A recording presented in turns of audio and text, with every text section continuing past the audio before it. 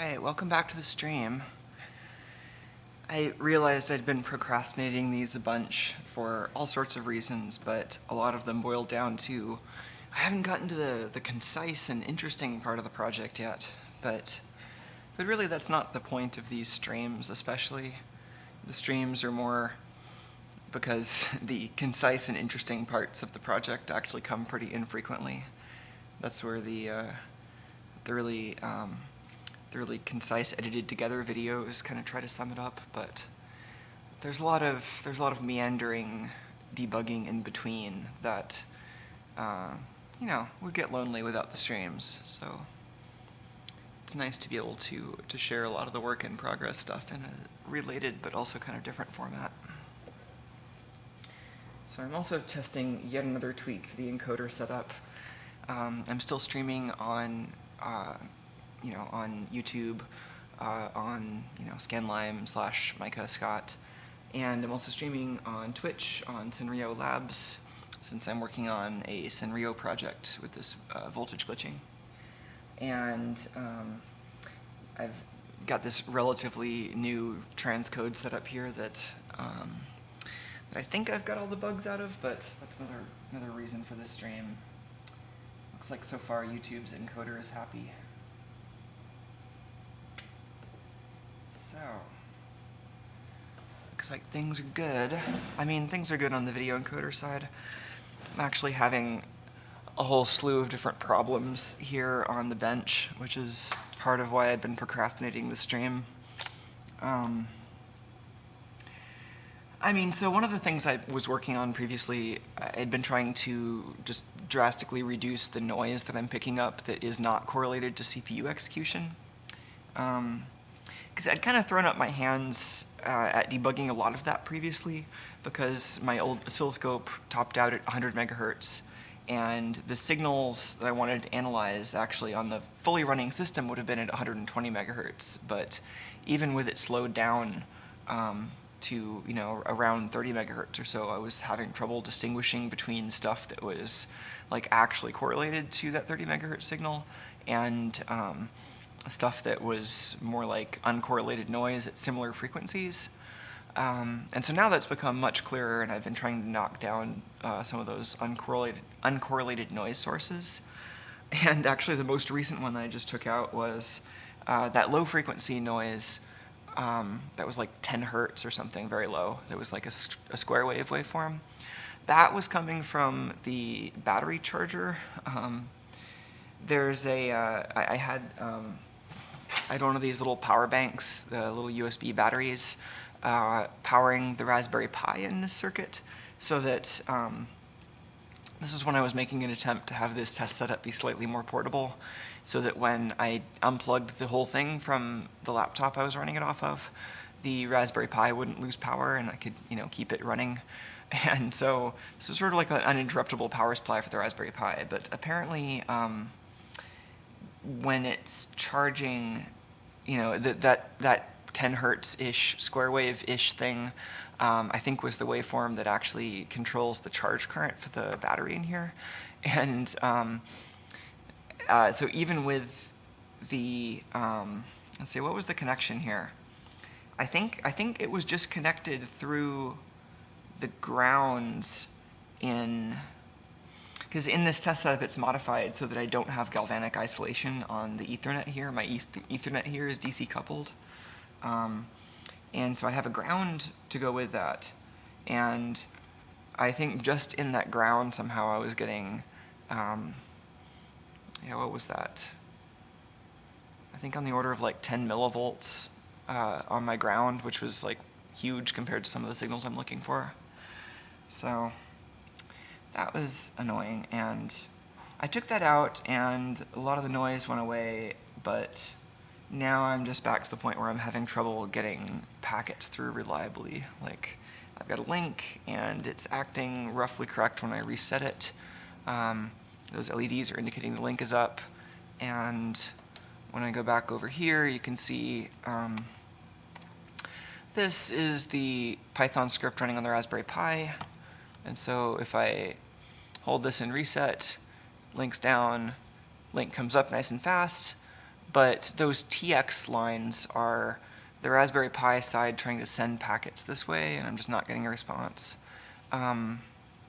So I mean, I could debug that in a little bit more detail. We might even take a look at some of the Ethernet packets going back and forth. But I think the first thing I'm going to try is to just like reset the Raspberry Pi side of this and reset the clock generator just to make sure all of that's stable. So let's first reset the clock generator.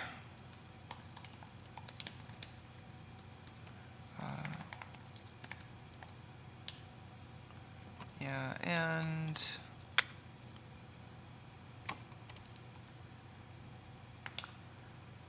get rid of this script and reset the other board.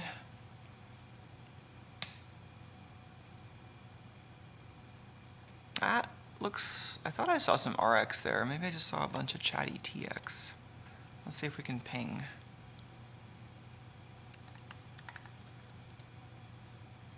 No. I think this broke when I made some changes on the firmware side. Oh man. So I might have to go back and try recompiling the firmware again and see what I did that might have broken this. I guess before we open up that can of worms, we might as well actually just try to look at the Ethernet signals to see what's actually happening. You know, whether the signal is making it there or not, and whether this micro is even trying to reply. And that would be an interesting opportunity to look at the Ethernet signals. So let's pick out some scope channels for that.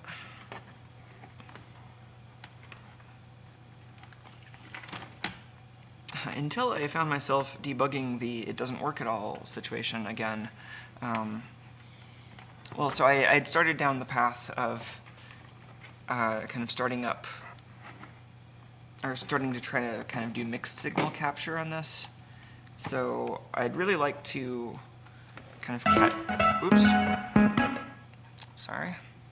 Don't want to trigger the YouTube copyright bots accidentally. Yeah, so I started down this plan that I think I briefly described before, where I wanted to actually catch a kind of useful glitch as it was happening. So I modified my little test program a bit so that it will detect when it looks like a glitch happened that changed the values of these counters that should always end up being the same value. So it runs this loop a certain number of times. If there's a mismatch between the number of times the loop was supposed to run and the actual value of the counter, then it's like, that's probably a glitch. So it's set to GPIO that I can use to trigger the scope. So, and then once I get that trigger, I can look at, so I want kind of a trace of, you know, how did that glitch actually happen? And in the time domain, can I narrow down the moment where the glitch actually had an effect and then figure out how to reproduce that particular electrical environment? So I started doing that, picked out an I/O port that I think I can safely use all 8 bits of for this, and modified the code for that, but haven't actually gotten to test any of that yet. So consider this the test for that part of the experiment. And I haven't actually looked at Ethernet on this new scope, so I'm kind of interested just to see what that looks like too. As for probing this, I think I'm going to switch back to the little like spring-loaded clips, since for 10 base T Ethernet I don't need super fancy probing. And I've got a 0.1 header on my Ethernet to make that pretty easy to probe. That's the one I want.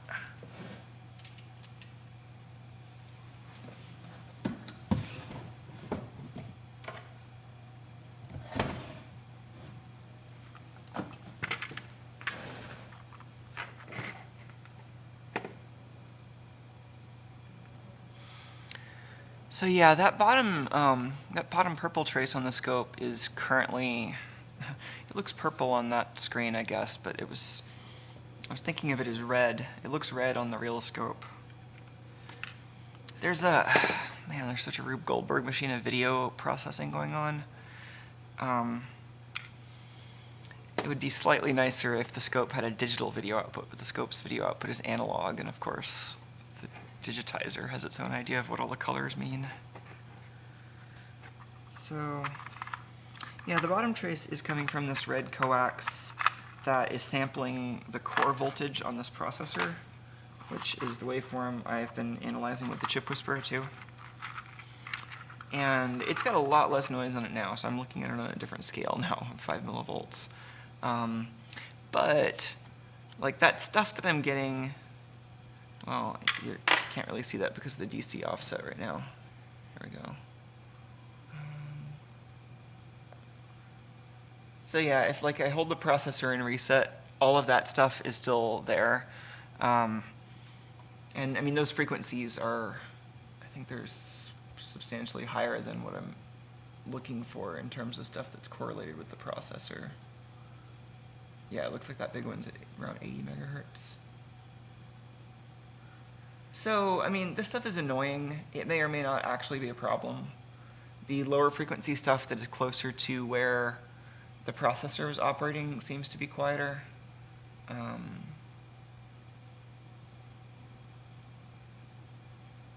So 27 megahertz should be our processor core frequency.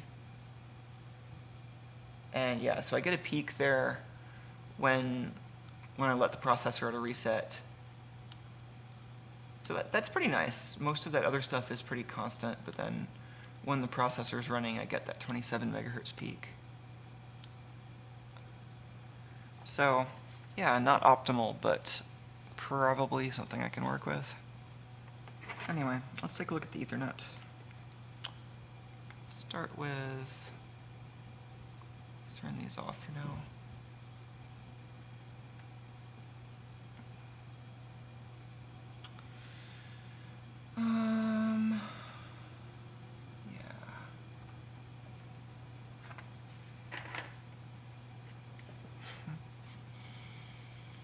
So yeah, I'll try not to worry so much about making sure that I get to the most exciting part of the project before I do every stream, because that just makes it harder to get anything done.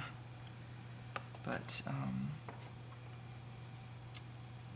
you know, I'll also try not to be a total scatterbrain about this, if I can avoid it.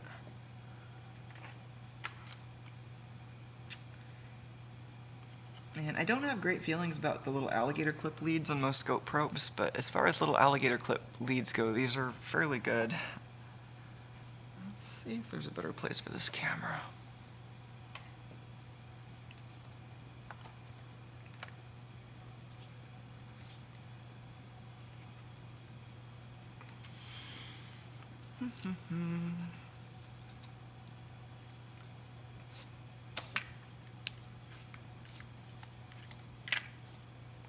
Good old clamp.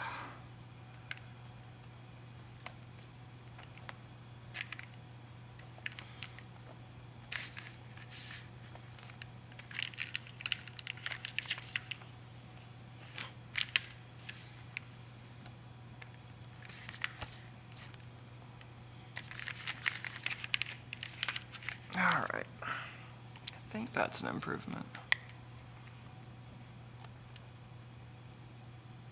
I mean, I might have the camera like right in front of my face as far as the stream goes, but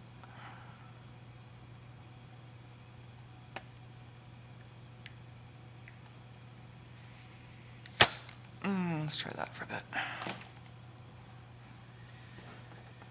Okay, so there was the ground. Let's try to find the TX for these pings. Actually, first let's just find TX in general, so man, maybe this isn't a great place for the camera. I could move the webcam.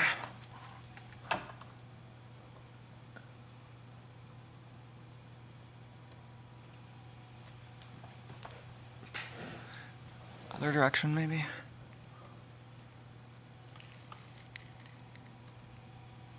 No.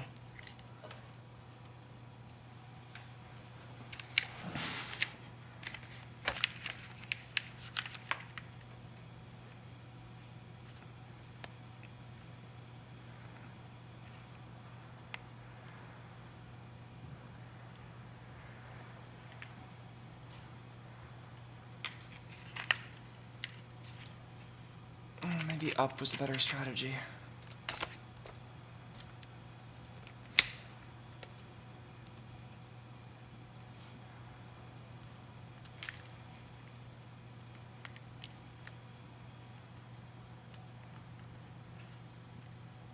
Yeah, let's try that for a bit.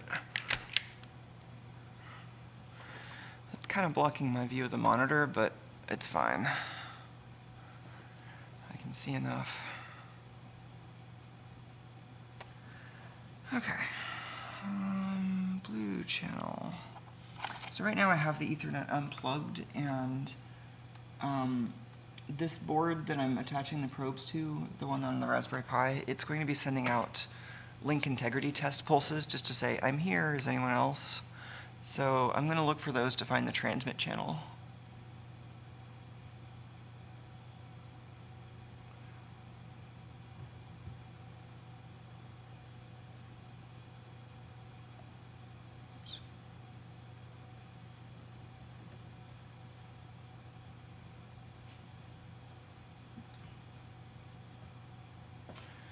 All right.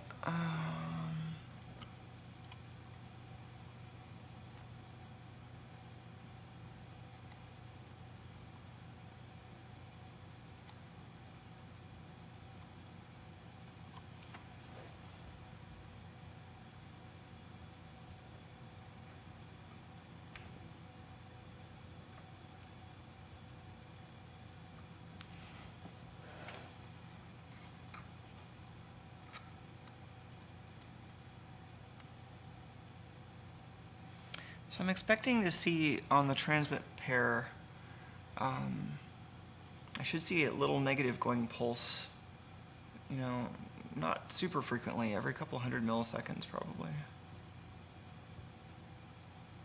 I think auto is probably not doing me favors right now.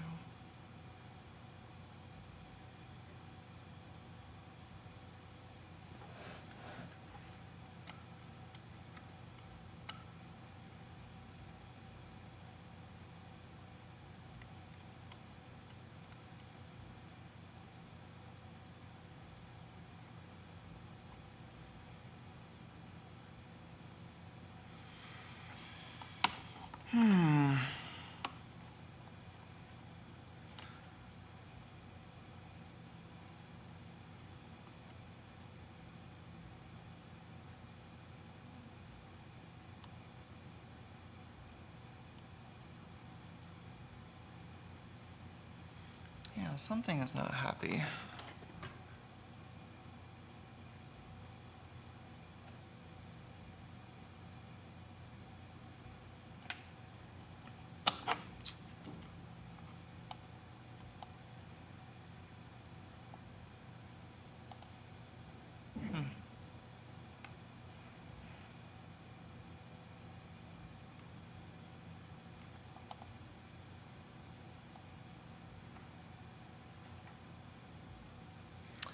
I thought I saw that. Oh yeah, it does something when I reset this occasionally. Needs a certain duration of reset.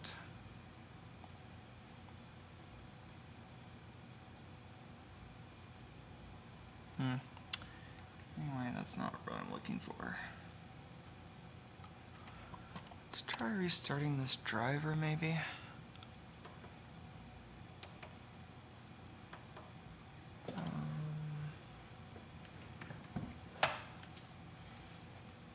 Might also be worth keeping an eye on the clock, because, I mean, I've had this get into states before where one of the clock generators is giving me a clock that's kind of the right frequency, but it's just super jittery.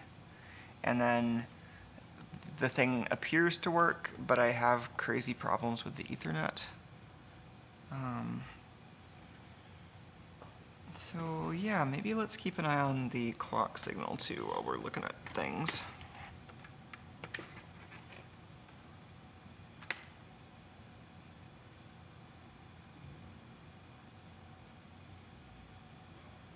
Looks like YouTube is finally happy with my encoding settings.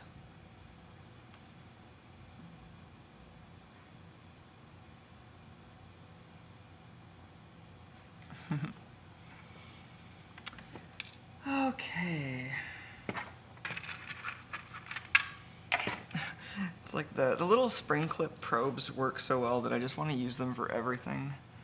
And I get so blasé about ever having a reason to use these alligator clip things, but I think I might try the alligator clip over here. Because otherwise, I mean, I had this probed using the spring clip held in just the right position with the kind of octopus arm thing, but it's super finicky, and I don't really care about the absolute lowest noise floor in probing the clock right now.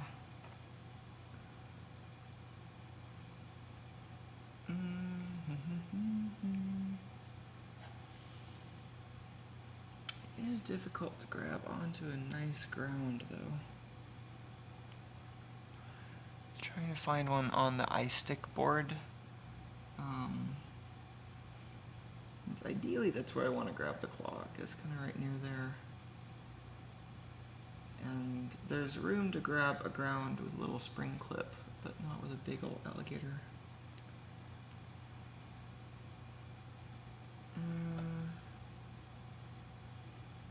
Alright, I'm also going to grab the clock. I can grab it from the chip whisperer, probably. But I think the signals I want there are kind of hard to access also.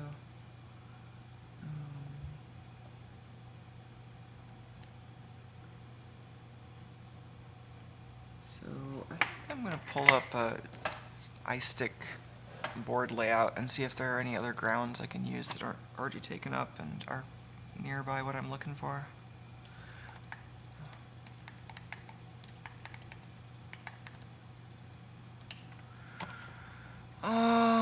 Sure. Is this the right one? Oh, that's cool. Clifford's project shows up near the top of the results. So this is the board I'm dealing with.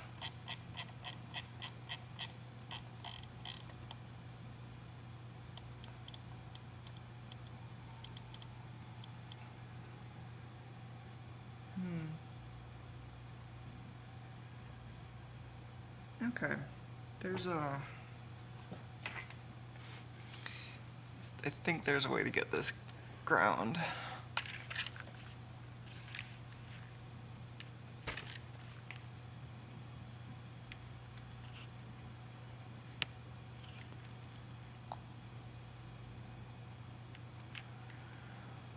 Oh man.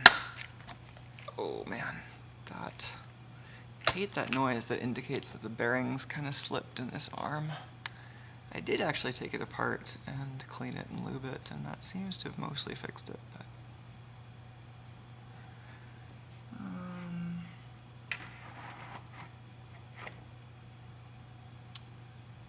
so I think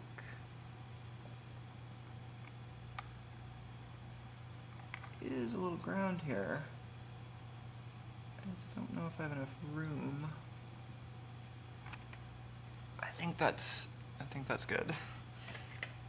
Let's see if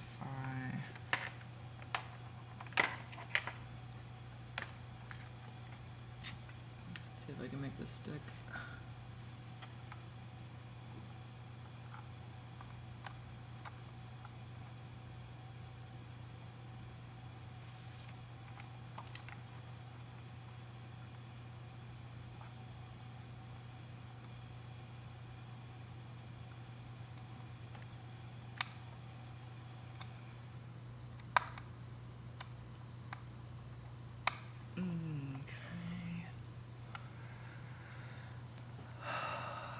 Yeah.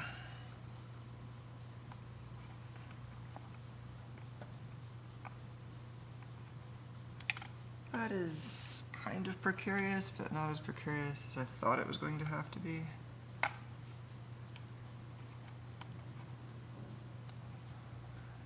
So next time I'm designing a board for this project, I think I might want to make like a proper clock breakout.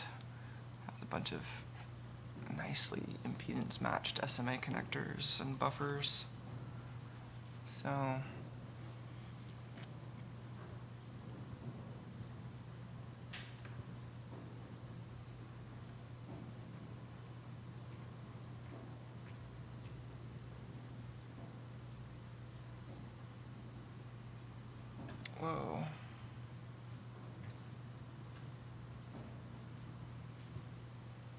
Oh, sorry, forgot to switch back to the scope.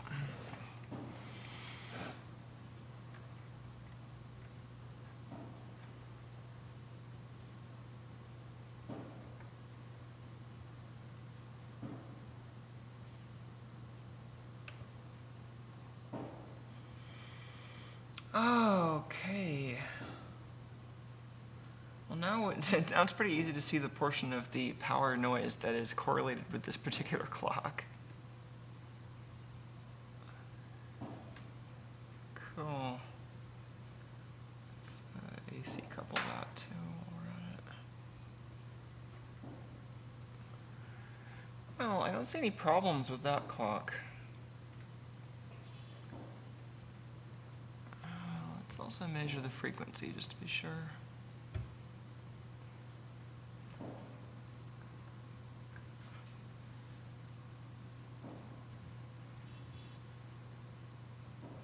Nice. That's what I want.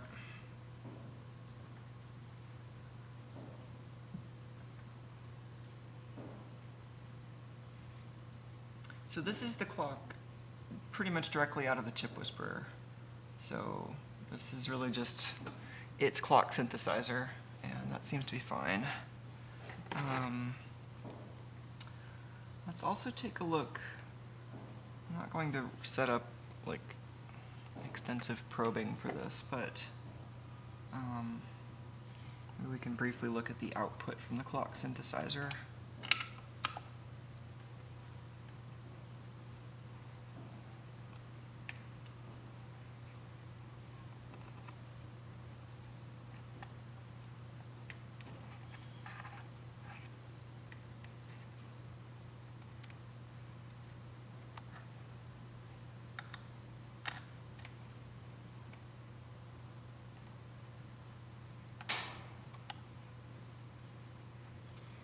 Okay.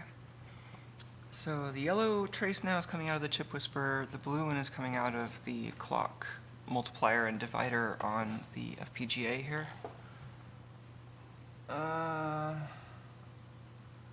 that's a little concerning.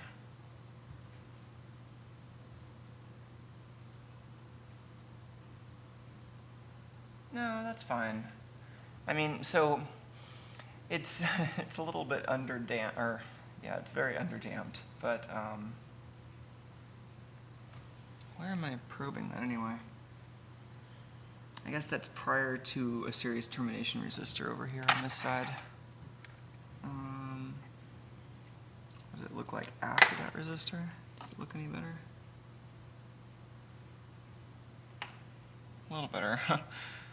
So that's the clock right as the system on a chip here is seeing it. So this is what I was saying earlier about having a lot of different possible phase relationships. Because, like, you know, for example, the clock this FPGA is actually using is internally a multiple of 5 times that input 27 megahertz clock. So it's, you know, I think nominally I was designing that for like 150 megahertz clock when I designed that PLL. And so that, you know, these different possible phase relationships you're seeing, those are actually that internal clock. So we should be able to measure that if we feel like it.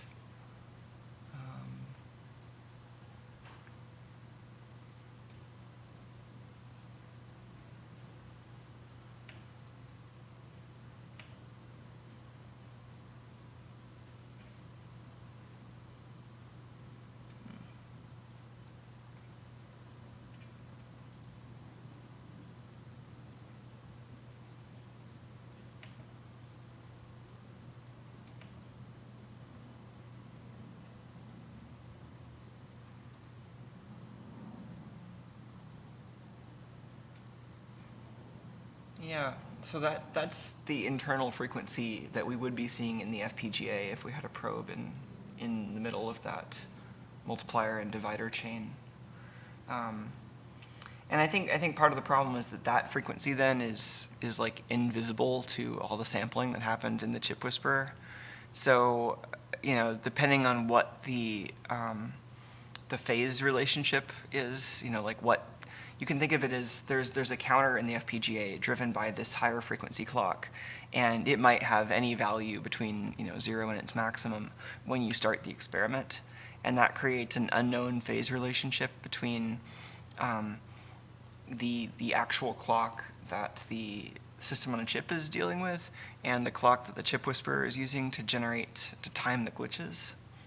So that could be, I don't know how big of a problem that is yet, but that's one of the things that's concerning me currently. But anyway, the clocks look fine, so as far as our Ethernet problem, it's time to look elsewhere. Excuse me. Let's put the blue probe back on the Ethernet and see if we can see those link integrity test pulses that it should be sending out.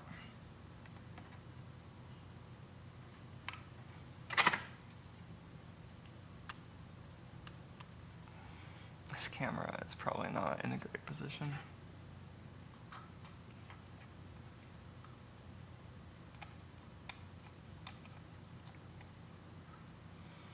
So the other thing that I might have been seeing is I might be not seeing the waveforms that I expect here because the Ethernet here is going to act super weird without having the transformer. And I think one of the things I might be seeing is that if it's got like an open collector driver and I'm not pulling it up, then I might not be seeing any data. I thought there was at least enough of a pull-up that I'd be seeing something though, so I think that I'm, based on what I remember about how these Ethernet PHYs work, I should be able to see the link integrity test pulses with it in this configuration without the two boards connected. So we verified the clock is good. Let's give this proxy server a fresh start. So that's running. It says the link is down, which is fine.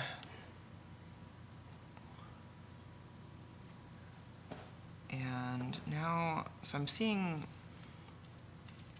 like a, what is that, 3.3 volt steady state on that top pin.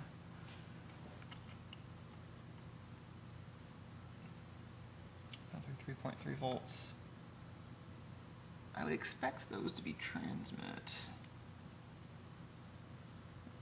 And here's one that appears to be at 0. Another one that appears to be 0.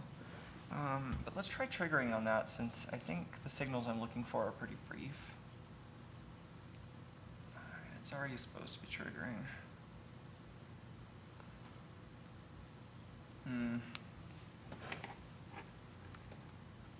Oh, I think I made a doodad to help with this. Somewhere I've got an RJ45 that just has resistors on it. But I think maybe the more convenient thing to use for this test then is to just attach this but keep this controller in reset and see if I can see the link pulses. So now the two boards are connected. This one shouldn't be running any code. My hypothesis is that this one and the one next to it are RX on this board. I think that's right. Then these top two should be transmit, and one of them I should be seeing link pulses.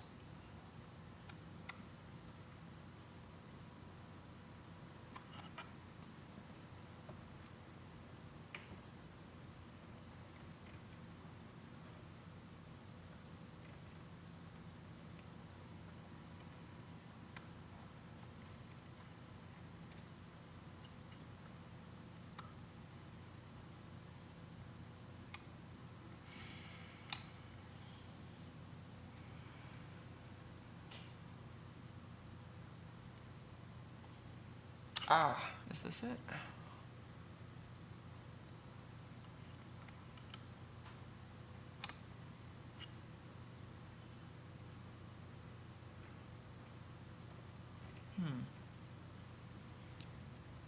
I was mistaken about those bottom two being RX. I was mistaken in the way I had these wired, and those were actually no connects.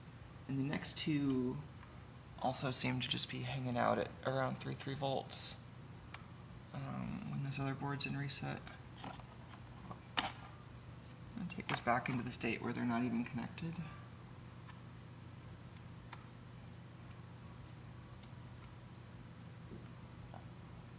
Oh, is that it? That, I think, is it.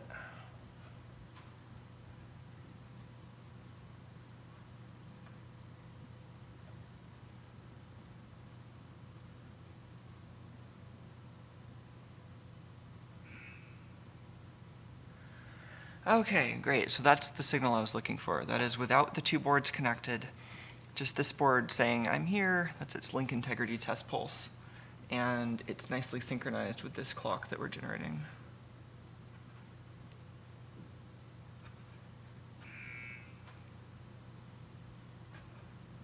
So at this particular underclock, that's about 400 nanoseconds wide.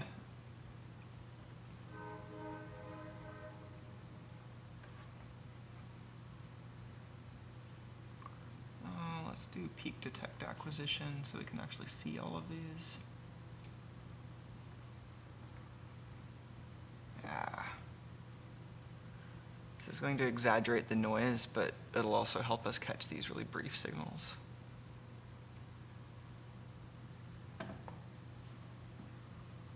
Okay, so that's like, what, 70 milliseconds? Maybe I'll actually bother measuring this.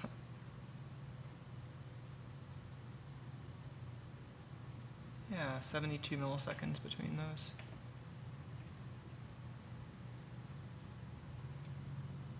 Okay. Cool. So that one's saying hi. Let's keep one probe on transmit and then have a probe on receive and then see what happens when I turn on the peer, or plug it in rather.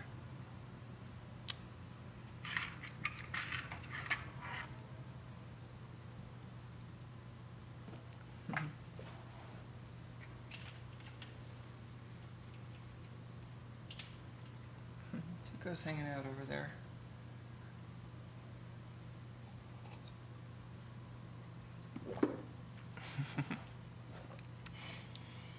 I've still been thinking about this idea that I think a few people have suggested this at this point, of having like some kind of like hovering camera that can keep track of Tuco and possibly be remote controlled and also possibly throw bolts. And I think this is pretty cool. And yeah, so there are a bunch of questions to answer, like, oh, what kind of camera should it be, and what's the best kind of drive situation, you know, how to get power and signal back and forth. I like the idea of having, so the ceilings here are really high, which is pretty awesome.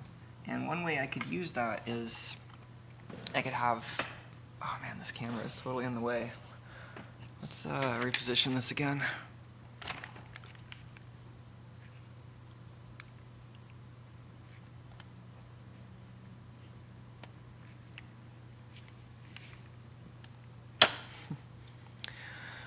Okay. Yeah, I think my favorite suggestion for that so far is to have basically just pulleys and, you know, good like unidirectional or omnidirectional pulleys that can hang out in the corners, like at least 3, maybe 4 or more. And then on the ground, I would really just have CNC winches effectively at each corner. So, you know, and I might even do something where it tries to keep a certain amount of tension on the camera platform. And there are different ways of doing position feedback, but basically you just be moving this camera around by, you know, reeling in and letting out cable from these motors that could just hang out on the ground. So that puts most of the power requirements on these stationary devices, which is nice. It just means that, you know, and maybe you could use the cables to transfer power also if the pulleys are nicely insulated. So that would be interesting. I'm thinking about that. It'd be interesting. You know, it'd be nice to design the actual camera platform to be pretty lightweight, but also pretty modular to have whatever add-ons you wanted, and probably just 3D print something for that.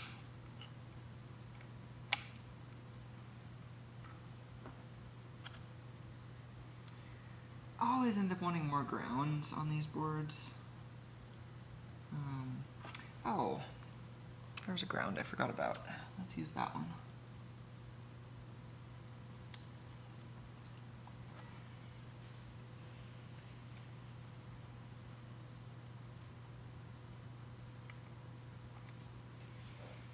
All right, blue and green should both be Ethernet right now.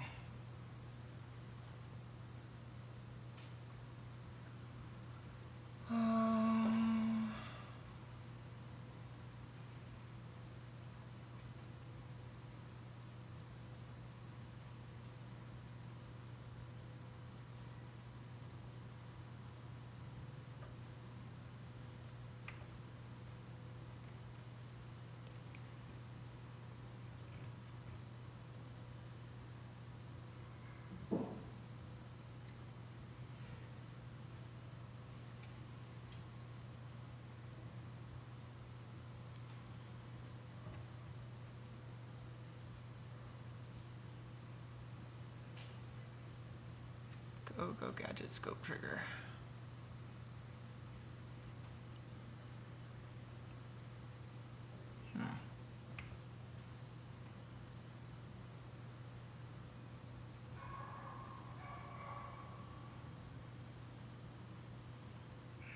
Did we lose trigger somehow? That's weird.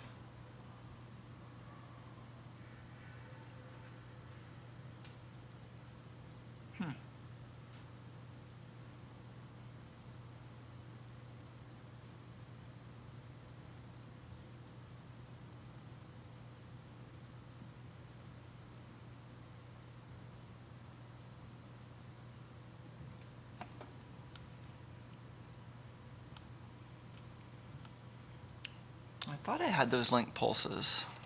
Let me try restarting the Python program again.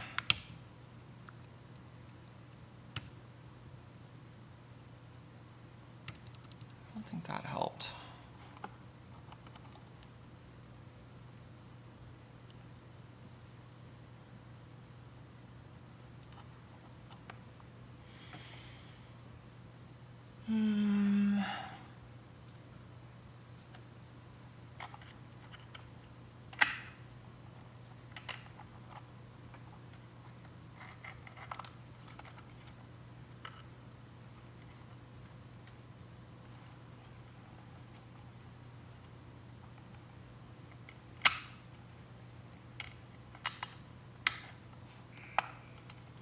Ground clips everywhere.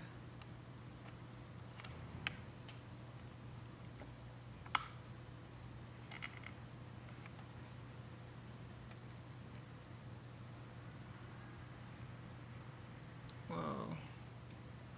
What is up with that clock waveform?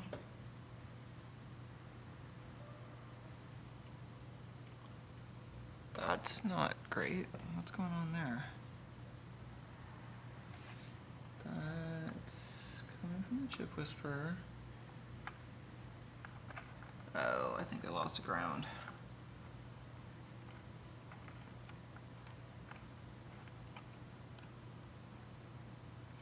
Solder something much larger to this ground, I think.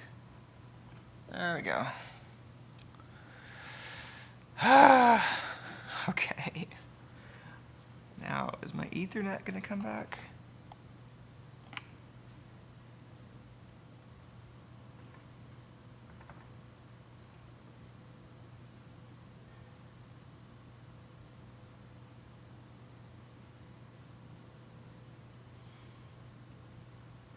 I'm seeing that 3.3 volt level, but I'm not seeing my link pulses.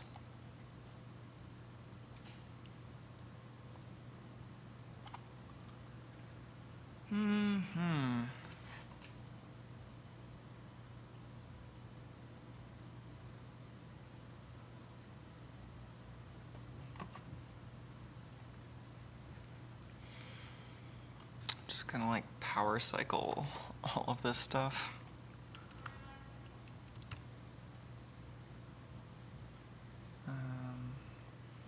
I guess I'm not going to power cycle the whole Raspberry Pi, but I am going to unplug this microcontroller and plug it back in.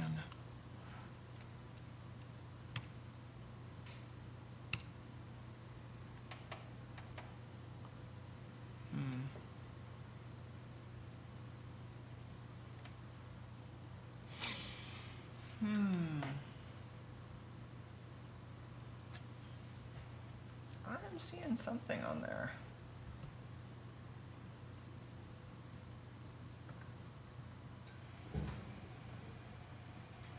Oh, I saw a thing right there.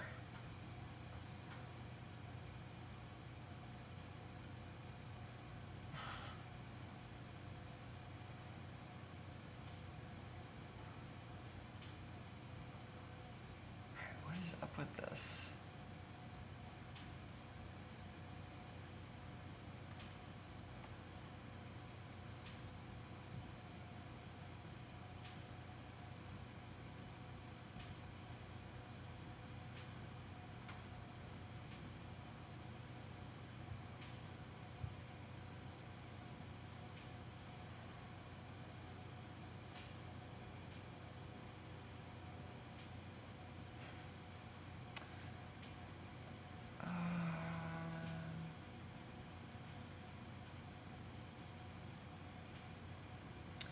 I think I have this trigger set up incorrectly, but I'm still foggy on exactly how.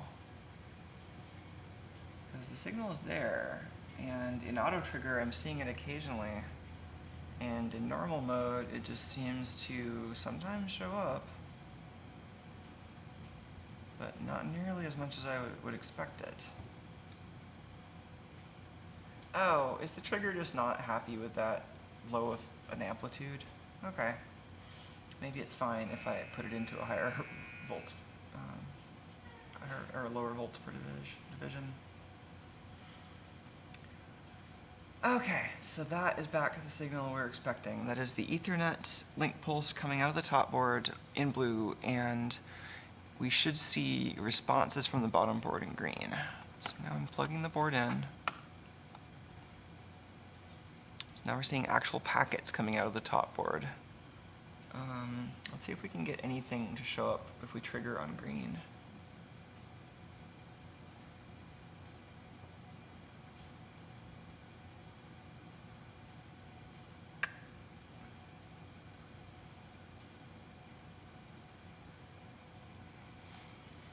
Not happy so far. We can get it to trigger with a, just a reset like that. Let's try the other, because I don't know which of these is plus and which is minus. I could look it up, but then I'd also have to look up which one has the polarity we want. That's the one we want. Okay, so that's the right polarity. So now we're seeing link pulses coming from that board only when it's plugged in. So that's good. It's not amazingly shaped, but it might do.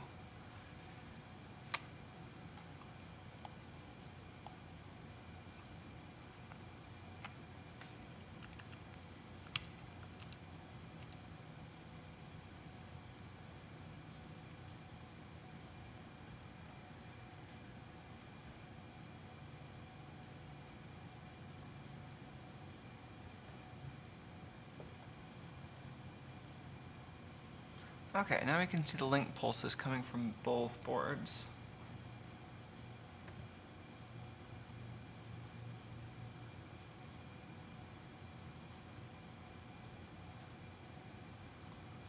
Okay. And I'd really like to see some traffic that I can easily, that makes an easy test that's very repeatable. I've got a ping going right now, but it's a little better to use an ARP ping for this.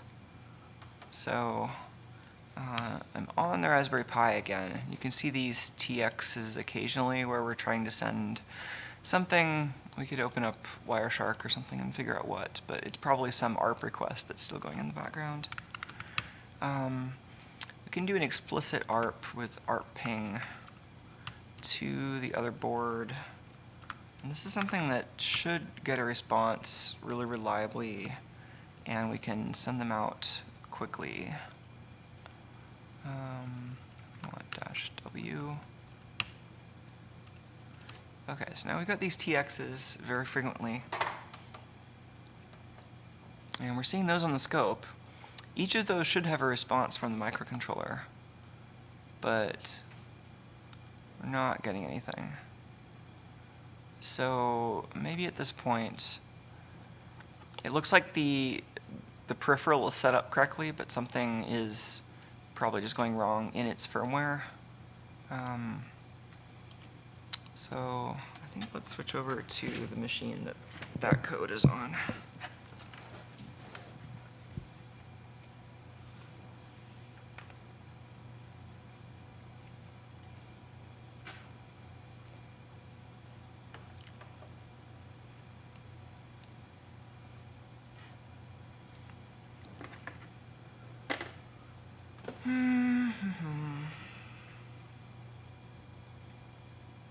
Oh, I think it's this channel. Yeah. Okay.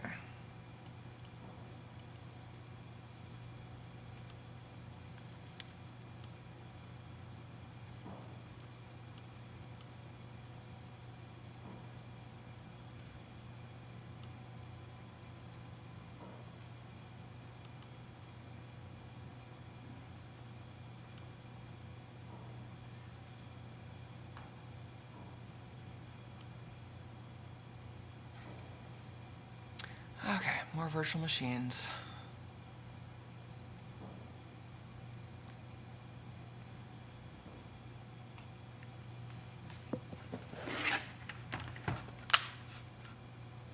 Okay, so this is a fairly heavily hacked up version of one of the examples that came with TI's dev kit for this board. So it was originally something that just served files over the LWIP HTTP server. So a lot of this is just from that.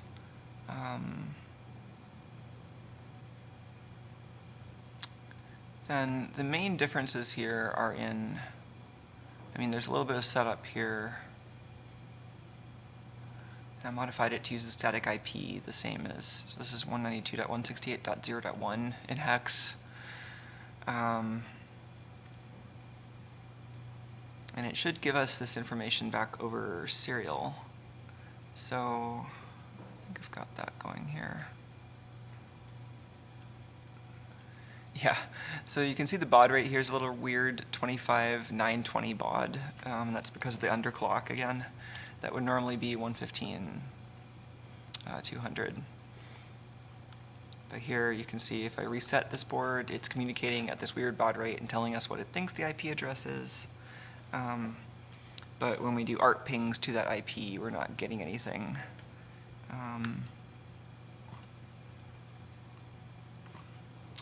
Helps if I use the right mouse. So let's just take a quick look at what kind of changes we have in version control, since I think I definitely saw Tuco hanging out on the keyboard while I had the editor open on that file, and maybe he, I shouldn't blame the cat for everything, but it's possible that he changed the source code for the web server in a way that makes it not work. Oh, let's find the right file.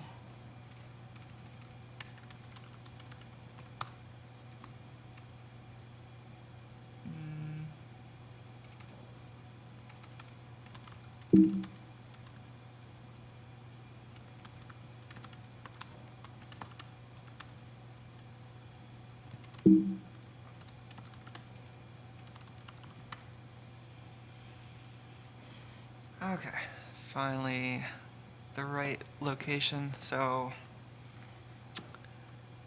I would expect this change to mostly just be this latest round of stuff.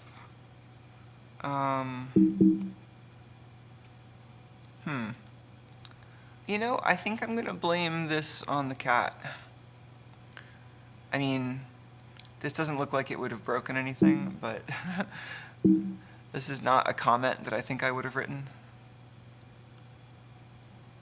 But anyway, that notwithstanding, the rest of this should just be GPIO type stuff. So let's try just stashing this patch temporarily.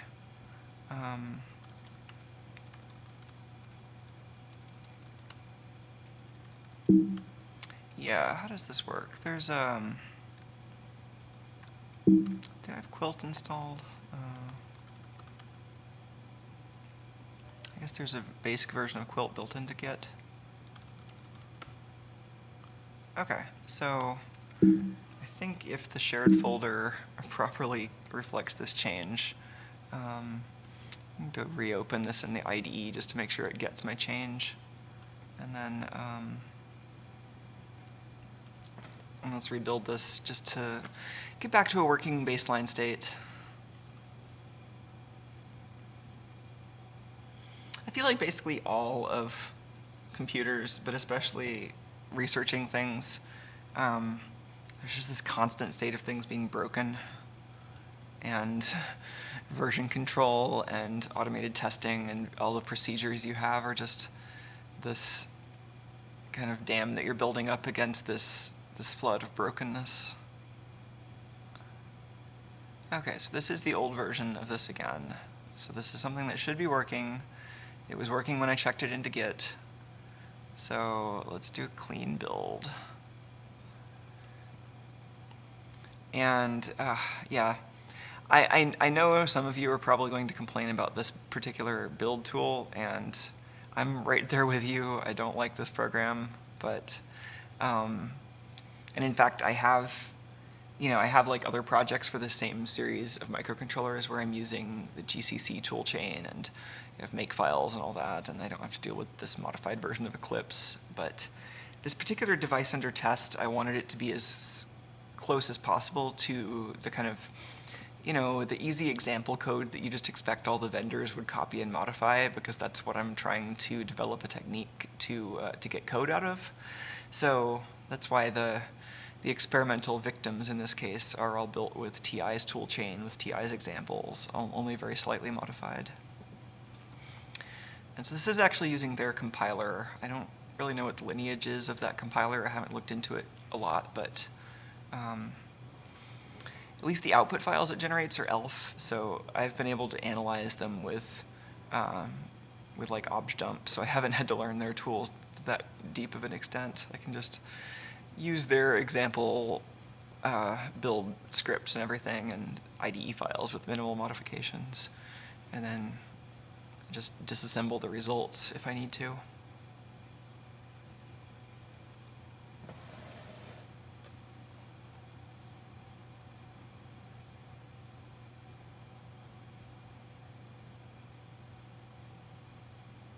Oh, I was just noticing. I've been bad at keeping up with the chat lately, but I was noticing a discussion about whether the OS on the oscilloscope is secure, and I've been curious about that too. Yeah, I mean, there's a part of me that's like, oh my god, this scope is like the fanciest piece of electronics I have ever experienced, and I must treat it super gingerly, and I don't want to risk uncalibrating anything, and so that's the responsible side of me. But then there's the like pen tester side of me that's like, there's got to be so many ways to get code execution on this, and it's like, and there's some overlap between those sides. Like this scope has a lot of support for saving and loading data on USB thumb drives, and just from what I've seen so far, the UI for that on the scope might actually be more convenient than accessing stuff over the network.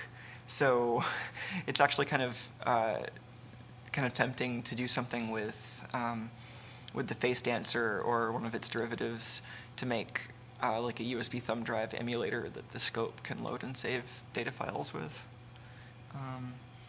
But yeah, I currently do not have my scope on the network since currently I don't need it, and I want to see how secure it is before I just kind of hang it out there.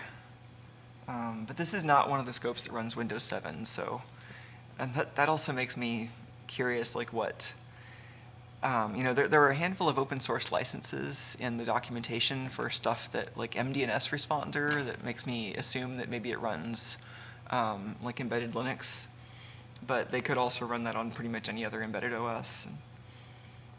And, so all the web-facing stuff is probably custom stuff written in C or Java or something anyway. Hey, Tuco.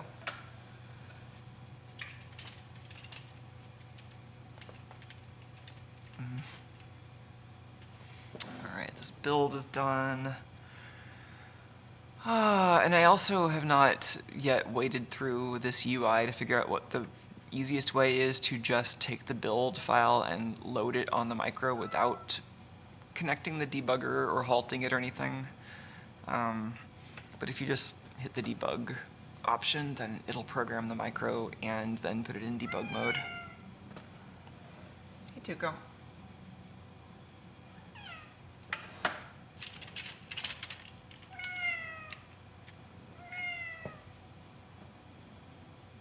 Show me where the bolt is, little cat. This cat's making me do all the work. Oh, there's one.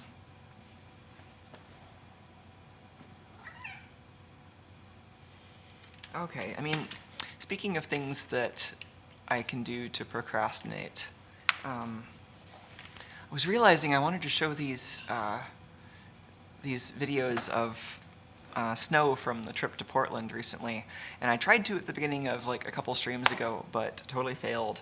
And I thought there was a problem with my setup, but I was just totally using something wrong, and I should have had the video on a different channel. So maybe I can actually do that during a short fetch break.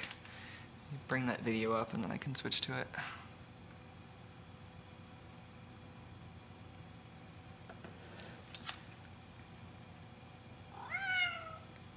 Hey, Tuco. Where'd you put it?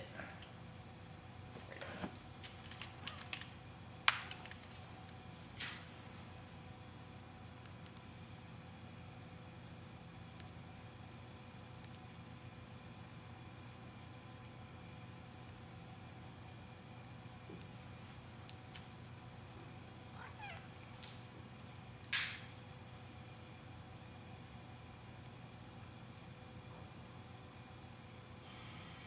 Oh, here we go. Good job, Tuco. There we go. So, yeah, some of you might have seen that there was a good deal of snow in the Pacific Northwest. And so, yeah, my new coworkers are, I mean, some of them are elsewhere.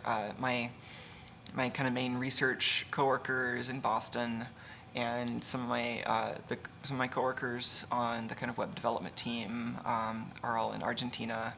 But then the kind of main office is in Portland, so we all kind of went there to hang out and meet each other. Need to go. I totally missed it. There it is. So we had this thing planned where, you know, this team from all around the world, we were going to finally meet each other face to face, you know, for the first time. And we had it planned for a while in advance, and then this weather happens, and so we went through with it and everything. Oops. Don't know how that happened. I apparently went to somewhere completely different on my phone.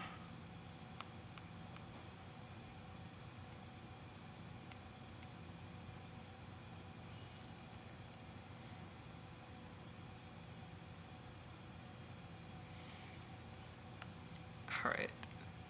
Pardon me while I actually scroll back to the relevant part of my photo stream.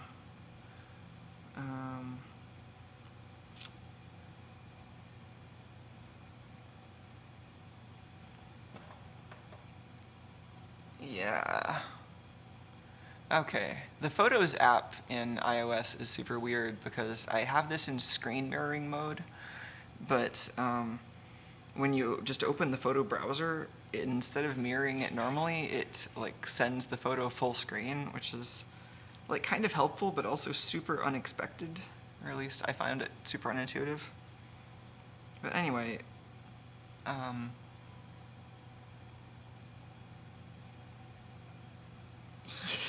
yeah, we got a little bit stuck.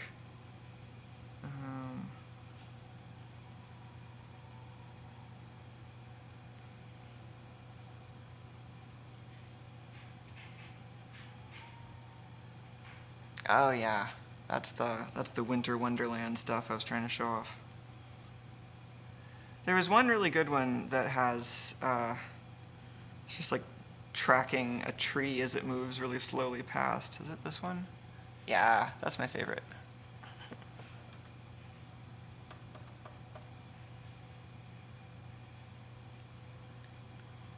Okay, thanks for bearing with me while I show you vacation slides. I thought it was interesting. I was also just frustrated that I couldn't make it play last time I tried this.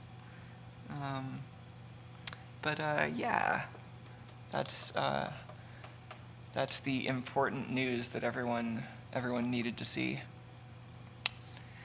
Anyway, back to your regularly scheduled programming, which I think is on channel 4.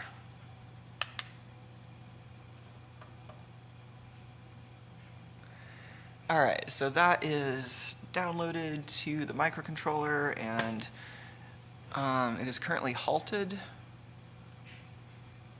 And just checking to see what I see on the scope here. Oh. Okay, well, I just pressed the reset button on here because I don't really want to deal with the debugger right now. And as soon as so if I keep the thing in reset, I'm not getting triggers on the scope, which is also not what I'd expect. Oh, maybe it is, because I think I'm triggering on this board's transmit, not receive. So maybe that's fine. Let's try triggering on the other board's transmit, since I think that's what I actually want. Yeah, let's do this, and then back to normal mode. Okay, cool. So this is the setup we had before, with the Raspberry Pi side transmitting link pulses, the other side in reset. Now this is normal. This is what I expect. So the Raspberry Pi detected the link. Now it's transmitting all those ART packets really quickly, and each one is getting a response from the operating system.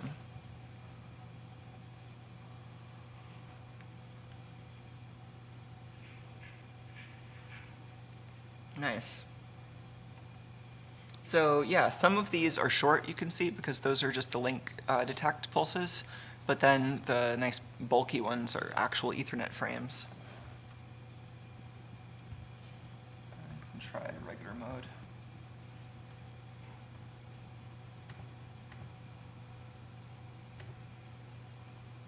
Yeah, now we can see some more detail.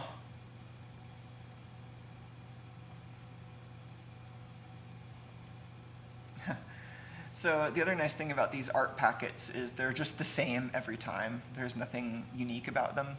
So it makes it really easy to see the whole structure of what's going on the scope. Let's see if we can see both of these.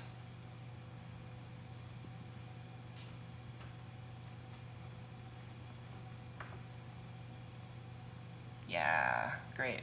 So now on the top, we're seeing the whole ARP. So the transmit from the Raspberry Pi side on the top, and then the reply from the system on a chip, the LWIP side on the bottom. And now we can actually zoom in and see the individual parts of the packet. So there's a preamble at the beginning that the receiver uses to kind of calibrate the clock recovery. And then we see Manchester encoded 1s and 0s. And this is 10 base T Ethernet, so it's much simpler than what you'd see with 100 base T or gigabit. And yeah, nice. Okay, so let's try reapplying that patch then and see what actually broke it. I think maybe the most likely thing at this point is, well, I want to rule out just something stupid happening, like cat-related typos, or the flash memory got corrupted, or something stupid like that. But if it is actually a problem with that patch, then it might just be an issue with, I'm using some GPIOs that the Ethernet controller needed, which I didn't think I saw any overlaps on the table, but I might have missed one.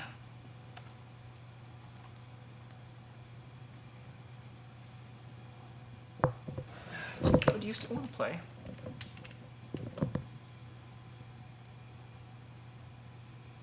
I don't see where he put the ball. There's one.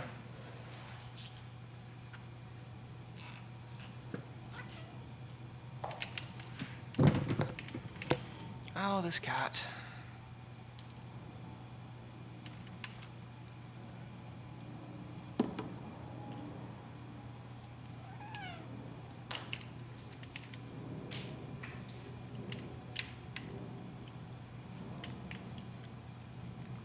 Okay.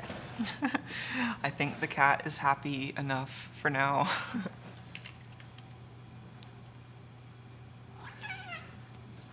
It's like having a Tamagotchi, except, you know, much more actual physical affection than a plastic thing is capable of. All right. Let's get back to the computer.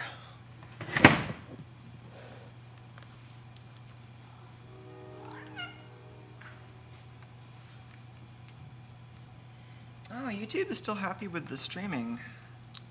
That's good. I think all I did was change the keyframe interval. I think that also explains the keyframe dropouts people were seeing before.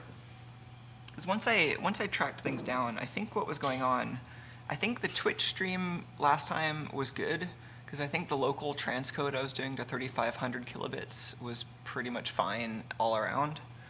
But the high bitrate transcode that I was sending directly to YouTube was, I think it was set for automatic keyframe interval, and the encoder was choosing something around 8 seconds, which is fine if you've got the whole stream. But if you're just kind of tuning into the stream in the middle, then you have to wait for up to 8 seconds to get a keyframe before you know what's going on and you know how to restart the encoding. So it's fine if you have the encoder running from the beginning. But I think part of the problem is with YouTube, they break up the stream for HTTP live streaming, or HLS, or whatever that is. They have to break the stream up into little blocks of, you know, some megabytes each. And so I think there's some problem with the boundaries between those blocks not occurring close enough to a keyframe, and then the decoder gets into a bad state. So I think that might have been the source of the intermittent problems we were seeing on the last stream with YouTube. You're so good, Tuco. Okay, let's clean this up. This camera is not in a good spot.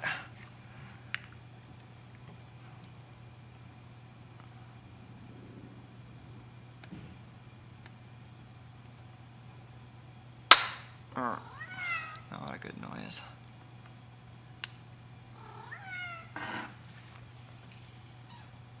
I don't know what the expected lifetime of these arms tends to be. I mean, most of it's in good shape. I think the first part to fail is going to be the little, there's a little metal, well, a couple of metal pieces inside that have cavities that hold ball bearings. And I think those tend to kind of, you know, wear away over time. I mean, I could mill something out of aluminum maybe, but I don't think that would be quite up to the task. I have to get somebody else to make something, or, you know, preferably just find some manufacturer replacements. Is this a real thing?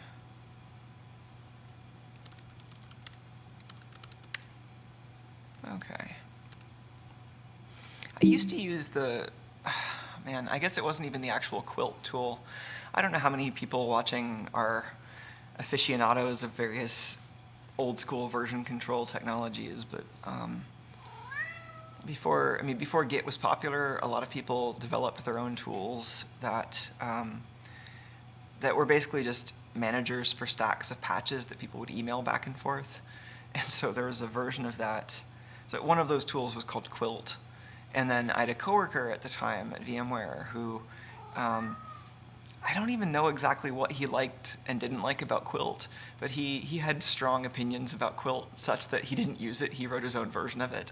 And so that version, he kind of passed around among a bunch of the coworkers. And so I had that and I used it for a while.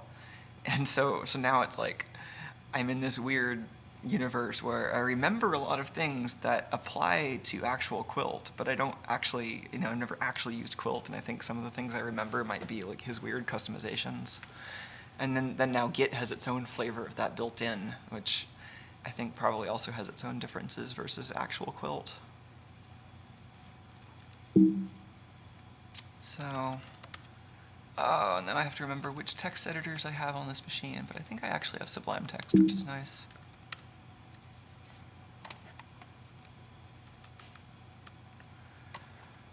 Okay, cool. That is the thing that the cat added that I don't want to keep.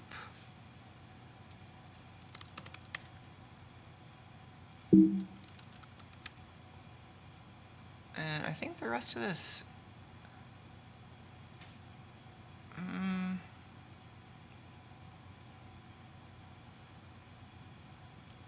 So I added a couple more of these little GPIO pulses on port F and on port K.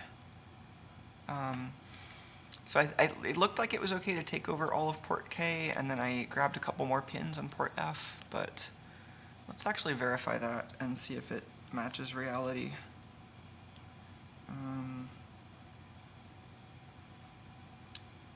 So first, well, so the first document I have handy is from TI. That's just the document on this dev board. So PF,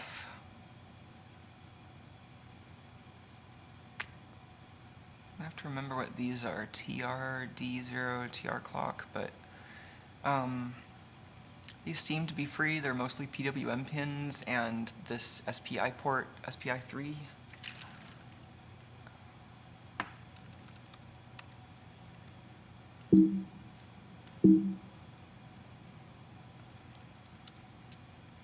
Anyway, I think the best place to look is going to be the chip datasheet, which I think I also have handy.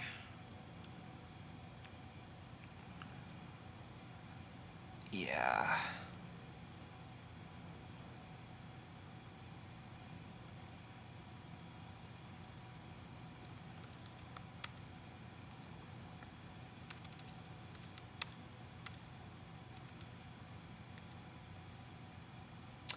Trace clock, huh? Interesting.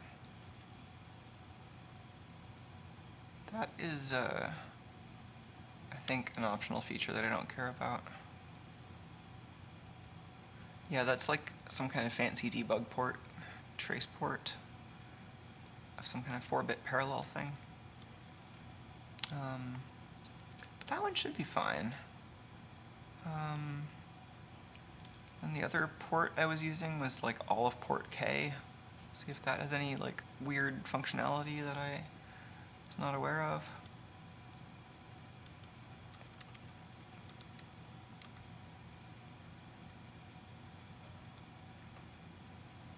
It's an A to D converter, which is fine. Yeah, so it's A to D, UART4, I squared C3. I mean, that seemed fine. So let's just try to do some process of elimination here. And so this is, the patch is restored, but let's just try kind of commenting out the parts that might have an effect and see if we can still get the board to boot up and respond to ARP packets. So I'm going to close this and go back to editing it in the VM. I'm going to restart this IDE so that it actually reopens things.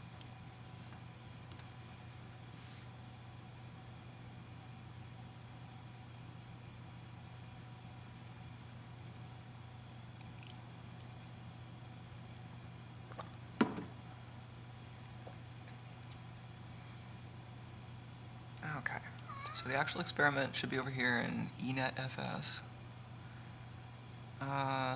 Cool. So let's just try to get this working again, and then let's examine how well it's working by trying to get these GPIOs up on the scope, and also looking at the disassembly to see kind of how much overhead this is ending up adding.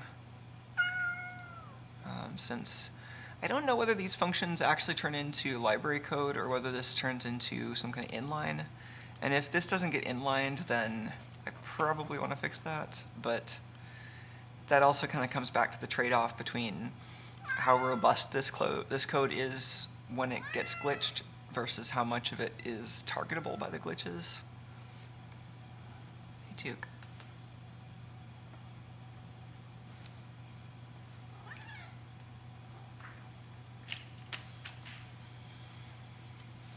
Okay, so let's just try getting rid of the port K stuff first.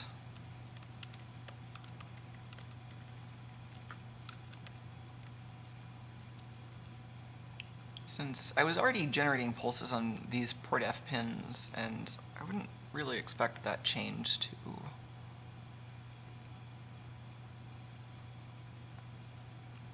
Oh, this is a bug. So in this GPIO write, the first argument is the base address for the port. The second argument is a mask for which pins we're actually trying to affect. And then the third is the actual value that we're writing. So actually this is the wrong pin, which wouldn't have been causing this to like fail to respond to ARP, but it would also cause that to not give us the trigger we expected. So I'm going to change that anyway. And that's fine. And then here we're doing kind of the same thing, but just setting all 8 bits. So let's try just building this, and let's see if we can get ARP responses.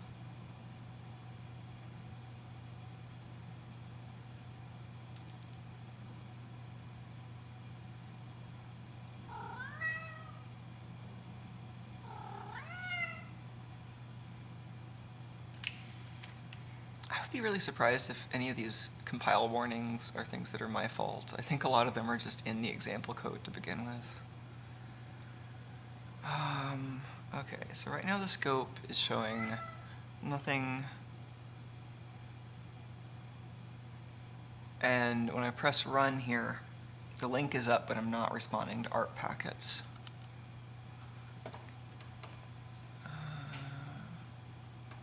Yeah. So if I'm not running this code at all, the link is down, and we're just seeing the kind of unrequited link test pulse there. But if I get out of reset, now we're configuring Ethernet, but something else is going wrong. So, you know, we're like crashing somewhere, and we're not responding to ARPs at all. So that still needs debugging, but that's a data point that's useful. Tuco, do you still want to play Bolt?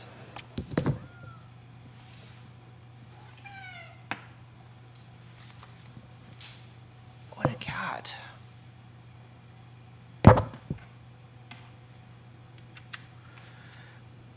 Okay, let's simplify this slightly more. And let's... It's super weird that any of this code would be causing problems, but, you know, it's like binary searching. We have a known working point now and a known not working point, and we just have to start slicing and try to find where the boundary is. And it's not glamorous, it's usually really tedious, but it's by far the most effective debugging technique for stuff that has a lot of unknowns. You know, if you can get those two bookends, so if you can get something that works and something that doesn't work, and then you can start looking at what's in between, and you've got some kind of starting point at least.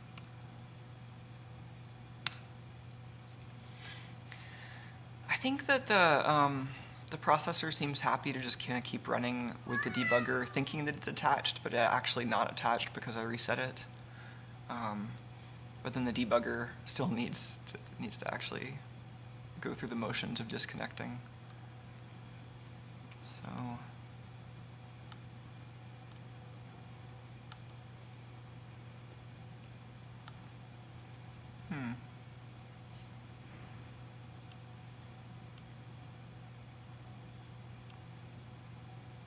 now I'm having trouble even getting the well, I'm getting the link light now, but on the scope, so I still have that situation with the link pulse on the top and not on the bottom. Let's see if maybe my ARP died.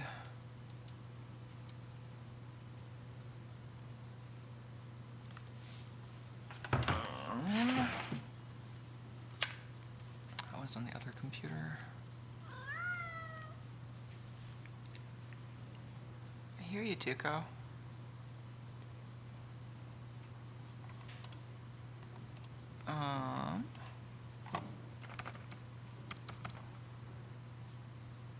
Yeah, I think the Raspberry Pi program has crashed. That's so many moving parts in this setup. So this is the ARP, which is still trying but not doing anything.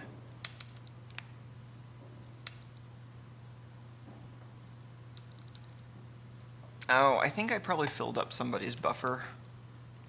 I don't know. This is not responding like it should. Let's restart this.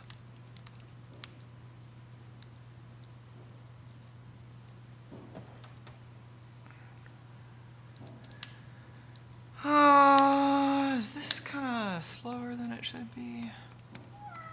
Oh, I think it was just kind of behind. It's, oh, maybe it was writing core. That's an old core file.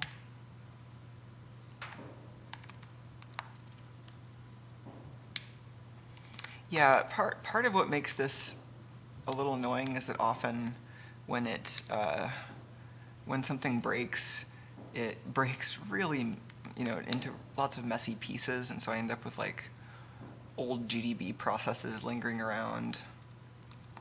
Yeah, we're OpenOCD in this case.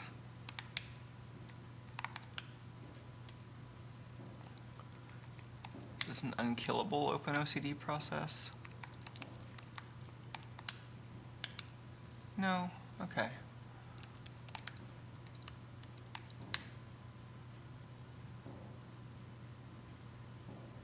Okay, so now we have the link up. Now I'm sending ARPs again. Let's send them a little bit slower so that I have maybe less risk of crashing that process. All right. Oops. Where did I put that? Here it is. Still new at where all the things are on the button board.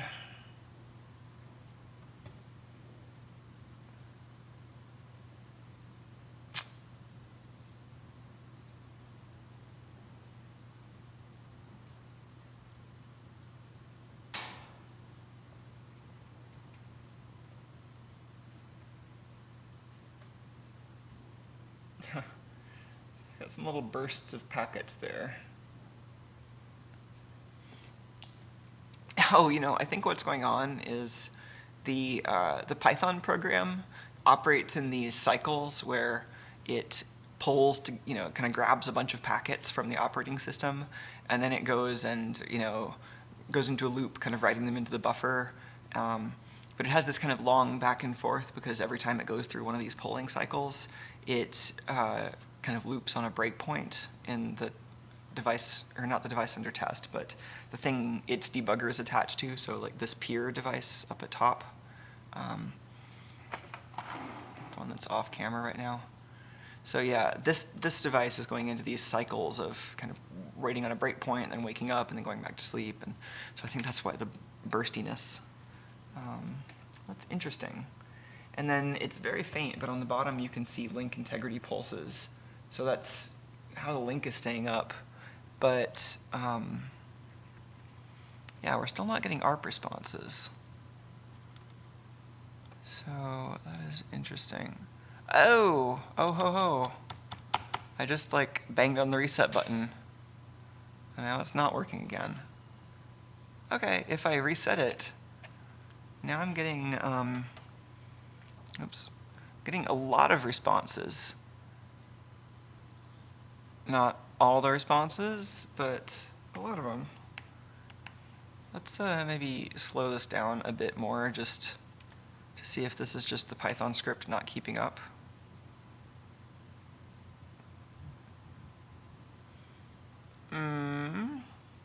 Not so much.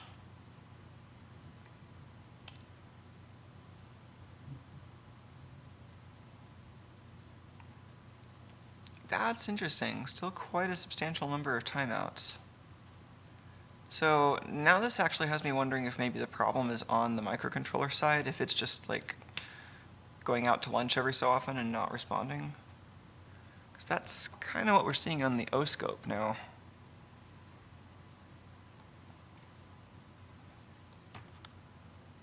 Here it is, just held and reset.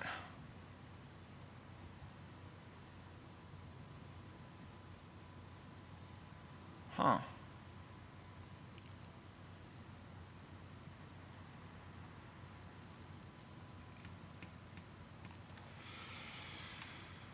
Well, there are various things that could be causing this. I'm a little bit more concerned about its response to the particular experiment I'm doing than its response to just floods of packets. So I think I'm going to maybe avoid going too deep into that right now and running the experiment to see how that responds.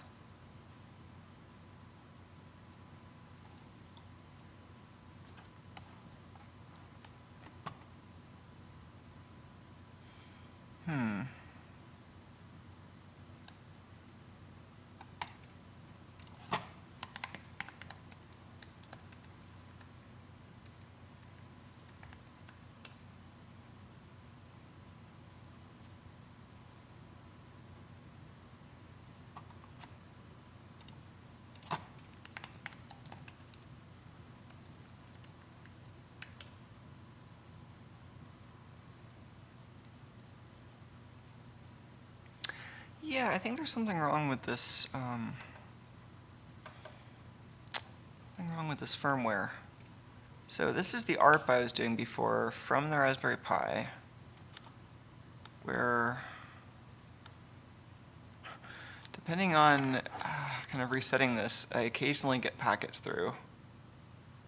In this pattern, it looks like it's kind of going into reset and then out. First thing that comes to mind actually is like watchdog timer, but I think the watchdog is disabled right now.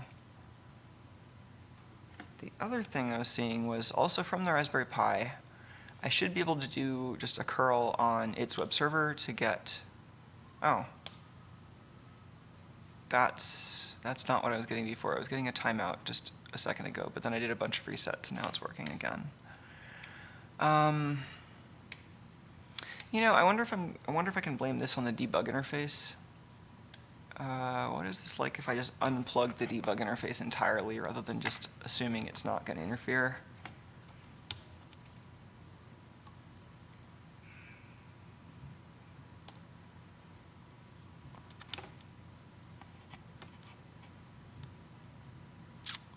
No, I don't think I can blame that on the debug interface.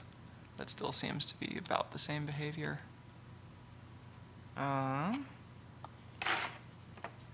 So that's interesting. This shouldn't be much of a change. Let's go back to the diff and see what is actually different, because this is super weird. I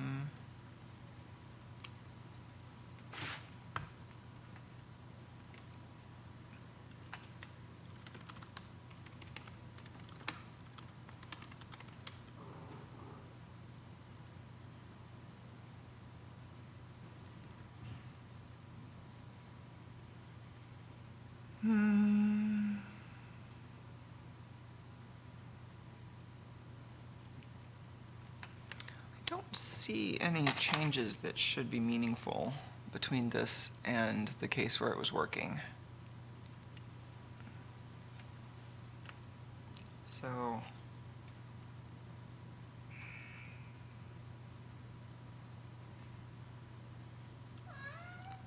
yeah, this is the diff as it stands right now. We have some kind of insubstantial changes and commented stuff.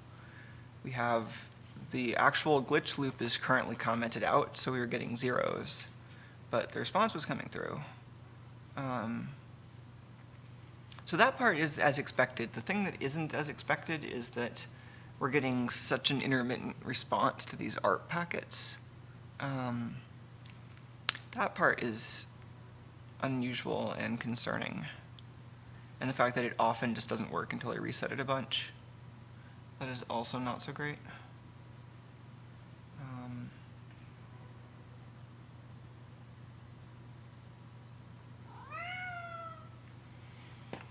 Right now I'm getting these kind of bursts of ARP that actually looks all right. Hey, Tuco.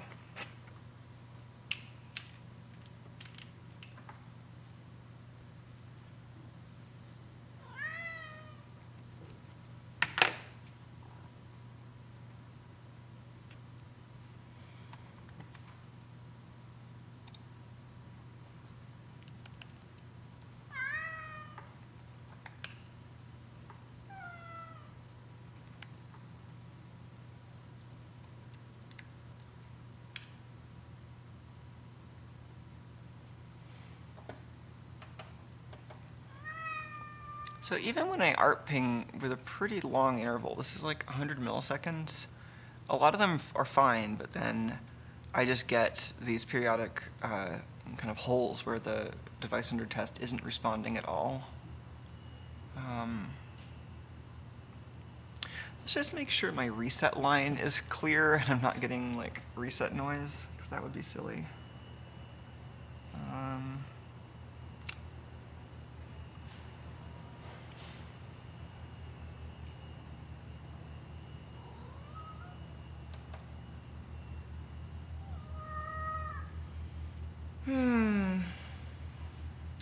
That's my clock.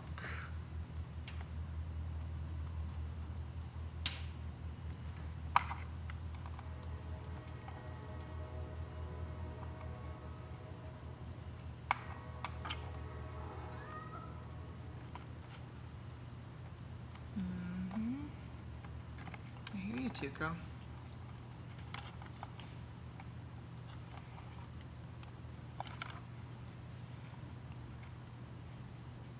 Okay, device under test, reset is right over here.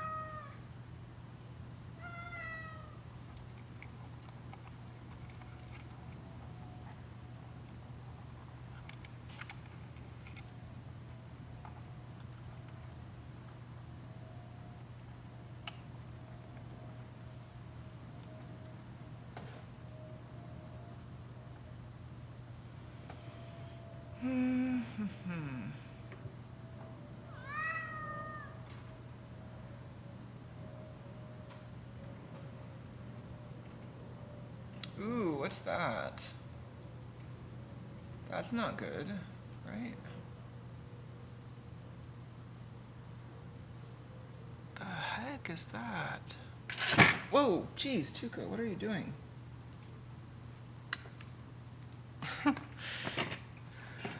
Ah, cat. Tuco, where do you want to play?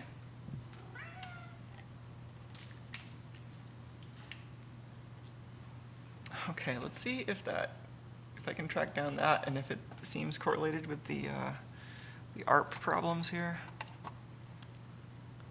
I'm gonna do faster ARP pings, so.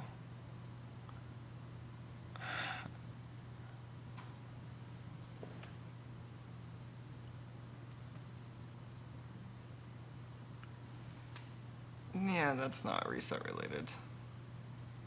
I think that might have just been something in my test setup. If I just intentionally reset it.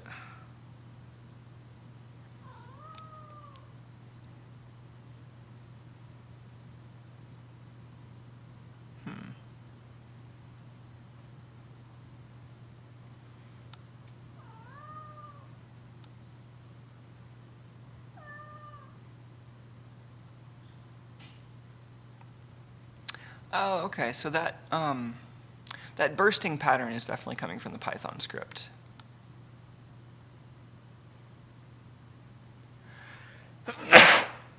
Excuse me, Tuco. Oh,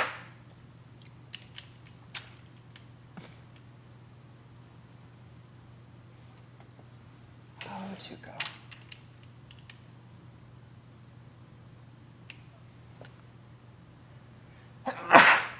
Excuse me. Where did you put the bowl, little guy? Oh, there it is.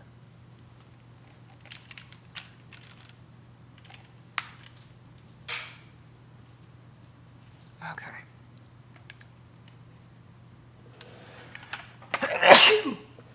Excuse me.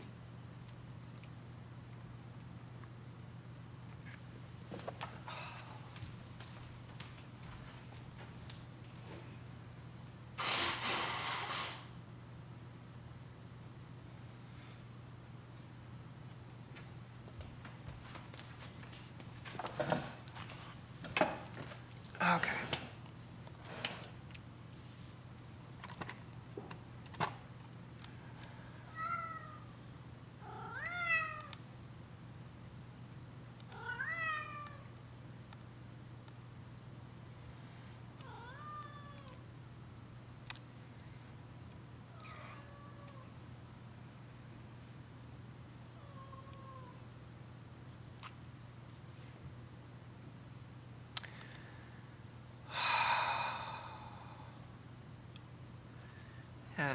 need a screen layout where you can see the computer also in addition to the scope. 'Cause I mean, you can kind of tell what's going on just by looking at the scope, but got that and this.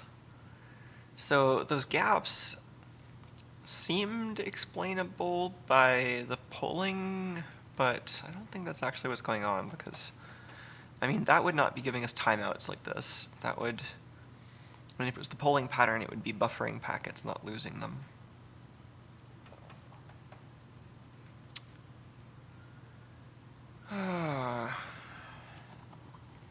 And then also concerning is the thing where a lot of the time this just doesn't come back.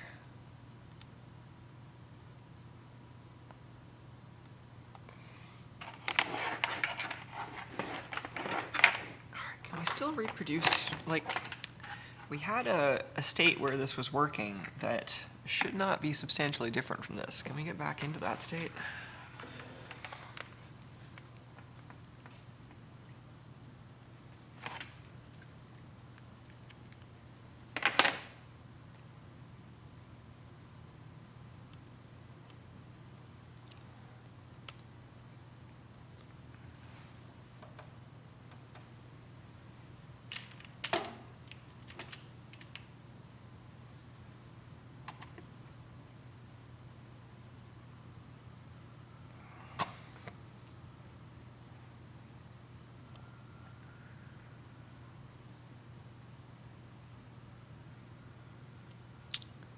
Interesting.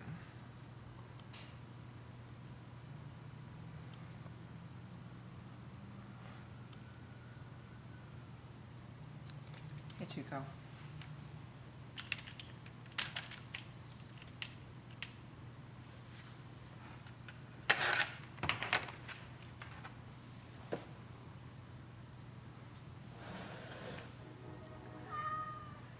Oh, Tuco. Yeah? Where'd you put it? This cat makes such good noises.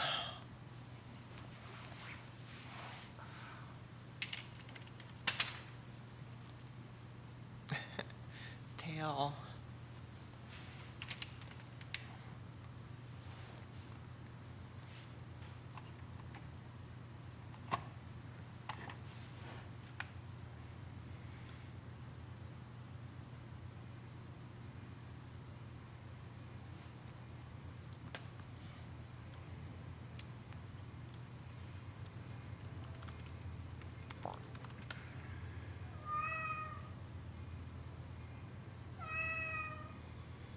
I mean, really the only difference there is, removing the actual glitch test, which that shouldn't do anything as far as like ARP and this thing working to begin with. So that's why I'm thinking that this is some kind of externality, like some problem with the build or some problem with the electrical environment or something else that's just in a kind of inconsistent state.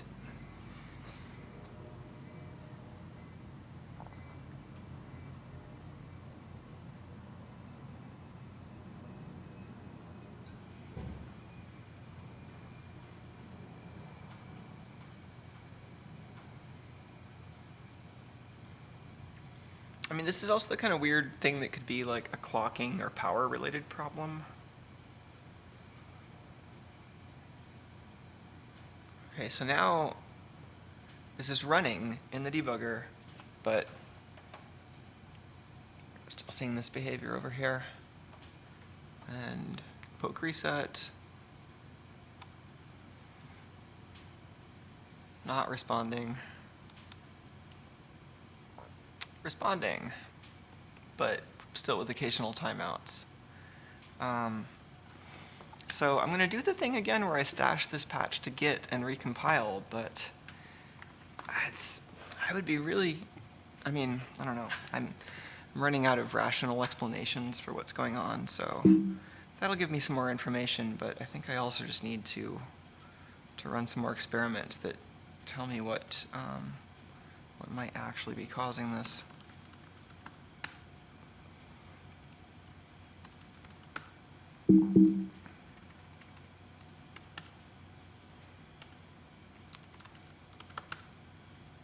back to my clean Git repo. Reopen the IDE.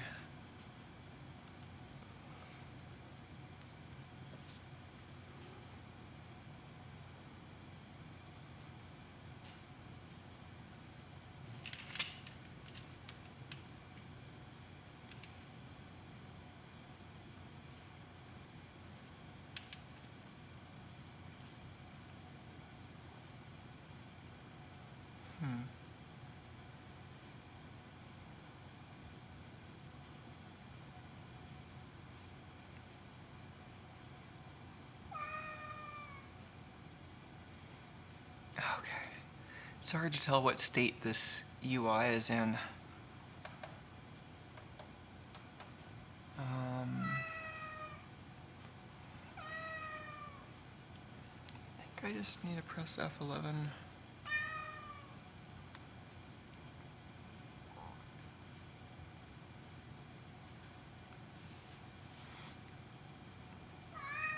Anyway, to verify this is the right version, yeah, this is the older code that should be working. Just has the increment loop, it doesn't do any other GPIO. I mean, the new code should be working too, as far as I can tell, but this is the one we have actually seen work.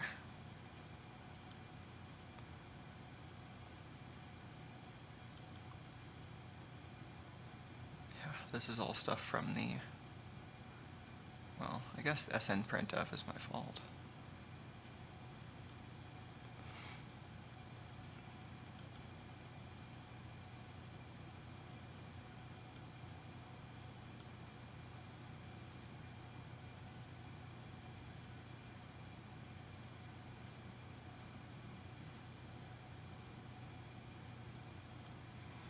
It says it's launching.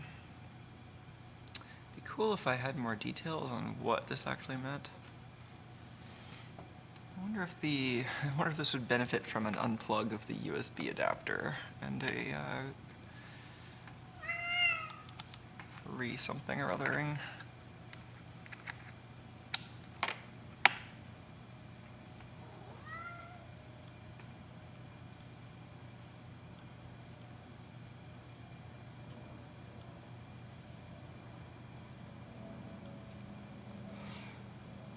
Embedded processor.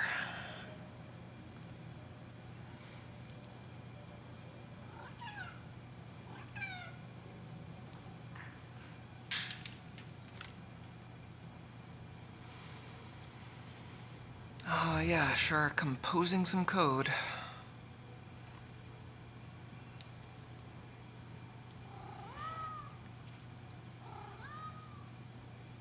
Now we've got all these errors. Where did that come from?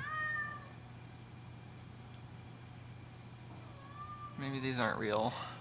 I think it's still building.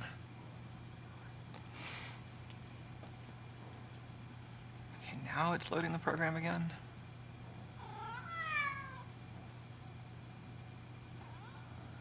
Okay, now it stopped in the debugger. If I press reset, and now it's running just fine. It is responding just beautifully. Oh, and now it's doing the like thing where it has gaps again. Well, let's see what RPing thinks about this. That's right.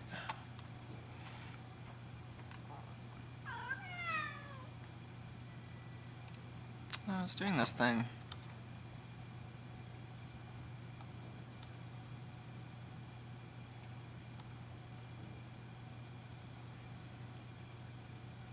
So I don't know, the gaps are maybe a problem. Let's try doing this a little bit less frequently in case it's just an overrun problem. The other problem, though, that I was trying to track down where it just sometimes, well, a lot of the time, doesn't come up at all, I haven't seen it do that since this latest reflash.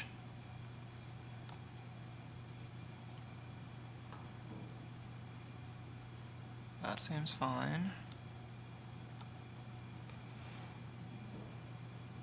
Oh, and you know, these are groups of 8 packets, are they? 7? wonder if that's related to the size of the ring buffer I set aside in RAM. So I think that was 8 packets.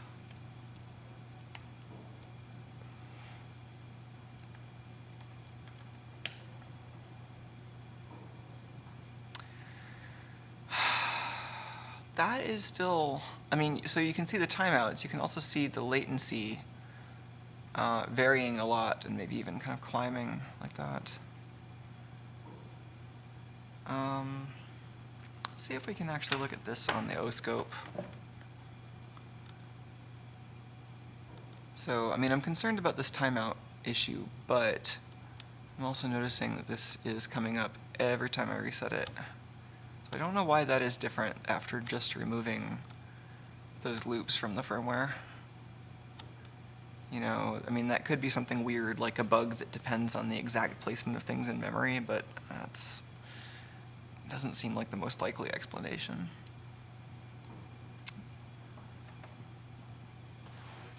Oh, sorry, boy.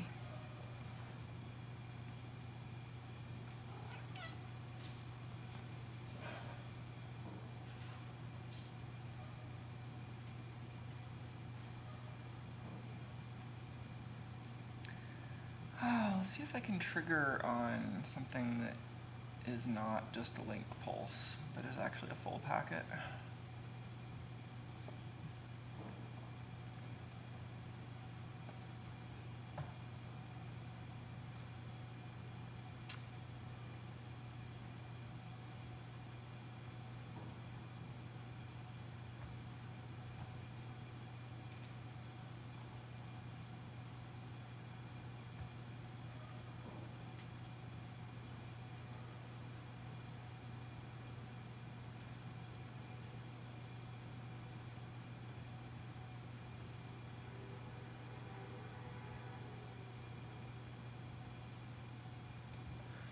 That's nice. So now we're triggering not on the first edge, but we're counting edges. And so if the packet isn't long enough, we just won't trigger at all. I think Tuco's coming up with his own fun. Oh. It's interesting. Some of these are longer, like they're like not my ARP, but something else going on. I'm not seeing packets that it just doesn't get a response to, though, so it might be that this problem is with my Ethernet bridge and not with the actual device under test, in which case I care a lot less, because I don't need my Ethernet bridge to be amazingly great. I just need it to kind of get me through these experiments. That said, you know, it's always frustrating to have unreliable tools, but there was a balance in how much I'm willing to invest in making an awesome, weird Ethernet bridge.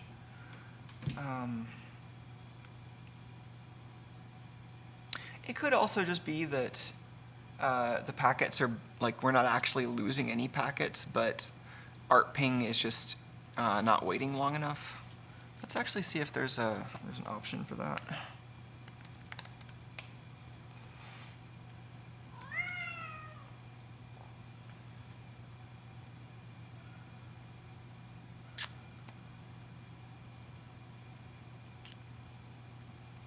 Well, I mean,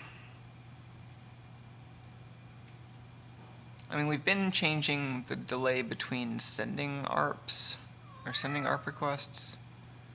I don't know if, I guess the question I have is whether this continues to listen for ARP, like the previous ARP request, even after it sent the next one. But anyway, I think that's a path that I don't really need to go down right now. I think I'm happier that at least in this state it's working as well as I expect it to work. And I'm going to pop up a level in this stack and go back to the question of why is this currently, why does this behavior not match the behavior I was seeing with that patch applied, which really should match, but isn't.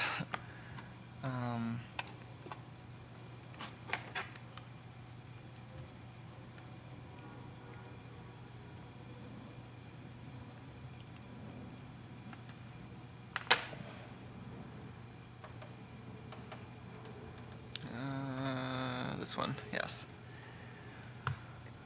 So,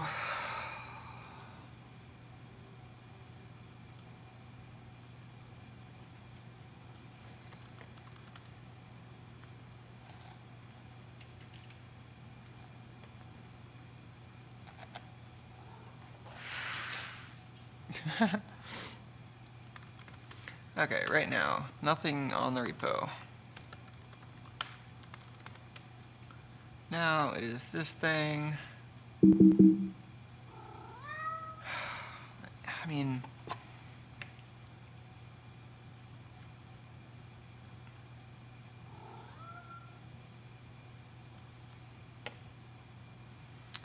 yeah.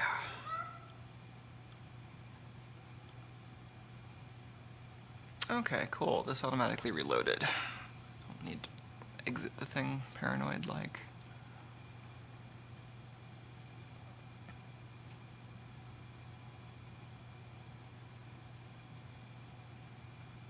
So I'm just gonna turn all this stuff back on because, like, it really should work. And if it doesn't, I'm just gonna debug that.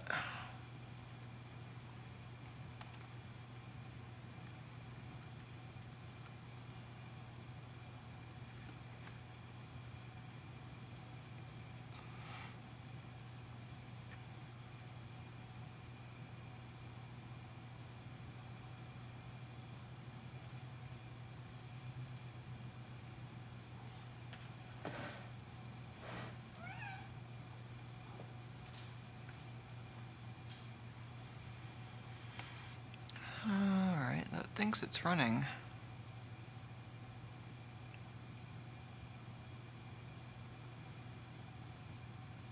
And if I continue, now it's back in the state where the link is up, but I'm not getting my pings through.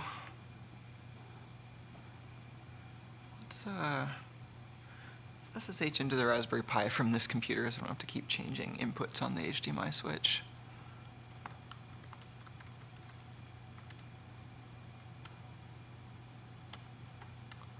Okay. And let's just reboot this so that we don't have all this other stuff running on the Raspberry Pi. That should come back up pretty quickly.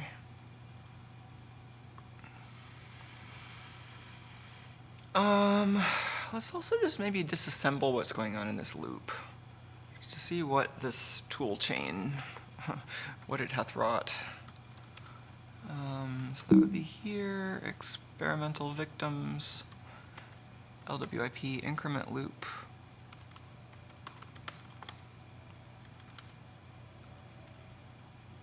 Okay, and that has a recent file, LWIP increment loop.out.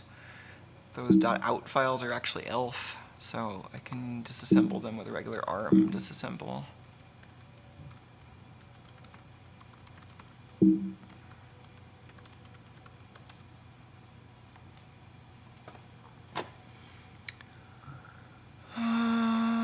Okay.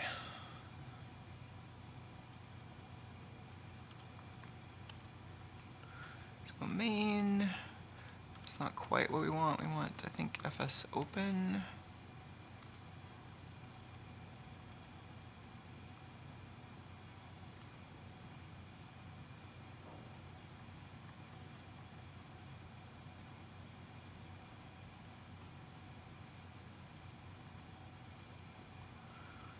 So, yeah. So this is like one of our glitch loops. And there should be 5 loops that are all pretty much the same. So you can see a couple more up here. And so each of these starts with the address that this jump targets, so 2ADE, for example, and then ends with that particular jump. So this is one of the glitch target loops. This add is kind of the center of it. So it's adding, well, it's kind of using one variable as kind of an increment that then gets added to another one repeatedly. So the accumulator in this case that gets continuously added to is stored. Its pointer is in R6 here. Whoa. Thanks, cut and paste. That is not really what I wanted. Let's put this in an editor.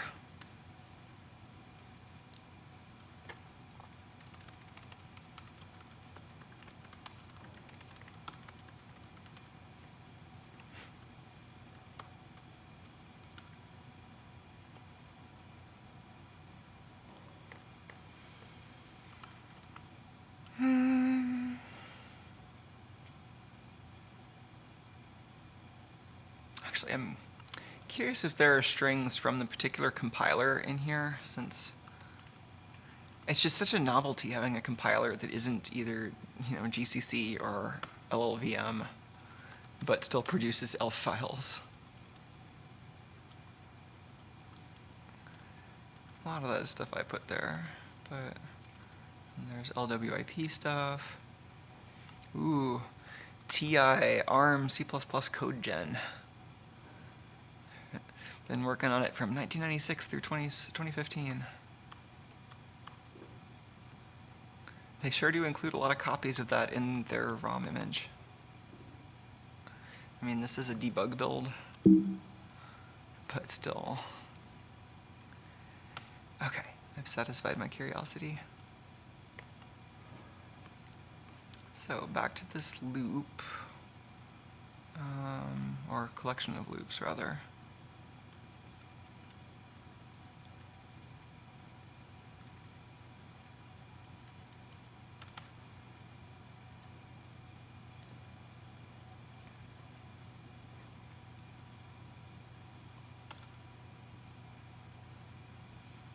So you can start to see the pattern here. Oops, that wasn't the right one.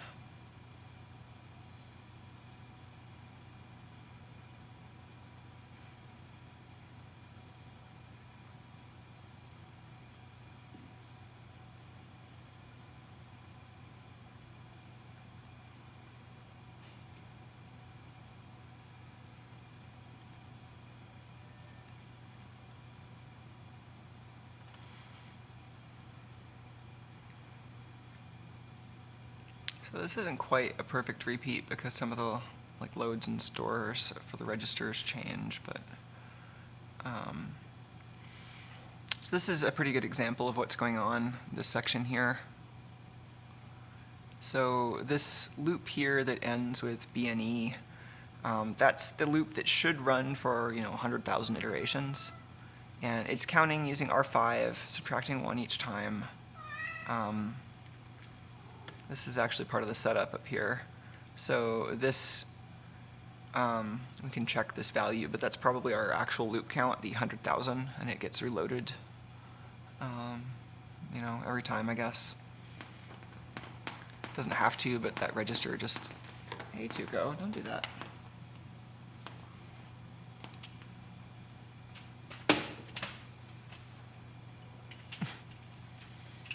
If you're gonna scratch up all my stuff, can I at least get it on camera, Tuco?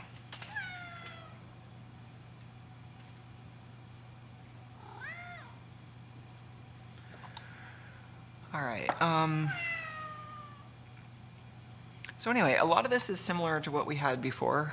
So because we're using volatile variables, we're not going to store the intermediate results in registers long term. We're going to keep loading and storing stuff. Even if this was an optimized build, we'd keep doing that, which is what we want for the kind of glitch target experiment, just to make it easier to test a wider variety of glitches. But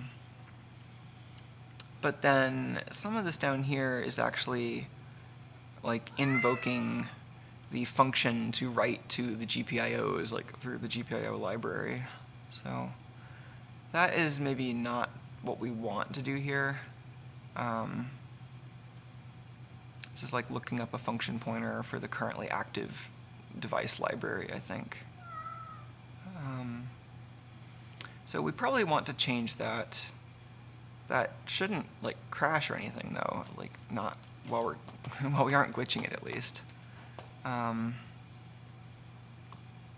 So just for the sake of trying more experiments to try to narrow down why this problem is happening, let's keep the glitch loops but remove this GPIO write that I just put in. Maybe using the correct keyboard.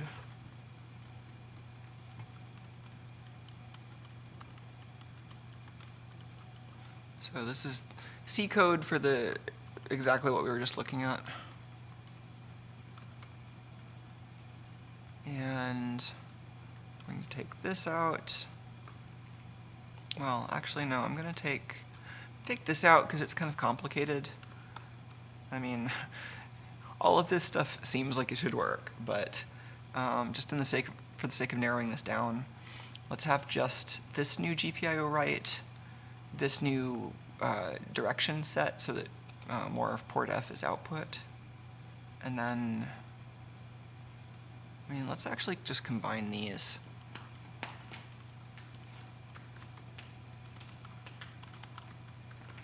These GPIO pin masks are just binary masks for bit 0 through 7.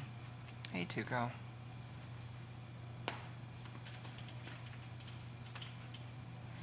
He likes clawing at those little sandbags sometimes. That's the only thing holding down the camera. It'll just float away without those sandbags. Okay, so we've got this pre-trigger pulse, which we had before, and it was fine. I'm going to turn off this port K map, because, you know, maybe that's causing something weird to happen. And this is no longer necessary. And I'm going to leave these in because they should be safe, and let's just try that. Let's have at least one difference relative to what we previously had confirmed to work. So, another debug session.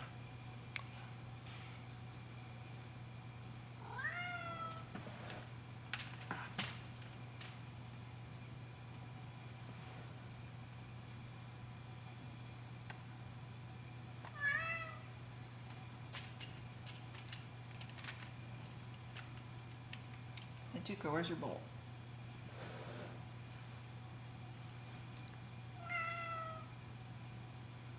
Where is it, little dude? Oh, there it is.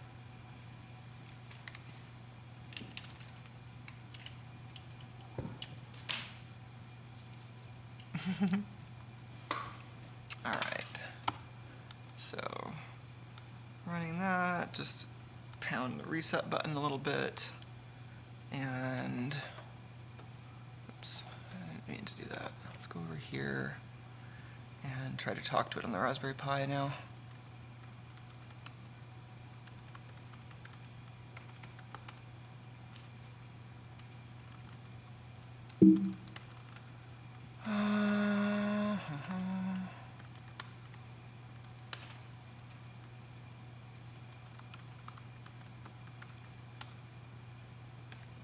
Got some TX. Did I see some RX there too?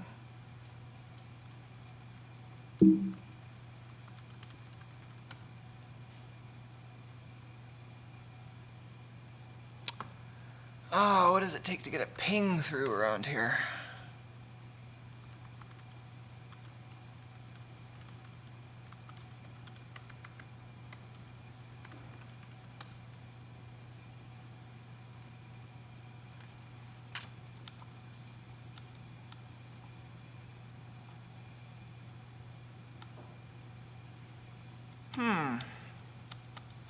This is not responding. Maybe this is a problem with those those new port F outputs. Let's maybe try taking those out too. Huh.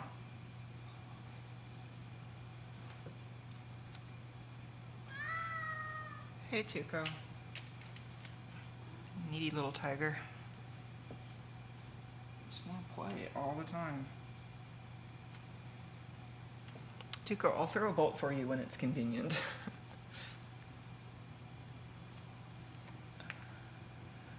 Okay.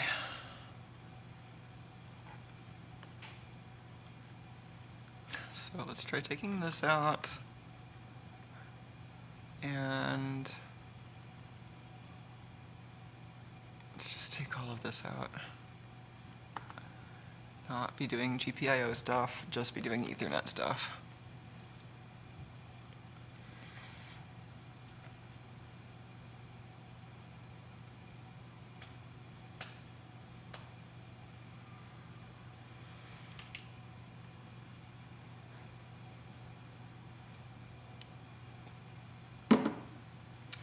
Oh, I'm glad that YouTube is no longer constantly complaining about the quality of my stream. Oh, what the heck? I'm getting great responses now. Check this out on the scope. Is this always good? I mean, it's good here. It's still good. It's still good. Maybe the problem was related to port F. Maybe there's something else on those pins that I shouldn't be sending pulses to, or something along those lines. This seems to be working every time. Can I do faster? So I'm still getting timeouts sometimes, but I think I'm not going to worry too much about the occasional timeout, since that could be a problem with my Ethernet interface. Like here, that's with a more extreme interval. So previously I was doing this at 100 millisecond intervals. That's what you were seeing here. Then 10 millisecond. So I get this other behavior where I get bursts of packets through, but then it kind of stops. And you can actually see that on the O-scope. You got these bursts where a lot of stuff is coming through, and then it kind of stops doing. It does look like I have some other packet coming through as the last one. It's interesting. The ARP going out is the same every time,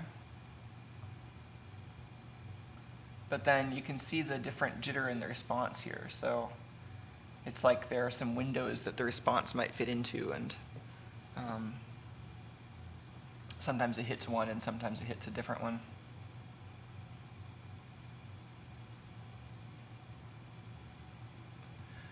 And that's pretty well shaped. Okay, let's go back to maybe the chip documentation and see if there's any reason that, I mean, I guess I can narrow it down into setting the direction and actually issuing the pulse. But it looks like something on port F was causing this not to work.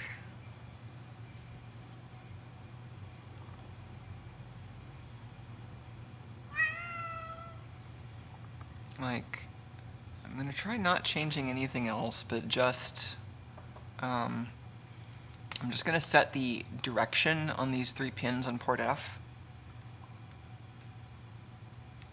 So I'm going to compile that and run it, and let's see if that changes our behavior.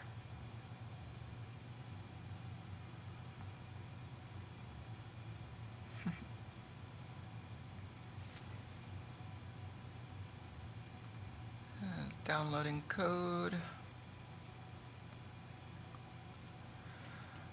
All right, and it stopped. Now I will start it with the reset button. That is definitely different. So I'm seeing link pulses on the green channel, but I mean, and the fact that I'm transmitting it all like full packets on the blue channel indicates that it's detecting the link on the other side, but no ARP responses. So all I did was set some I/O directions. So that's a pretty good data point.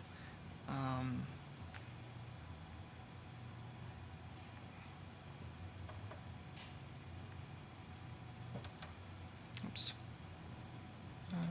That one. Yeah, so that was just port F, pin 1, 2, 3. So let's stop that and go back to the documentation.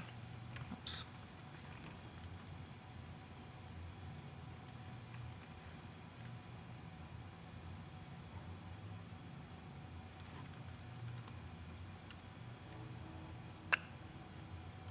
Okay.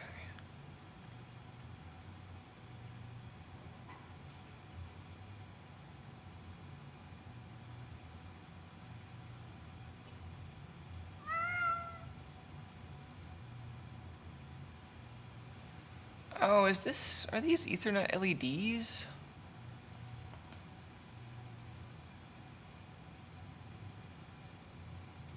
I mean, okay, fine. Let's see if that shows up in the schematic for this board, because, I mean, that shouldn't be causing this problem. That should just, like, it shouldn't prevent us from responding over Ethernet. Worst case, we would just not see the GPIO pulses, I would expect.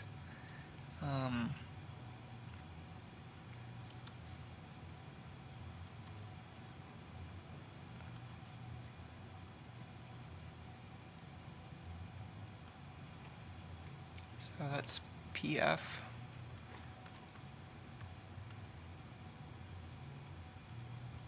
So PF1 is something we were using successfully.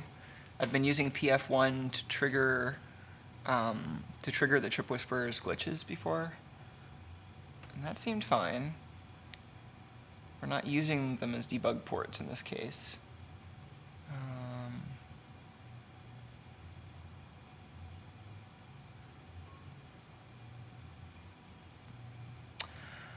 Oh, maybe we are using them as debug ports. I think previously I was running this stuff on Flash, and I bet the debug ports were disabled, but now I bet the IDE is enabling, yeah. So it's weird that, I mean, maybe the problem before, I was actually seeing this being used as a debug port, but it didn't get in the way because I wasn't messing with SW clock. All right, so maybe let's pick something other than port F for these. Previously, I think the only reason I was using PF1 was it was in convenient location. So what was this? I was using connector X9. And there's a PF1 on there somewhere. Yeah. Yeah, I was just using that because it was convenient and it was on the end.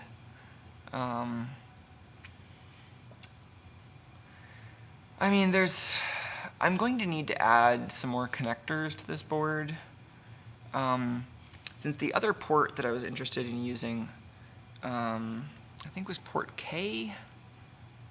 Yeah, I wanted to just like use all of port K as outputs, which it's annoying because none of these convenient connectors that are already on there for the TI like booster pack shields, none of those have like an entire 8-bit port. They're just all mixed around. So if I want a single contiguous 8-bit port so that I can write it in one instruction, then I can't get them on these connectors. I have to use this other long connector, which is partially obscured with all this other stuff I've put on the board, and doesn't have headers. So I either have to, I think, I'm hoping it's somewhere relatively easy to access.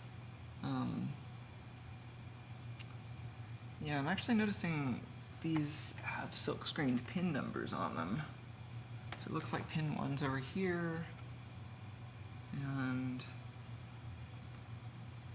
is that 71? How many pins are on this thing?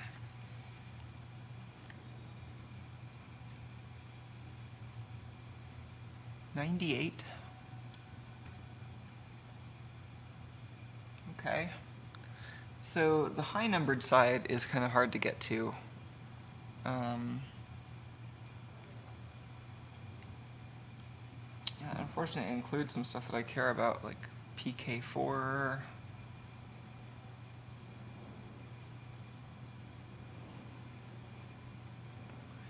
So PK0123 are over here. I mean, it's not the end of the world if I can't get a complete 8-bit port. Like, if it's too much trouble, then I'll make do with 6 bits. That'll be fine. That'll certainly be information that I can use still.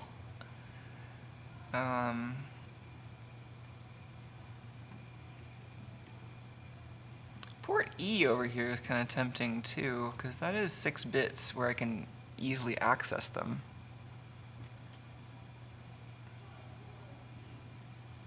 It's like starting at pin 14. Oh yeah, that's a good location. Can I use these? What else is on port E?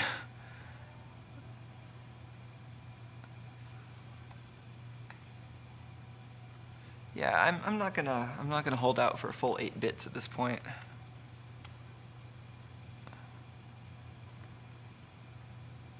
Yeah, port E is only 6 bits wide, so it's fine.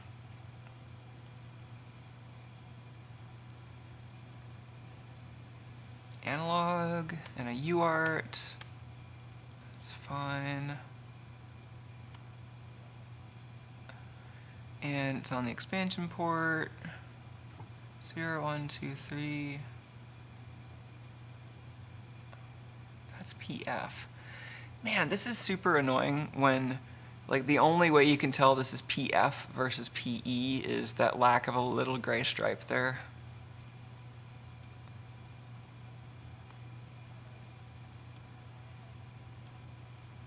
Anyway.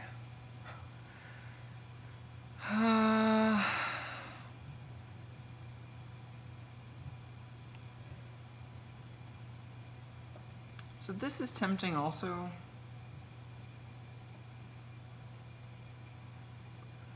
Yeah, actually, in fact, this port, so X8, that is this one right here, which already has a header on it, very conveniently.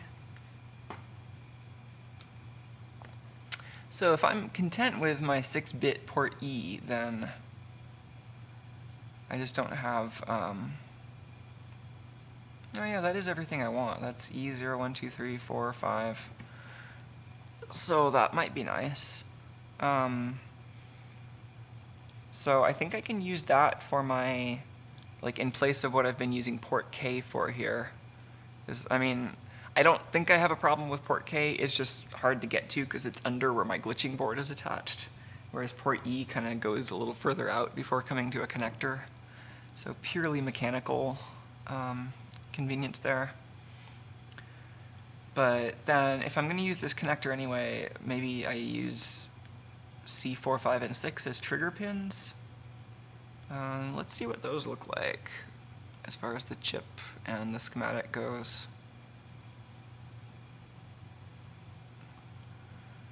So that's, okay, I don't know what C1 and C0 are, but it's some kind of differential thing that I don't think I care about. Oh, that's probably CAN bus. So yeah, I don't care about CAN bus, I don't care about UARTs 5 and 7. Or the real-time clock. GPIO. Assuming that's not super important given how way over on the right it is. Let's see if these are clear as far as the schematic is concerned. So just gonna search for these.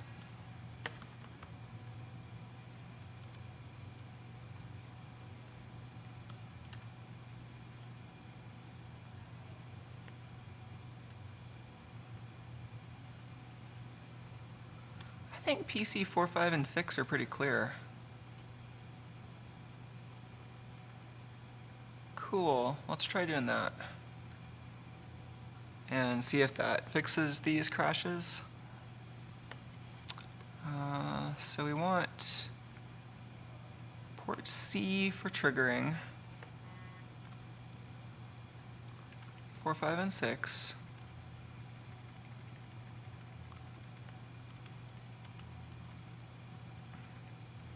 And we'll start with pin 4 here. And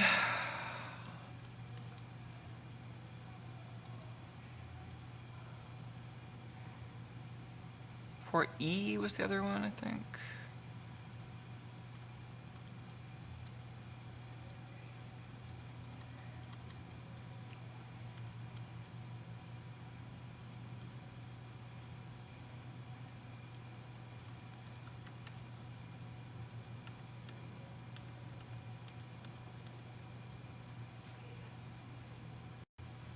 Yeah, that's the connector I want again.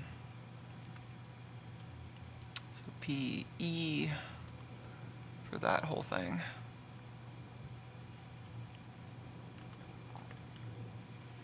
And this has 6 bits available. I'm going to leave this part out for now and just see if I can get triggers on port C and drive port E as output and not press my luck too much.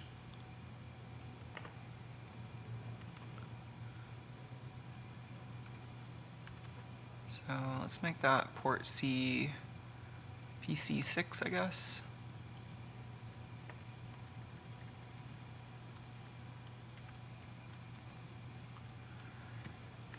See how far that gets. Oh, Tuco's got a nice peaceful location now.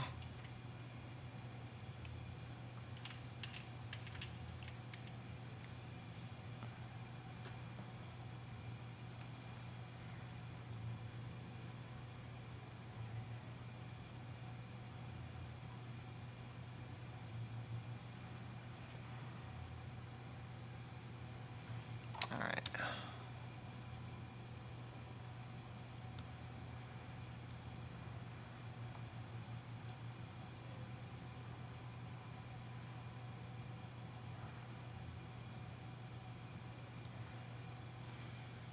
Getting our link back, and it's acting like I'm not sending it any traffic, which is the case. Cool. Okay, now we've got traffic on the scope. That's looking better. That is only exhibiting the problems that I expected to see. So we've got the intermittent replies here, which I'm going to blame on my network interface for the moment, and that on the scope looks great. So let's see if we see that trigger signal we're looking for.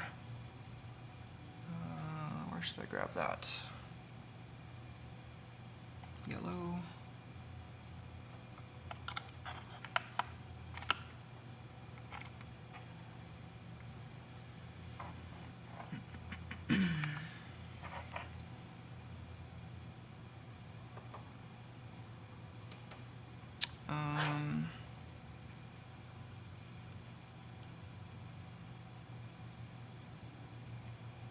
So this should be on pin 5. We should be getting a trigger for each experiment. Well, it won't happen for these ARP packets, so maybe let's start sending actual HTTP instead of ARP. I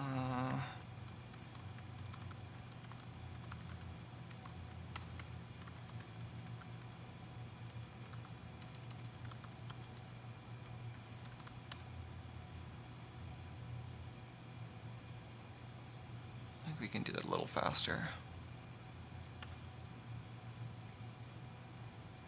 Okay, that's not great, but at least it's generating traffic.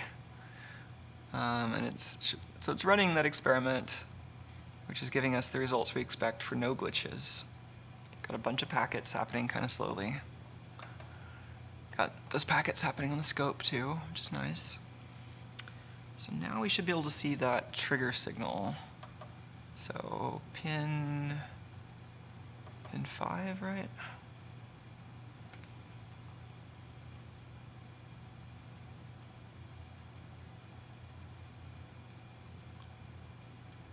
Yeah, so we're looking for C4.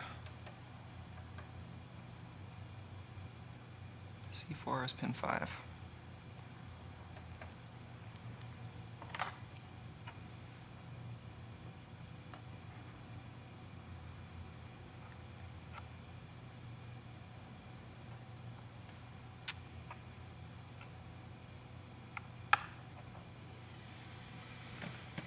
I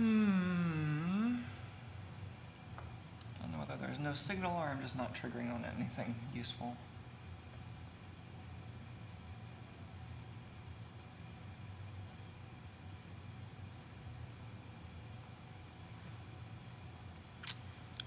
Experiment is still running.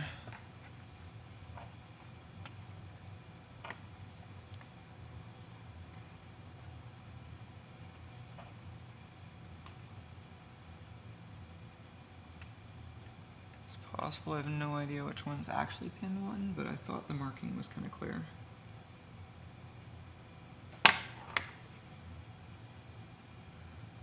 Oh, I'm still on nth edge trigger. That's not what I want.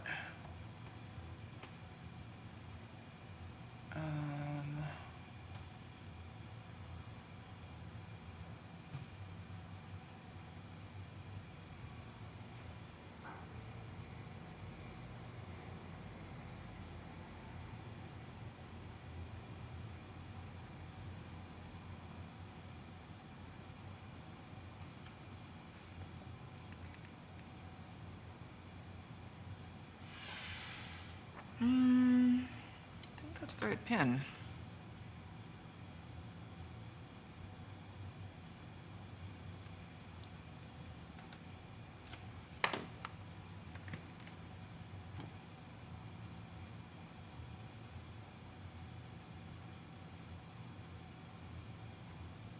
Oh, forgot to change the port here in the code.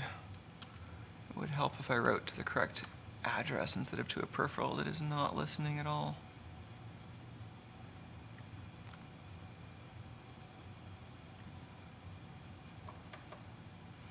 So, yeah, this was set to an incorrect value.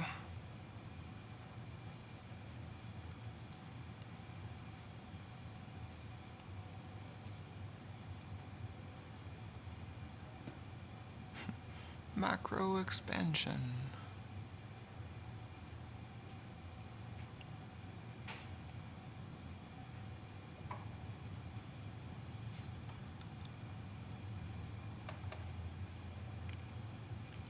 Okay.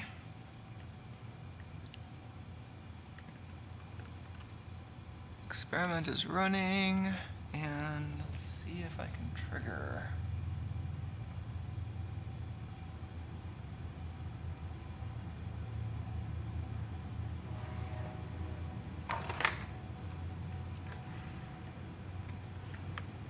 Ooh, there it is.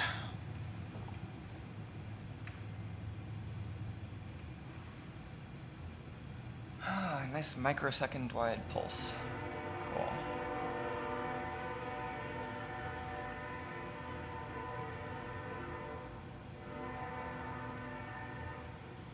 And there's the Ethernet packet that caused it.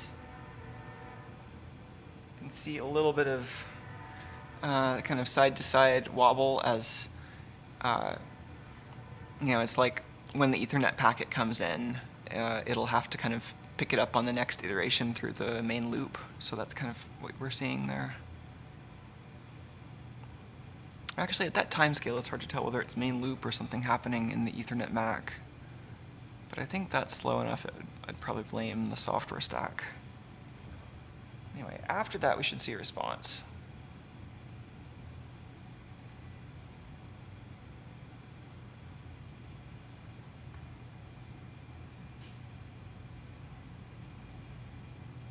Cool, so there's our experiment HTTP packets.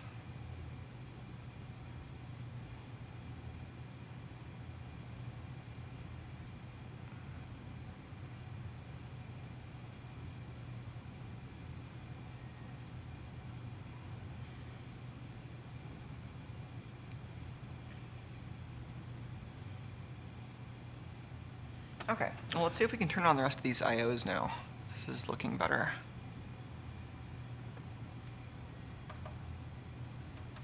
So,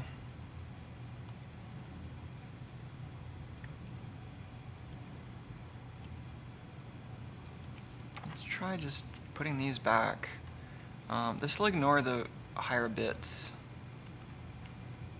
I mean, I guess I can set this accordingly also. But we'll get the low 6 bits of each of these counters.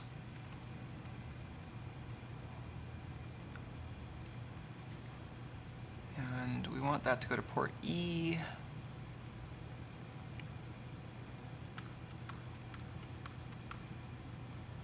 And then the rest of these triggers go to port C, pins 5 and 6.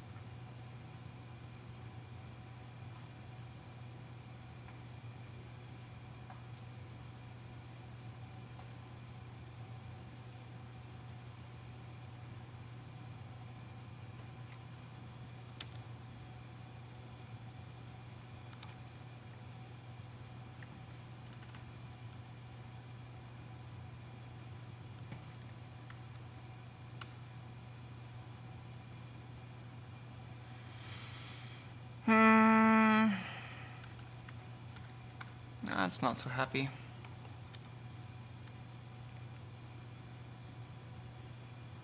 Well, maybe let's see if this had anything to do with the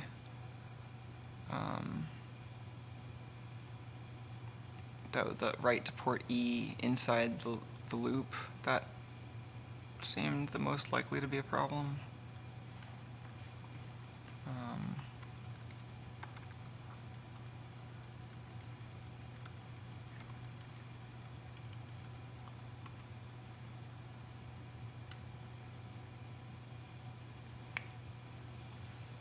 Let's take that out and see if it helps.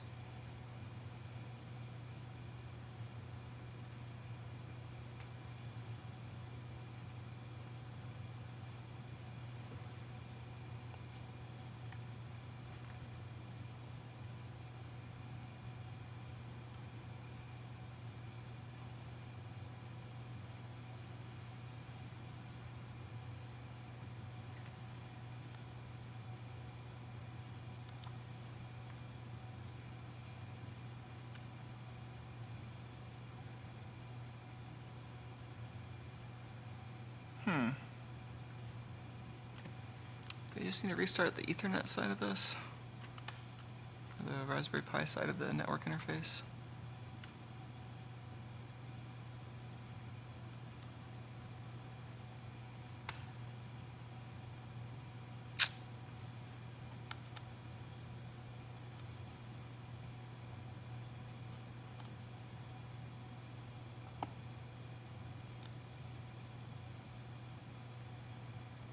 Well, that is not helping.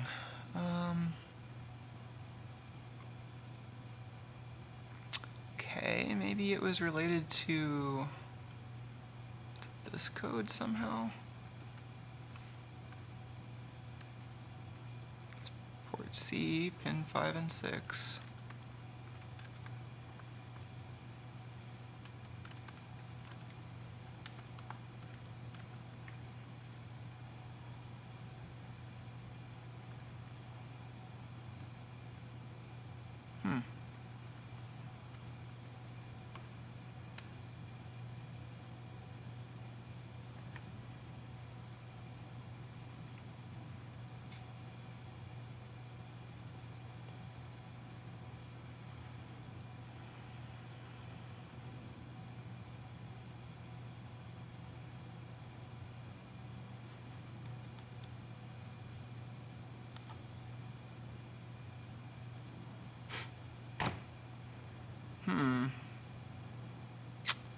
Interesting.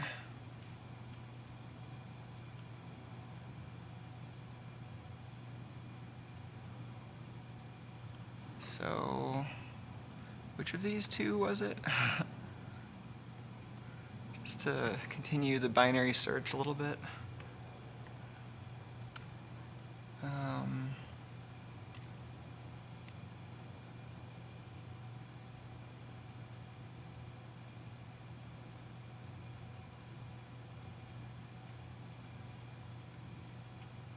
I think I want to start getting these signals on the digital inputs on the scope anyway.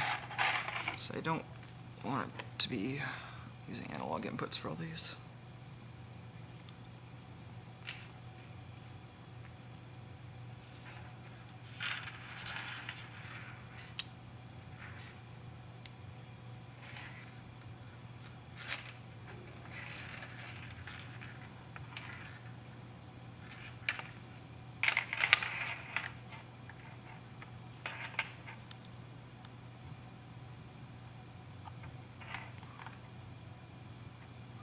Oh, now it's working.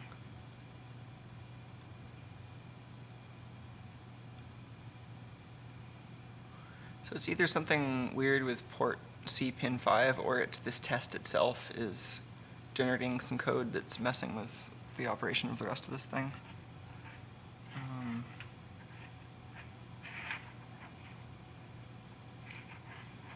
Anyway, let's try putting some stuff up on the logic analyzer.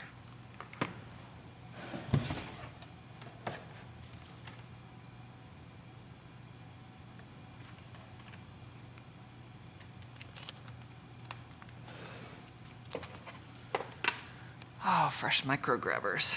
Exciting. Well, easy hooks, I guess these are called. Anyway, these are nice.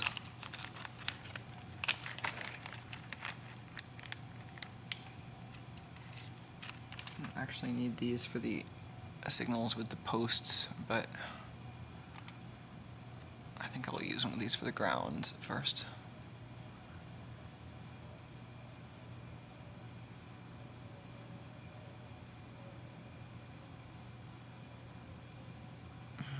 Focus. Oh, I guess it just doesn't want to focus that close. It's fine.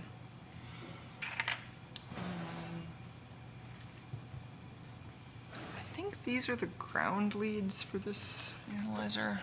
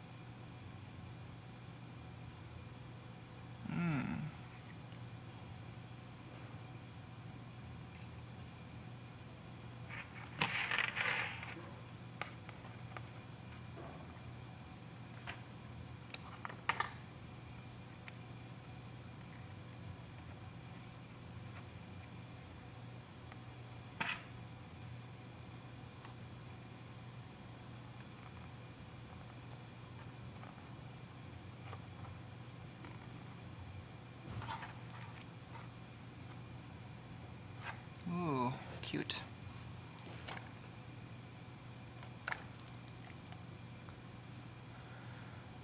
Alright, so we should be able to see that sync signal showing up there. This test is still running. And the scope is not running because it's no longer triggering, but I think if I set up that digital channel, we should be able to see it.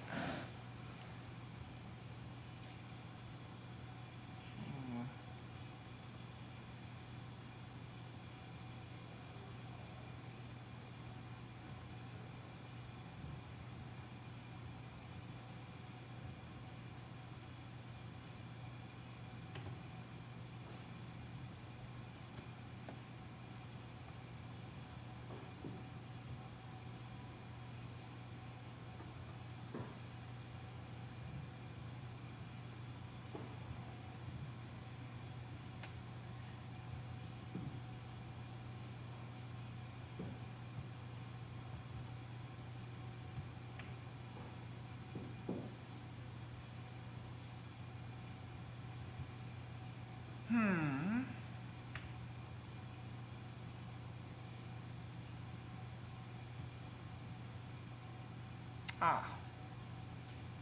Nice.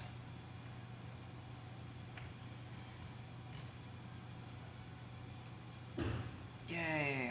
Okay.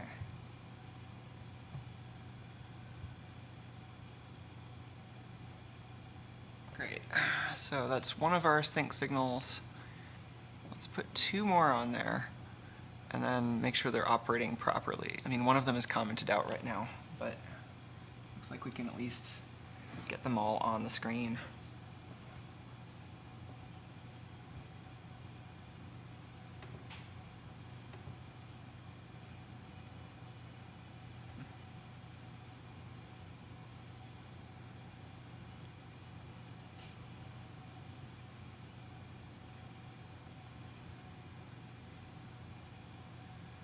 Okay.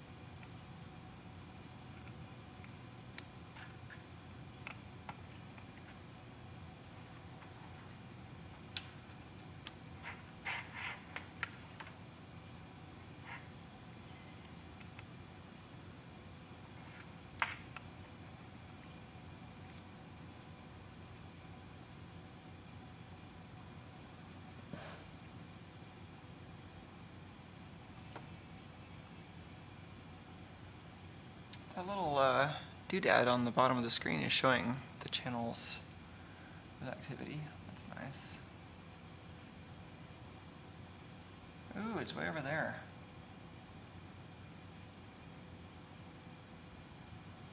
Interesting. So that's my glitch experiment. It's pretty long, and there's this other, presumably that's an ARP, or maybe that's just a link activity. Okay, so this link pulse is happening during the glitch as like a keep alive. But that doesn't really affect the processor. That's just going to be happening in the Ethernet PHY. Same thing over here.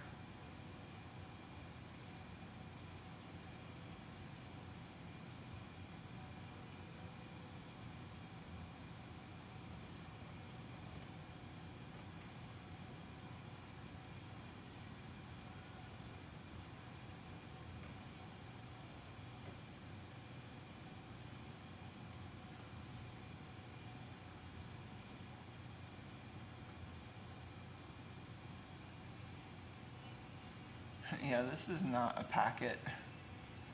I mean, it's not long enough and it's jumping around and like it's not in response to anything as far as I can tell. Anyway, so that seems fine. Let's see if we can get that that glitch detection code back in.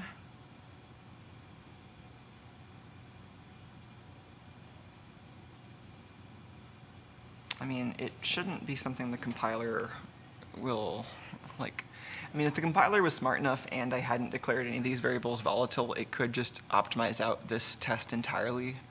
Because as far as the compiler is concerned, this should never happen. But it will happen. And I want a GPIO to happen when it does. So this particular test, like if I compile and run this right now, I've done this in the past and it didn't work. Let's first just make sure that this GPIO is working as we expect and just trigger it every time. And then we'll try triggering it conditionally.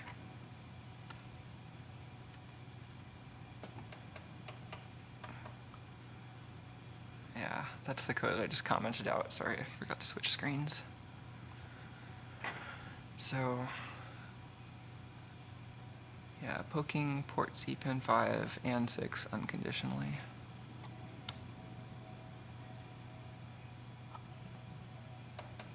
And that looks like exactly what we expected to see.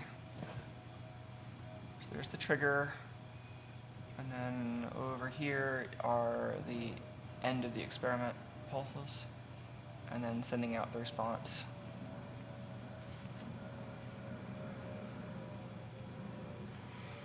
Okay.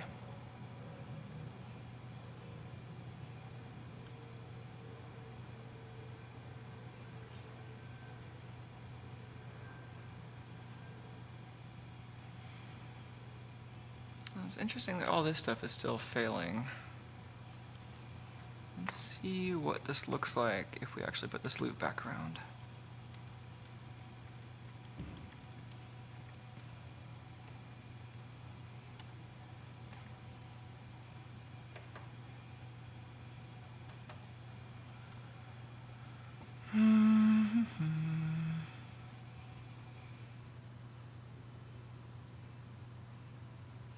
Are you attempting to compile?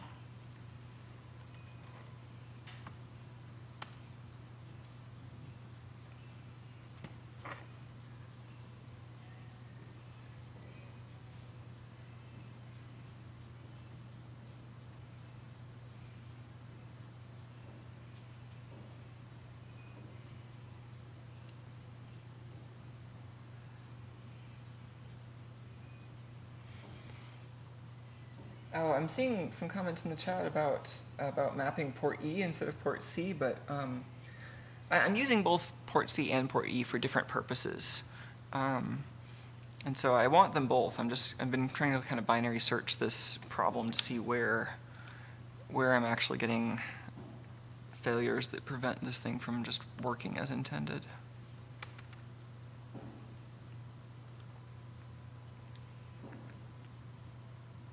So, are we sure this actually loaded it?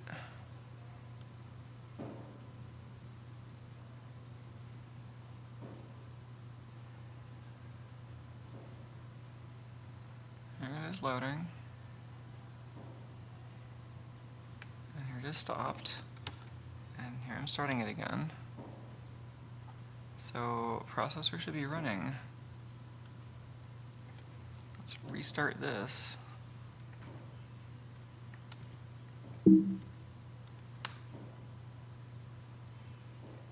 Well, it's a TX.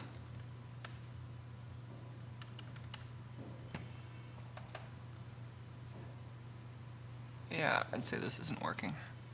So let's take a look at the disassembly. I think something this compiler is doing in generating, oops, sorry. Something the compiler is doing in generating this test is not working out super well. Because all I just changed was moving that GPIO right into this if statement. That's all I did. And these R1 through R5 are just these volatile memory locations. So it should just be a bunch of loads and a little bit of comparison. Let's see what actually is going on in here.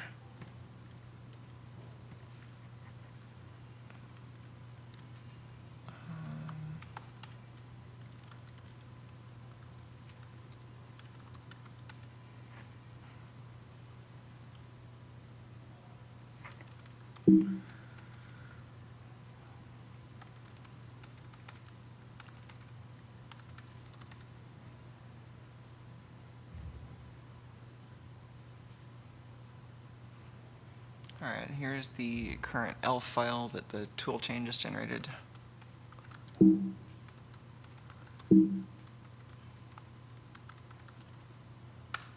take that into objdump and fs open where the experiment lives.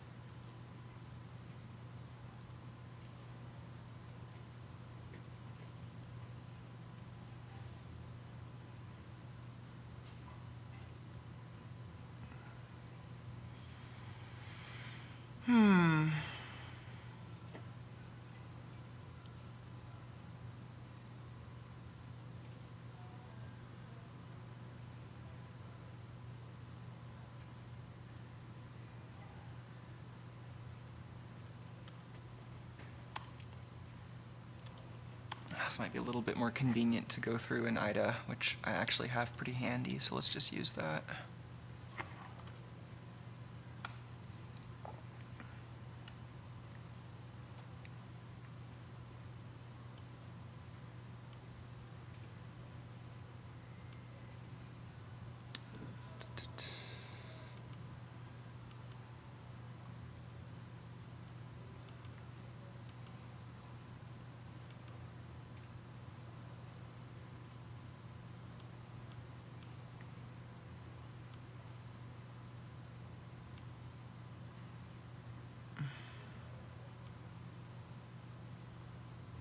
Okay, it is ELF.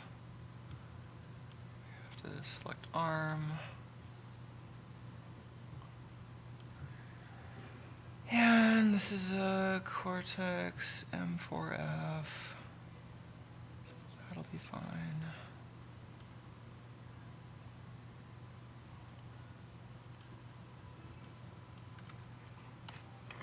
There's FS open.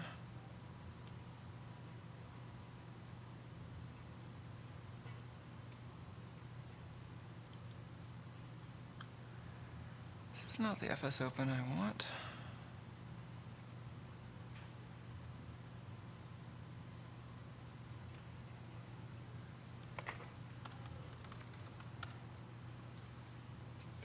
CO is where I was looking.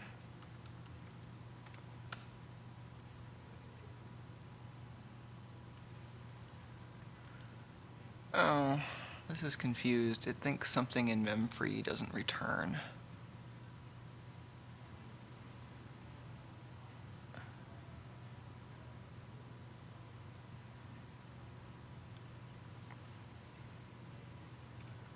No?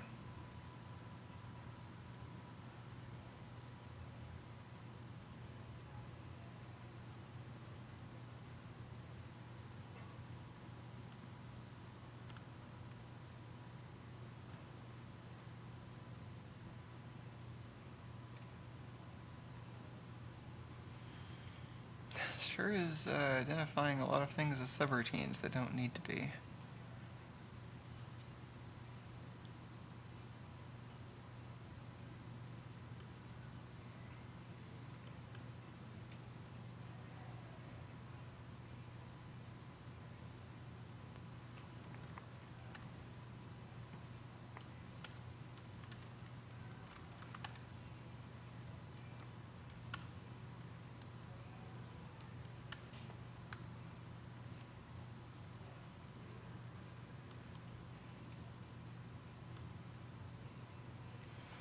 Okay, that's a little cleaner. This was one function that was being broken up by a bunch of them during analysis. Didn't need to be.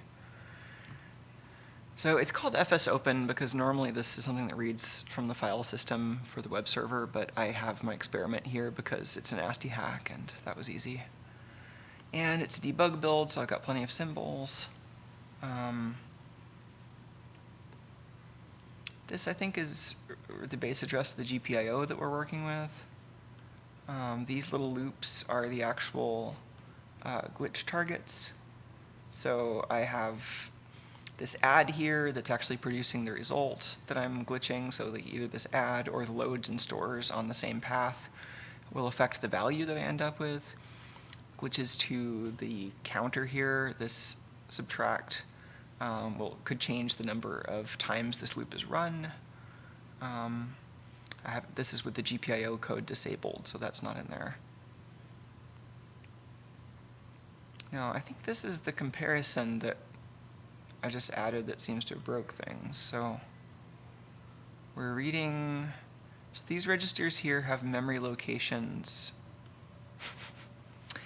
This is also not likely to survive the glitch because the compiler is like optimizing things across here. I should break this into a few different functions so the compiler doesn't share registers like this. Like for example, it's expecting these to already have the glitch or the locations of the counters that we're reading from. And this is going to be the expected value, which should be here. I guess that's not initialized yet. And if that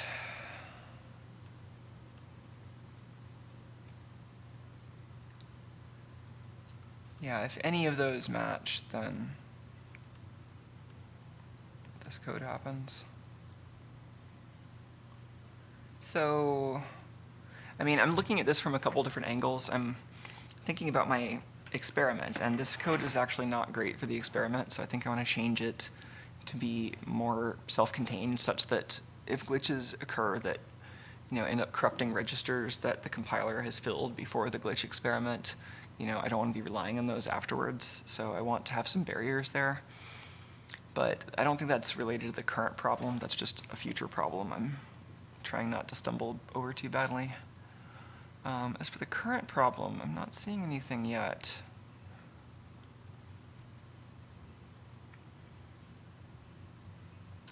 But, I'm suspicious that maybe this is something like some kind of compiler issue, like a misconfiguration where it's generating something that's not good for this processor, or maybe even just an outright bug, possibly triggered by how I'm using volatiles. But, I mean, right now it's mostly just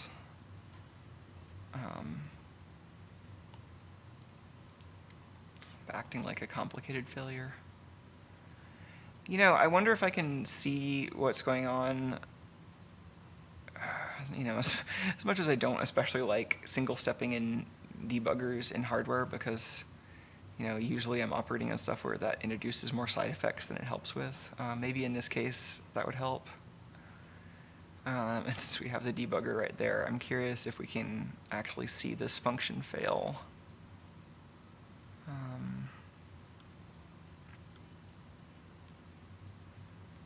So So I think I just want to set a breakpoint in this open function.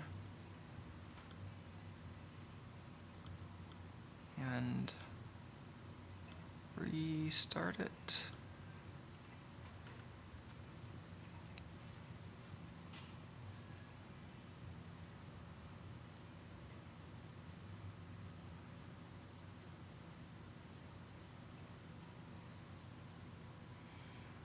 All right.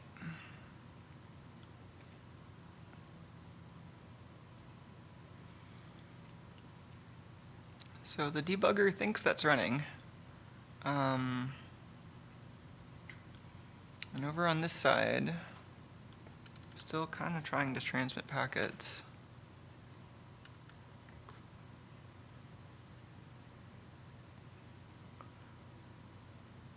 So it's possible the failure is happening earlier.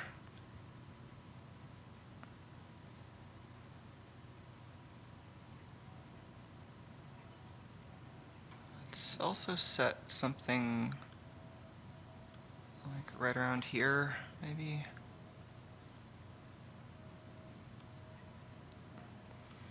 Maybe a breakpoint right before we enable these or set these interrupt priorities. I don't know why we're doing that here.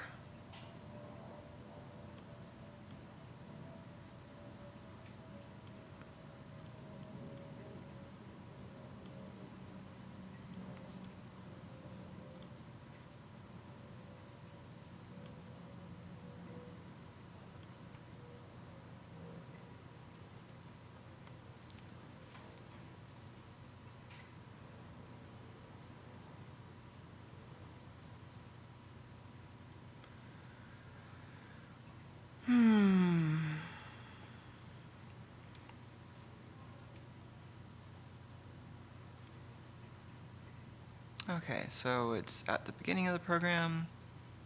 Now we continue, all the initialization's done.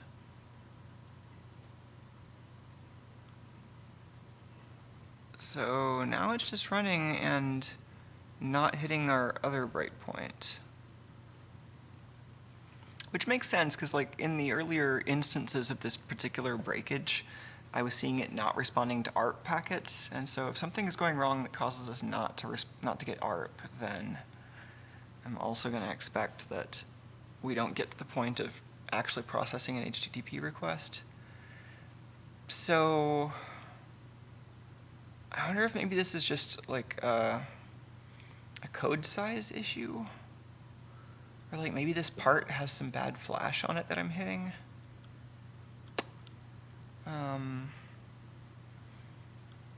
You know, I'm just going to try, can I disable debug builds? Because I really don't like debug builds. I want this to be optimized. Like, it generates such bad code. It's not optimized. And changing that would at least give me a smaller binary that I can see if that changes the results.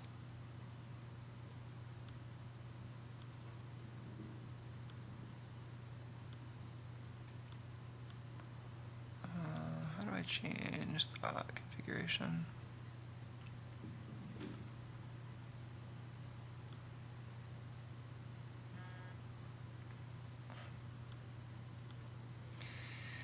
Okay. I'm not changing anything else except the build mode. I'm going to do a clean build and see what this looks like in terms of does it work and does the disassembly look okay. Ah, such bug.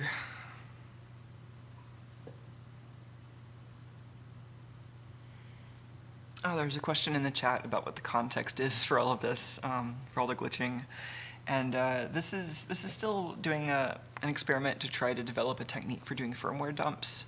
So it's similar to the thing that I published a video on a couple months back at this point, where I used VCC glitching on a USB device to get it to dump firmware through what would normally be a USB descriptor request. So I'm trying to do something similar for a networked device where I get firmware out through what would usually be an HTTP GET of a web page that's stored in Flash, in the firmware image specifically. Is Okay, sure. It's asking me whether it wants to ignore something in the foreground or ignore it in the background. And that seems like a philosophical question.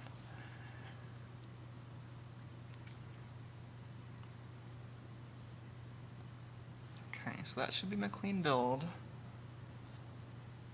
Can I... the paradox of running the debug command on the release build. Because like, the command I want is install this on my board, but I think in this paradigm, the closest thing is debug. And I actually don't mind running the debugger. I just won't be expecting it to, to make a lot of sense in source level at this point. I don't think I still have breakpoints, but that's fine.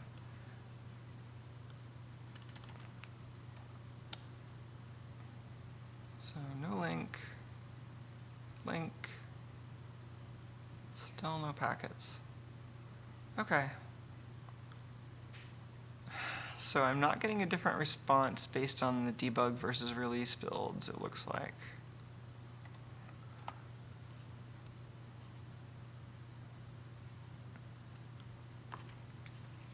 Let's see if maybe we can go back to debug builds, but then so this is still the binary search technique. I've got this thing where it seems like when I make that function a little bit longer, this whole thing stops working. So anyway, I think I need to stop the debugger here and then rebuild this.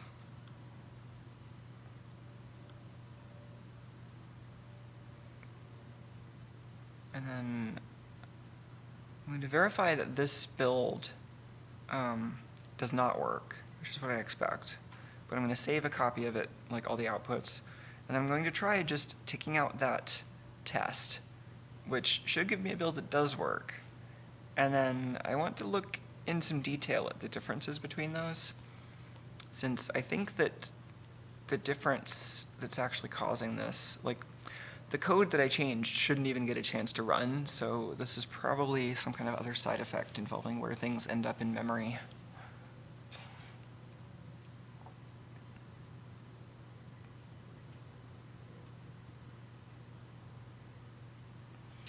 Sure does build with a lot of warnings.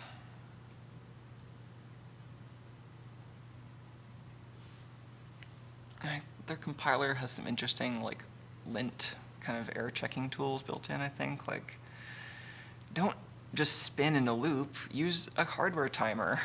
But then so much of their example code is like just waiting by spinning in a loop because there's something better to do.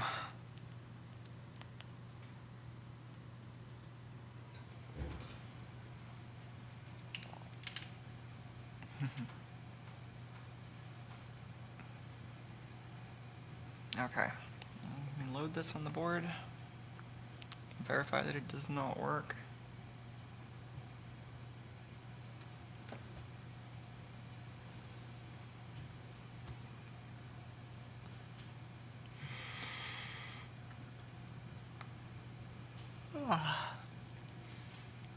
Okay, loaded, poking the reset button.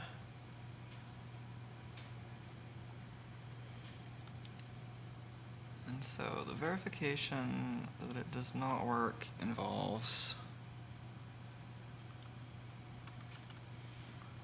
I'd like to actually have better verification,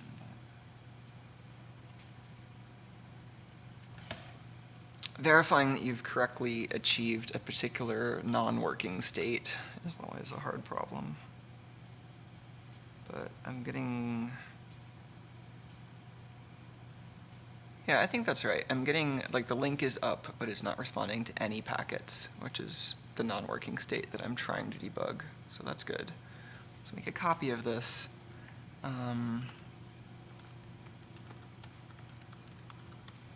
Just copying the output from the build. Actually, let's copy the source too, because that might be easy to have for reference.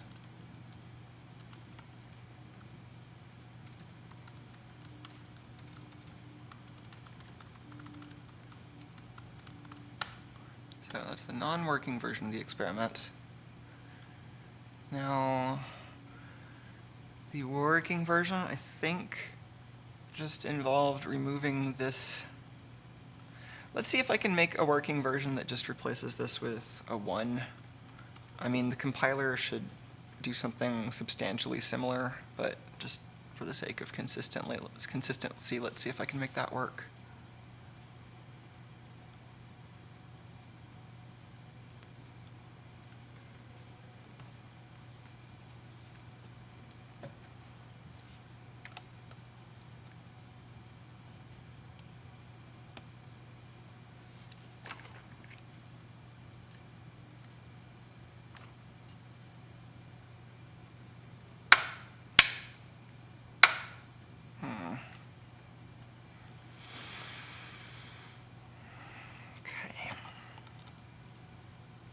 Resets.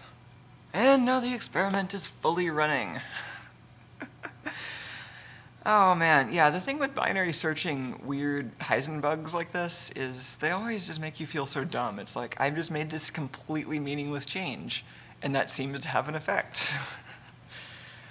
But yeah, so we do have these two images that work and don't work, respectively. So maybe we can start to figure out what the difference is between them.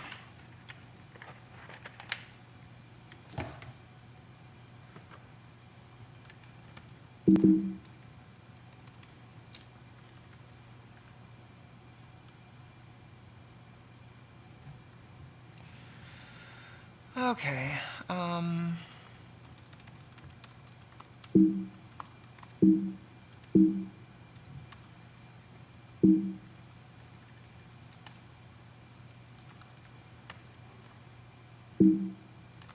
So that's the source code change right there at the end. Just changing the condition in there. So like, you know, if all that was doing was having the effect of evaluating the condition, then worst case, either we see the GPIO toggle or we don't. Either of which is fine. We've tested both of those conditions. But in this case, we're showing that just having that expression be evaluated is generating some code which then causes the whole thing not to work. So this is definitely starting to look like this is the kind of symptom that you would expect if, you know, for example, just like a random thing I can imagine causing a problem like this is a bug in the compiler such that, you know, jumps that cross a certain distance stop working. So like, you know, maybe if you're jumping to something more than a certain distance away, you have to use a different form of the instruction. You know, that could trigger a bug in the compiler. But let's grab another card.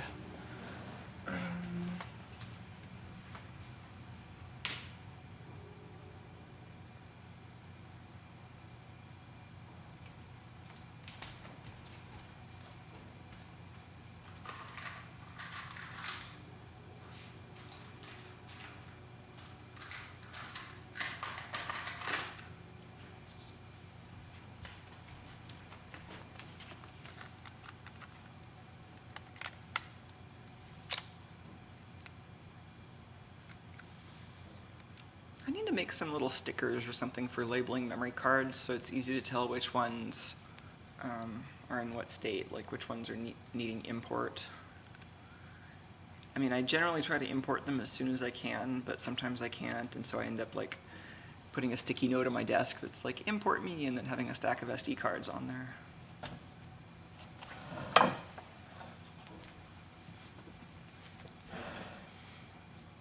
Cat's looking good. All right, so then this XML stuff is just like IDE garbage. That's like part of the project file. I don't think it matters. There's so much of that. Oh, okay, actually this is... I guess this toolchain generates like debug or like developer symbols of some sort in the form of an XML file. Which... I can see why some people would like that, but a lot of debug symbol formats, like the significant engineering challenge in designing like a really good debug symbol format is something that you can parse really fast with just mapping it into memory. Like if you look at like dwarf symbols, they're designed so that you run GDB on a binary and it needs to look up a whole bunch of stuff. It doesn't take like a minute to read in the entire thing, which is probably what you get with XML. But I guess in this tool chain, it's for microcontrollers, so you aren't dealing with giant programs necessarily. So anyway, none of this is super surprising. I think I'm just going to do a disassembly. This is actually one area where I suspect there are actually some good tools for doing this that I could research, because doing comparisons between two different binaries is something I do infrequently. So I don't know good tools for it off the top of my head, but if I did know tools like that, then I probably would use them every once in a while. In this case, let's just get those two ELF files.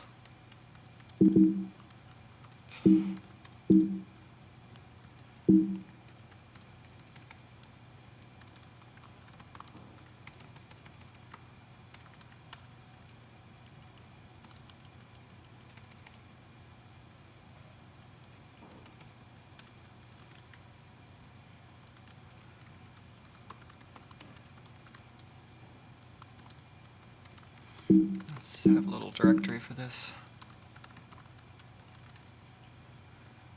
Okay. Are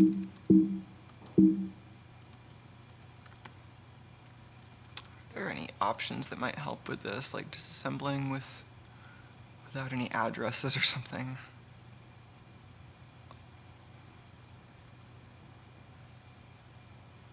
Well, let's just, I'm just curious what all the differences look like at first. We can start ignoring differences soon, but...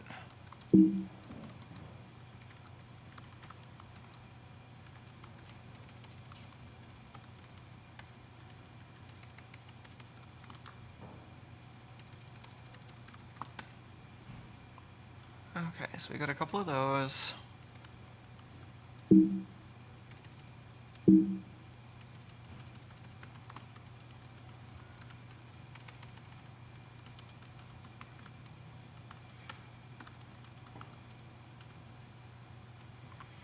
So that's to be expected. Let's have a three-way diff, or a side-by-side diff maybe? Is that how that works? Yeah.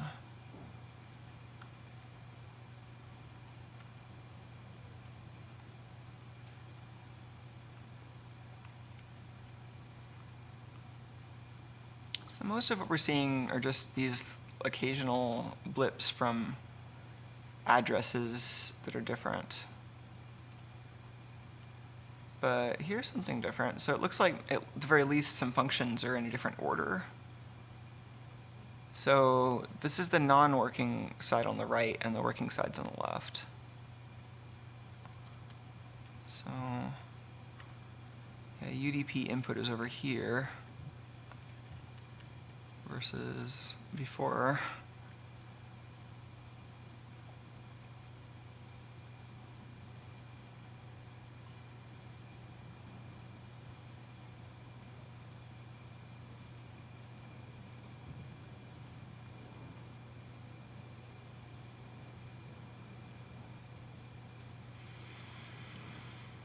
So it does seem like the problem is mostly just related to functions getting reordered, and so I suspect that this is something where either the compiler or part of the Ethernet driver is making an assumption about where things are relative to each other in memory, and that assumption is getting broken or is changing. The fastest way to actually track this down might be to, like, if we're still getting an interrupt at all, then maybe just like breaking on the interrupt handler and single stepping if we can until it stops working. So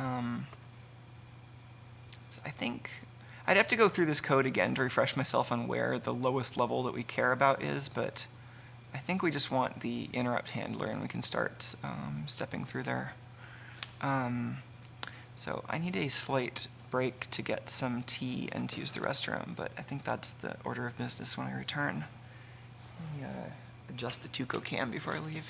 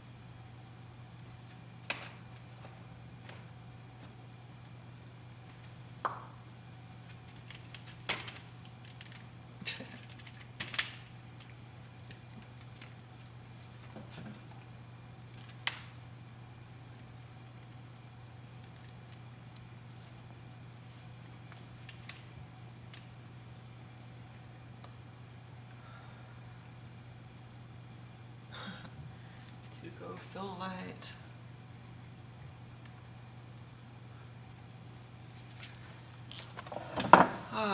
Tuco really likes that cat food, but it also kind of turns my stomach a little bit.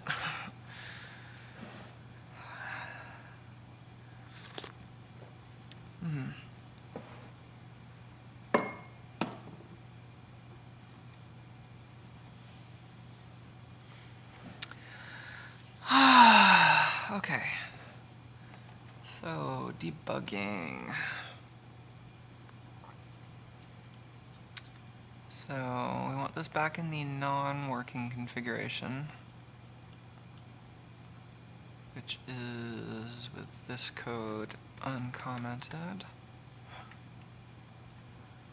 So let's again verify that we can make this not work in the correct way, and then we'll start single stepping.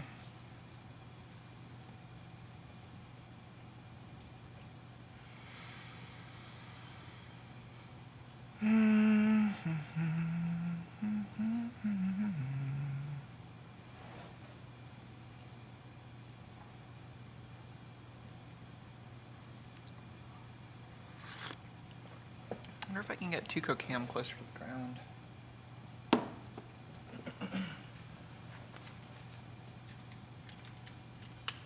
Oh, sorry, little guy.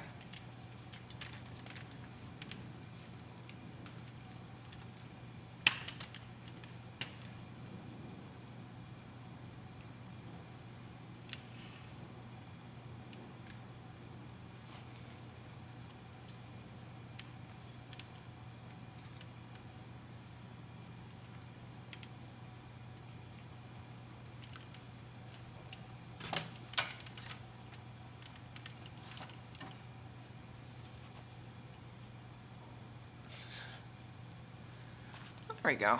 Get to watch Tuco enjoy his salmon.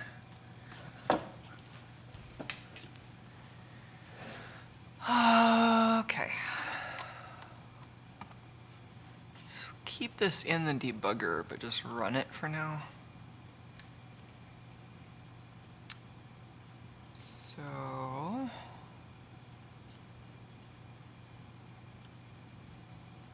Cool, so I'm getting my link, but no packets back, which is what I expect.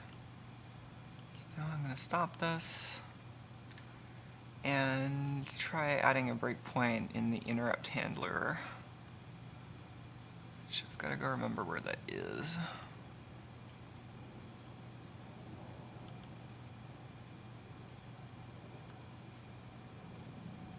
This one.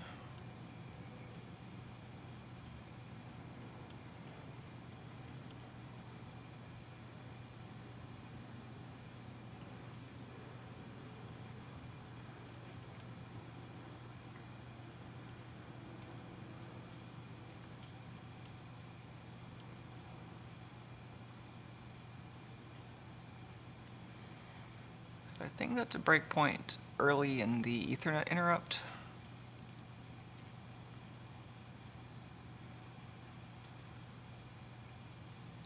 There's main. And the Ethernet interrupt. Okay, it does exist. So, looks like I want F6. Let's see how far this gets.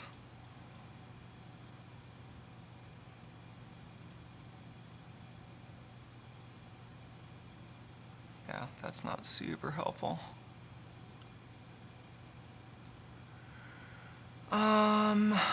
So really we want to know if we're getting like a frame receive.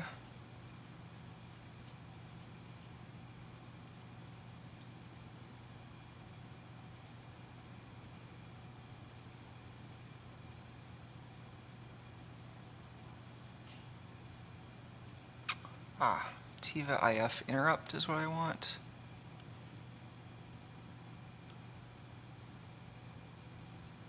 And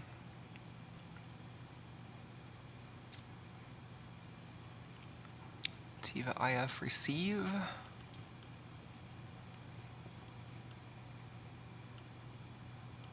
Yeah, let's see if we're even getting here.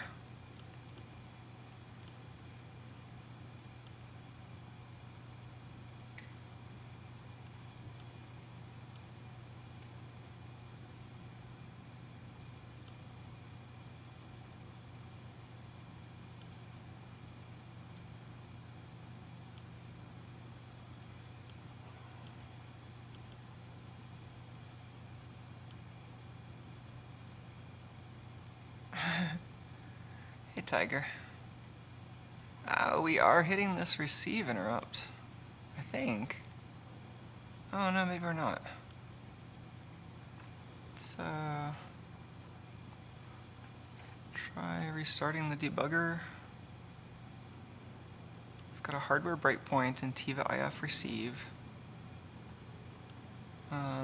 Let's have a hardware breakpoint in its caller just to be sure that we have this call path under control.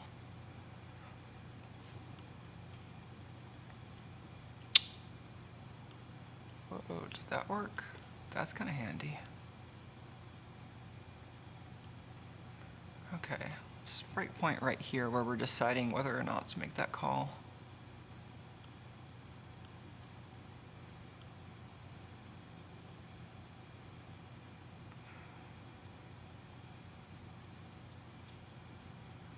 Alright. build and program and run.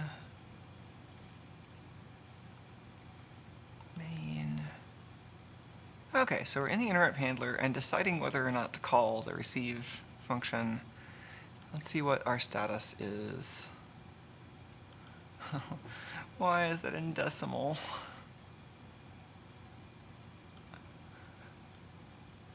Okay, let's figure out what that means. That is an emac int constant.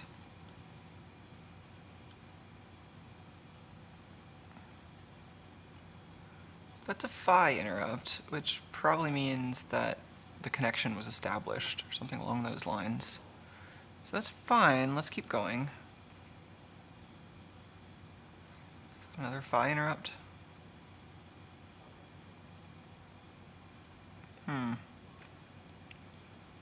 Couple of phi interrupts, but maybe not much else. Interesting. Can we force another phi interrupt by unplugging the cable?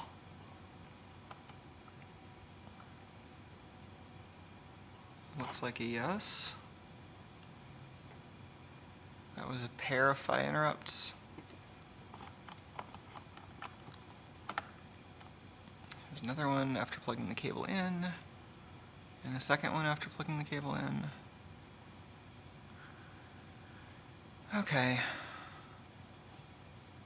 Well, if all of this is accurate so far, then it seems like maybe the difference is causing a problem with the configuration of the network adapter. I'm wondering if maybe this is something to do with memory alignment for DMA purposes. Since if functions are getting reordered, then maybe it's also reordering the data associated with those functions. And these kind of symptoms wouldn't really make a lot of sense if only flash data was getting reorganized. But if data is getting reorganized in RAM, then I could see this maybe messing up the DMA buffers somehow and just never giving us a receive interrupt.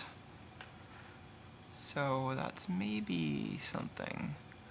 To investigate that, maybe the way to go about it is to look at where the DMA buffers are set up.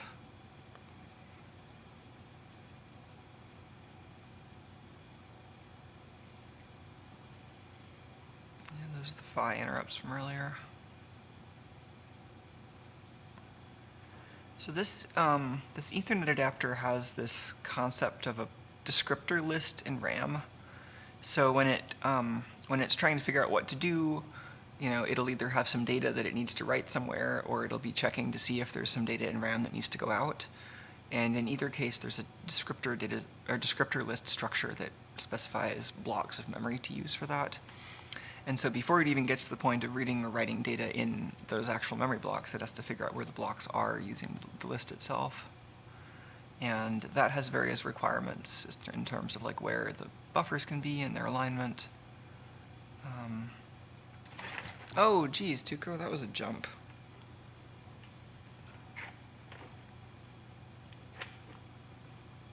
Tuco, how rude.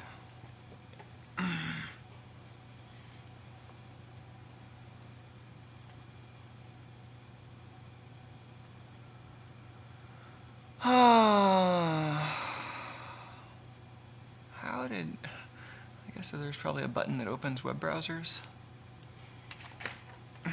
Tuco, what are you doing up here?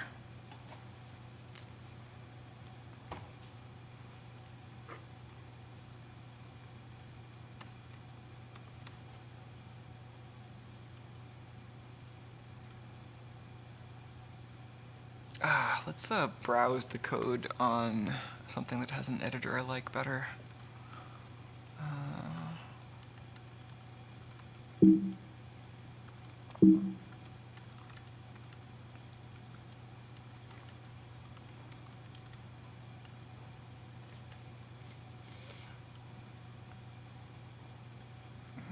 Okay.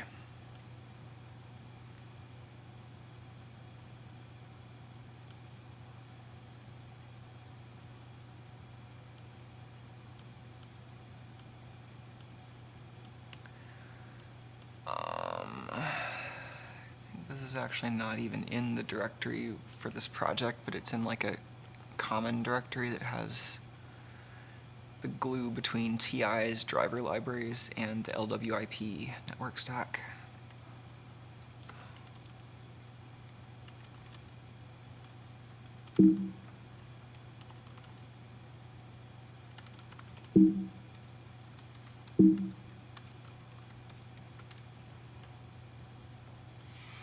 So this is another repository that's just kind of an open source fork of TI's drivers.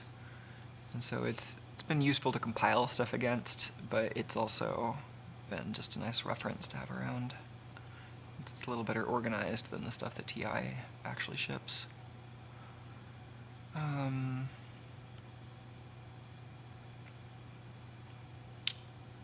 This was actually in somewhere weird.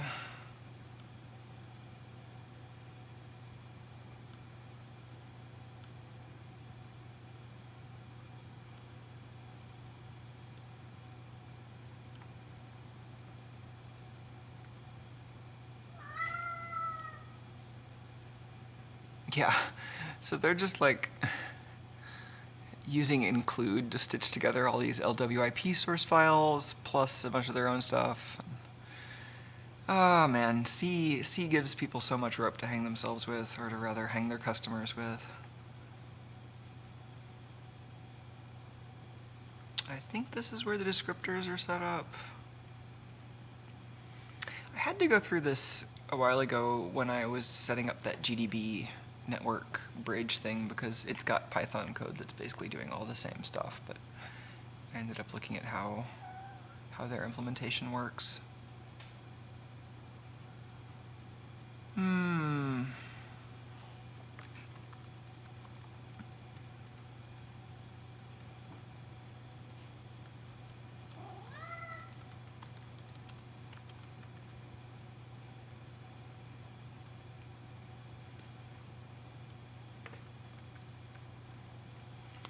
So what I'm looking for is this particular piece of glue code.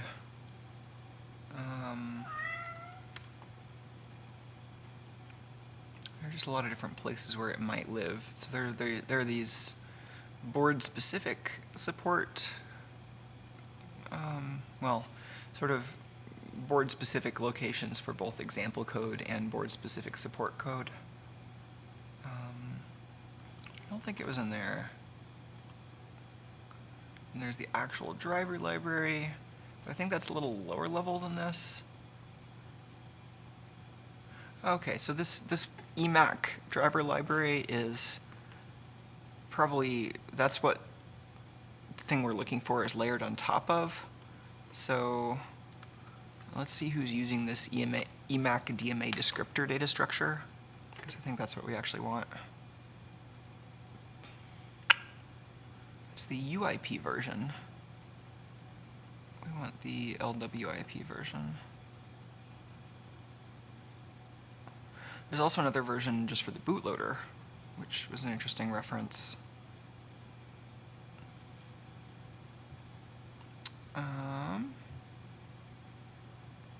Oh, here it is.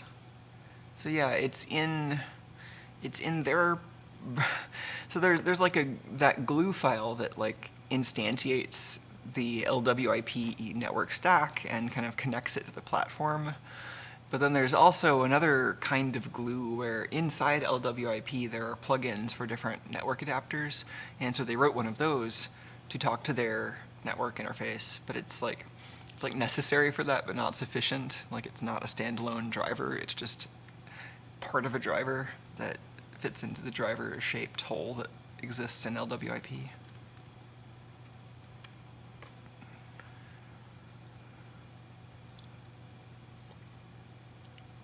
So yeah, the way this is supposed to work is this kind of driver-ish thing, maybe they actually call it a driver interface. Anyway, this is set up by the LWIP network stack, and then it sets up these buffers, which are, well, this is how many of them there are, and then some definitions. These are the actual descriptors. So these describe the buffers, and then I think the actual buffer memory is dynamically allocated. this is what actually sets it all up. So one question I would have is, if I looked at the contents of these descriptors, like as they're being set up here, would that be different in the working and non-working cases? Because after this is set up, then it's pretty much all done in hardware. Like the hardware does, whatever speed auto negotiation needs to happen, and it has its own state machine to keep track of how the connection's doing. And when it starts receiving a packet, it takes care of, the kind of preamble and CRC check, and it just dumps this into a memory buffer. And then once it's there, you get an interrupt saying some stuff happened, and you check the buffer, and the packet exists. So we're just, getting stuck somewhere in between. The initialization happens, and everything's done.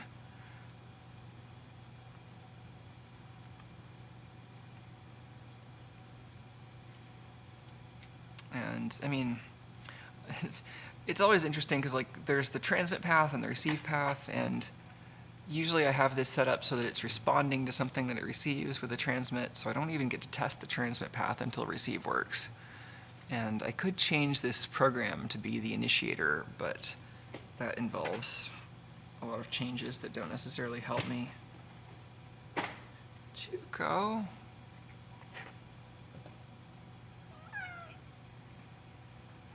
You rubbing your face on all the wires, huh? I got my eye on you. You better not bite any of those.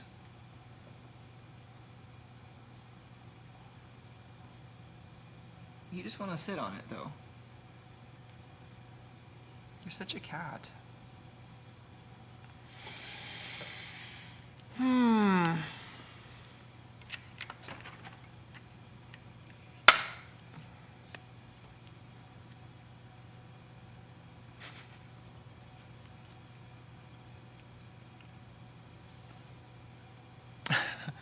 When life gives you cats. I've totally embraced the crazy cat lady lifestyle. Anyway, Ethernet.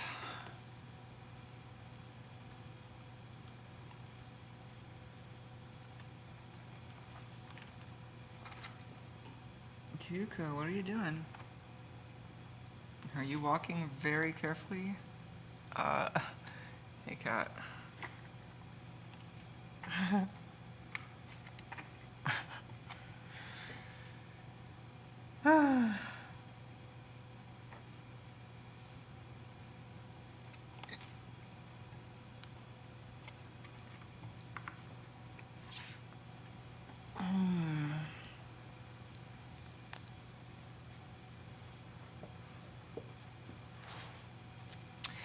All right.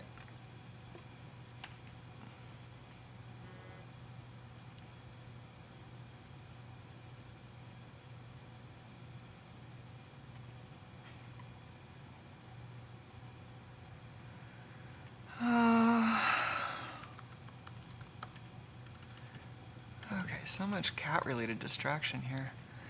So, yeah, I mean, I guess the one version of this experiment is to, in both the working and non-working versions of this, just run them and check out the contents of this descriptor memory. Another thing to do would just be to statically look at what the descriptor layout might be, just looking at the ELF files and see how that might be different, which might be a little quicker. Another experiment would just be to, since I've already got the non-working version on, just set a breakpoint here and then look at the data structures and see if anything in them looks out of sorts.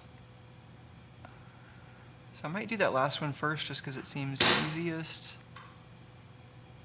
This is interesting.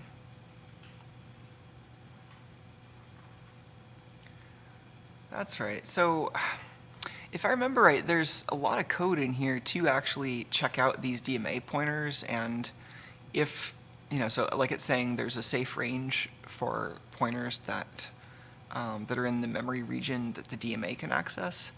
I wouldn't expect this to change just from stuff moving around in flash memory, but that's like the point we're at in debugging.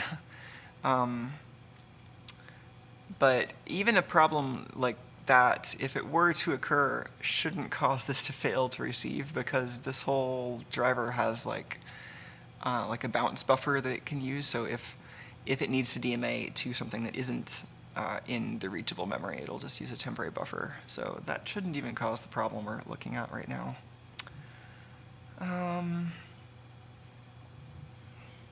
So yeah, let's just take a look at this. This is in Tiva tm4c129.c.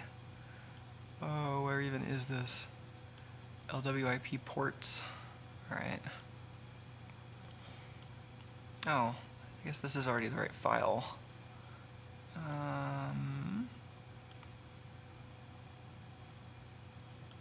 Let's not have so many breakpoints.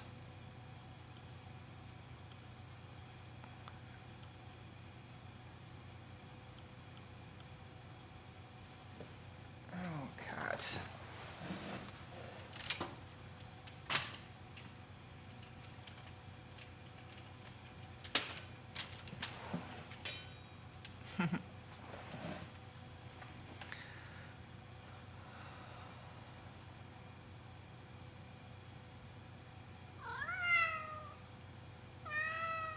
Hey, Tuco.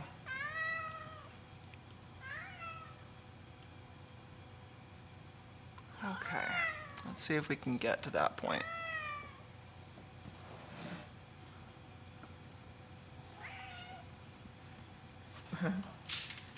Tuco's like, oh my god, bolts! Yes, Tuco, they still exist.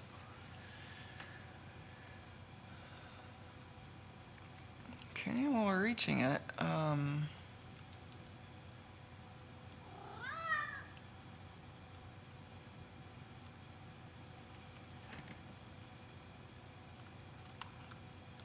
not even going to worry about transmit descriptors right now.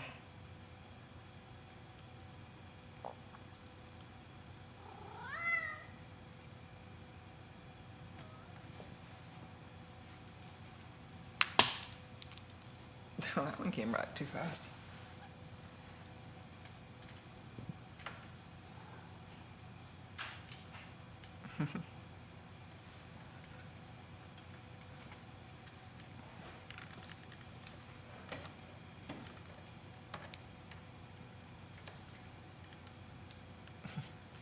Hey Tuco, how about some fill light?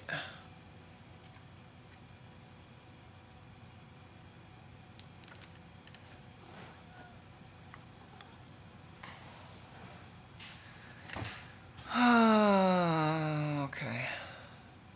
So we got 8 of these. What was that DMA safe region again?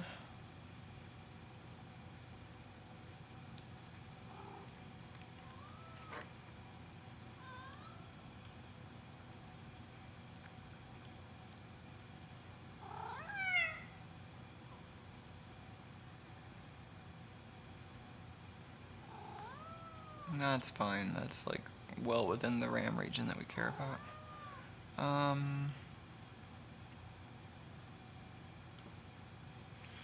And so each of these has this little descriptor bit, which I think is just like a packed word or 2 words or something like that. There's one which, so I think this is a union, so some of these overlap, but there's basically a, like a valid bit in the first word that tells you whether the hardware owns this buffer or the driver. And then the other words are things like how long is this buffer, was it successful, and what was the timestamp, things like that. This Ethernet chip actually has some really nice timestamping features. I came across some of this a while ago when I was looking into, kind of inexpensive ways to get, to do like multi-channel audio over distances. And so I was looking into ways of synchronizing clocks on a bunch of microcontrollers, and there's actually kind of a nice solution for that the TI has, mostly for kind of industrial stuff, where it's kind of like a fancier version of NTP, and it has some hardware support that involves time-stamping individual packets with really good precision. And then there's a software layer on top of that that does kind of a time protocol. But since it can do that time stamping, then it's much more accurate than having to ask, once the application gets the packet, then like asking the CPU what time it is. It can just have the Ethernet controller timestamp the packet as soon as it arrives.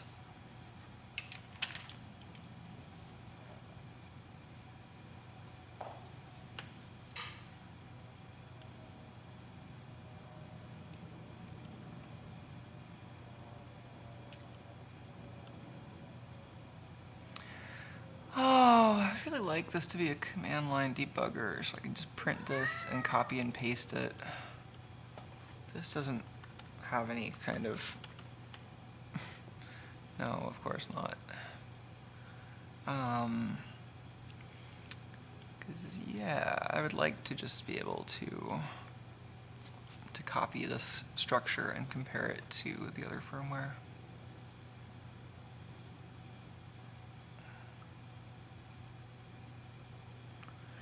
But I'm also thinking about just, is this, like, are the contents of this actually any good?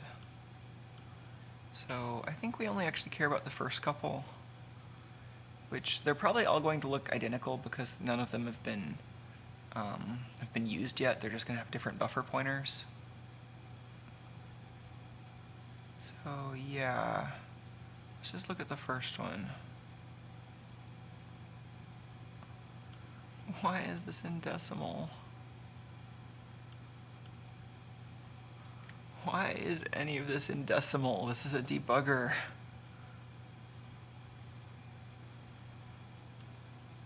Yes, okay. So that indicates the hardware owns it and hasn't done anything with it yet.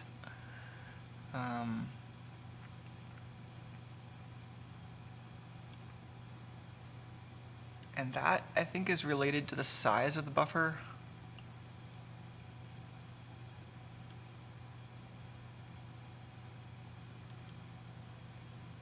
I guess that means it doesn't know how large this is supposed to be, but that's fine.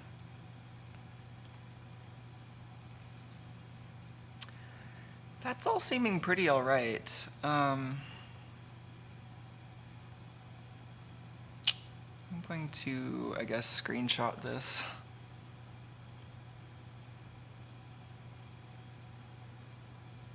But yeah, that doesn't look... Let's see if there's anything easy we can do statically to see what the differences would be. Because the location of the descriptors themselves, like, that's just a symbol that we can look at in the ELF file. That's easy. So the buffers come from this allocator here.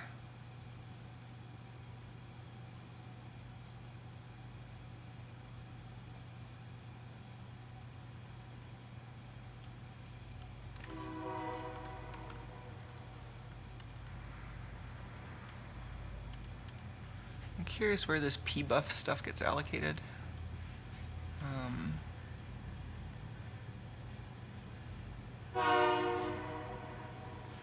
Hello, train.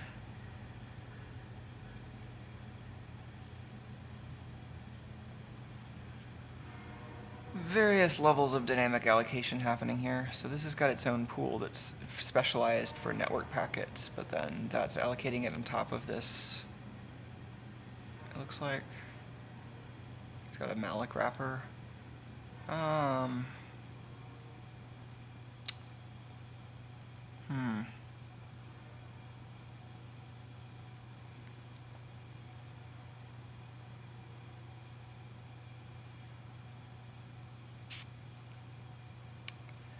Well, that's frustrating.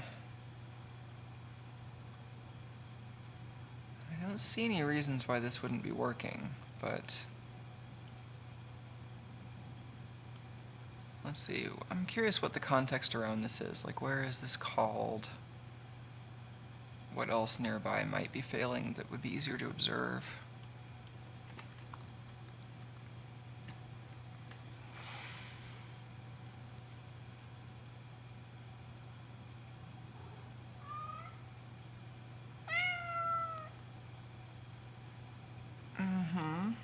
Me too, Ko. I guess one static analysis that would be pretty easy to do that might give me some good info is to look at the RAM addresses in those two ELF files and see what kind of differences are significant. But, I mean, I shouldn't be using like a different amount of RAM. It should just be things moving around.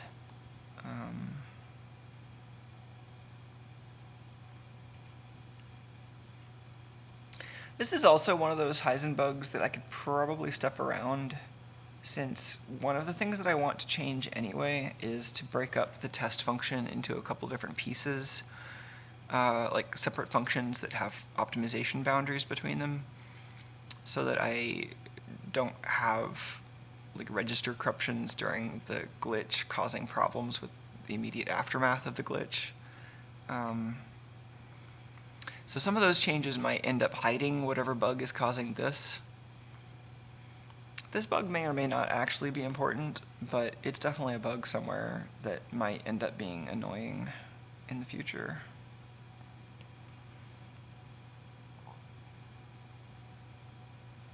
And I can think of various ways to debug this. I mean, at this point, it looks like the addresses we're giving the DMA controller are fine, but you know, something is happening in between apparently setting up the network controller correctly and where we would expect to see packets.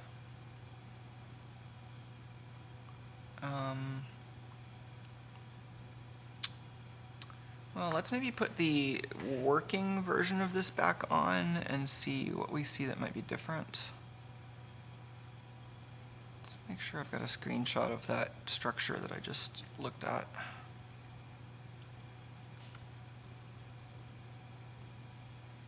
I mean, I've got a recording of everything on the screen, but, you know, this is more convenient.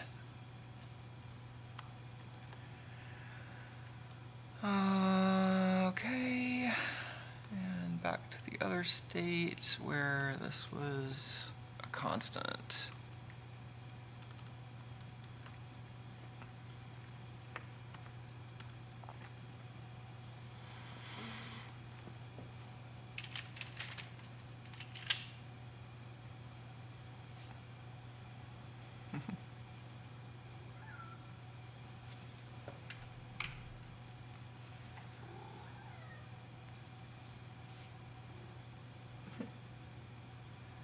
Aw.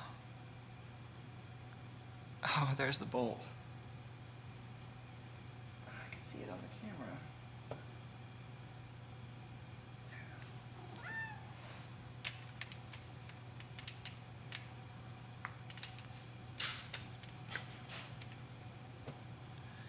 Fast little kitty.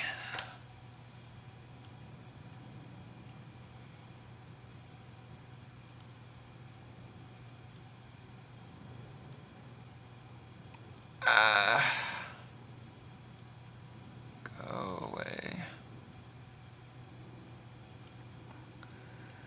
I really have no sympathy for a text editor that can't handle arbitrary sized text files in 2017. I mean, I didn't even need to open that large file, but just the fact that it gave me a warning was kind of like, really, we're still doing that?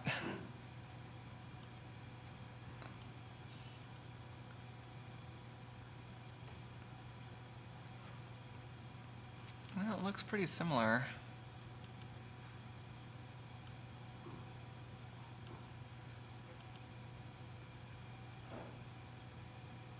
Oh.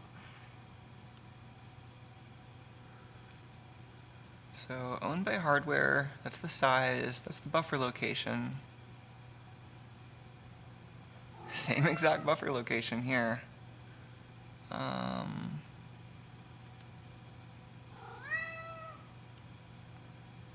And where was that?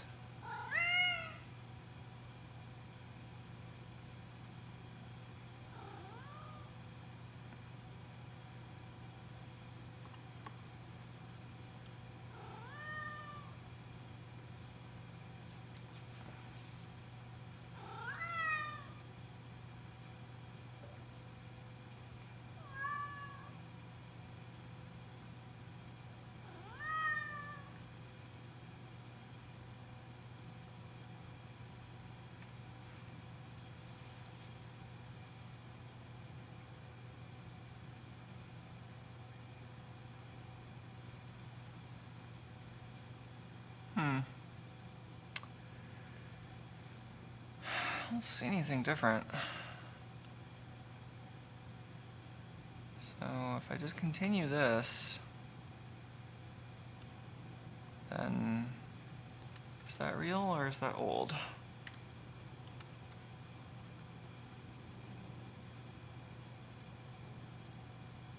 Oh, there it is. Yeah, so that's working again.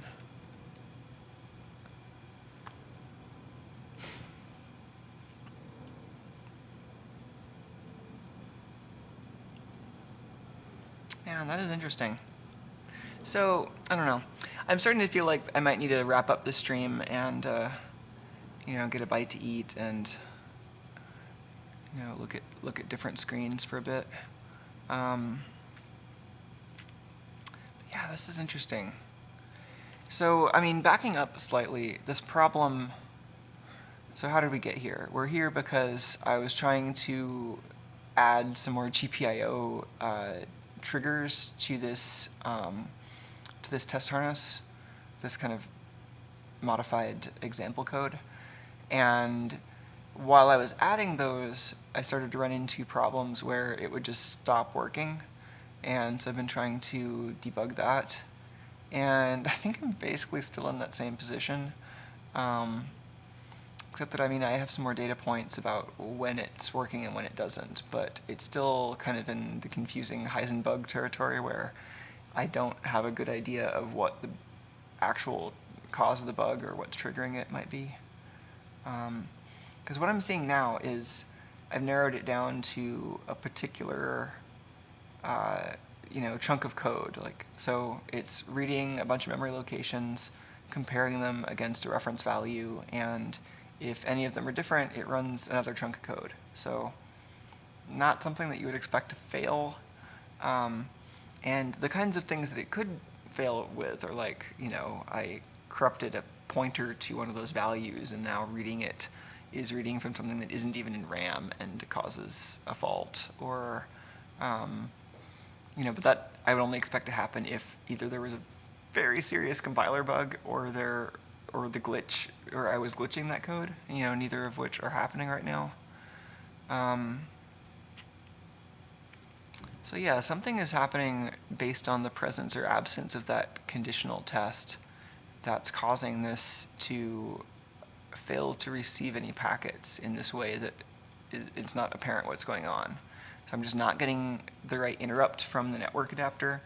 I'm getting other interrupts. I'm getting the interrupts that tell me that the link is established, but I'm not getting any receive interrupts.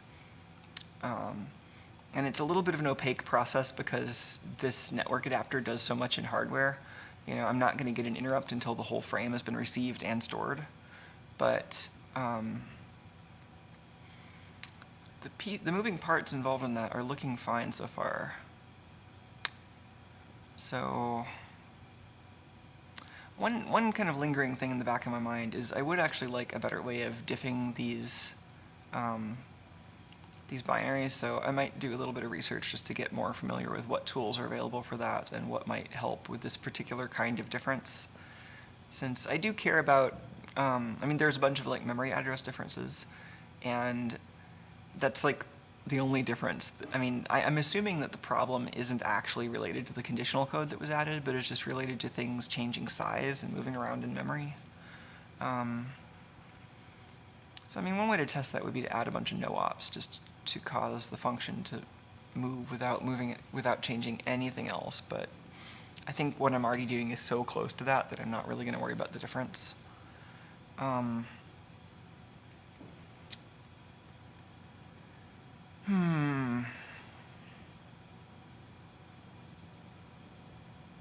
Yeah, and this is running the test just fine.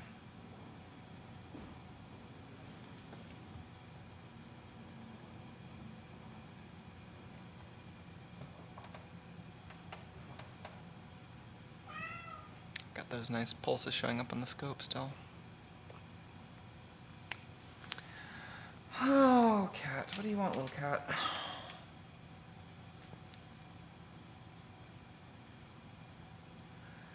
Yeah, maybe it's actually worth looking at the symbols in those binaries. see what the differences are at that level.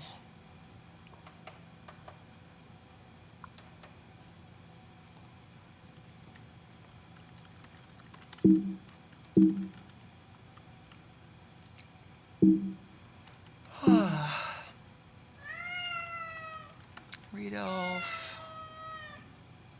All the symbols.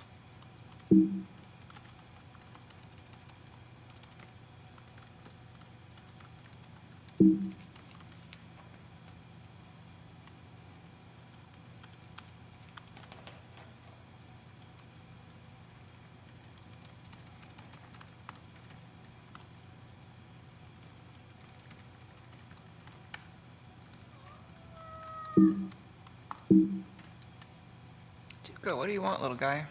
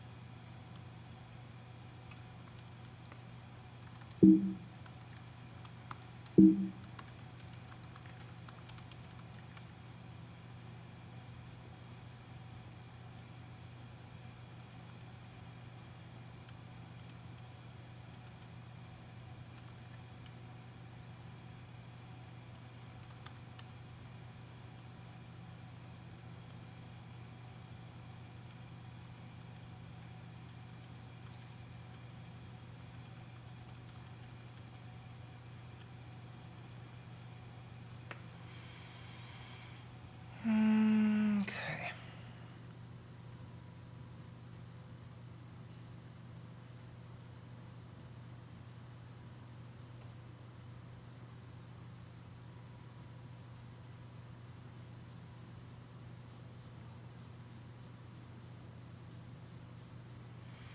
That RAM layout looks like exactly the same.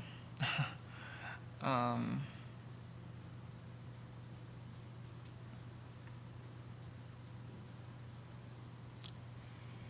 and I mean, this is looking a little bit like something where maybe there's a problem with part of the flash memory on this chip, but I thought this IDE was doing a verify. Maybe it's a good time to make sure it was.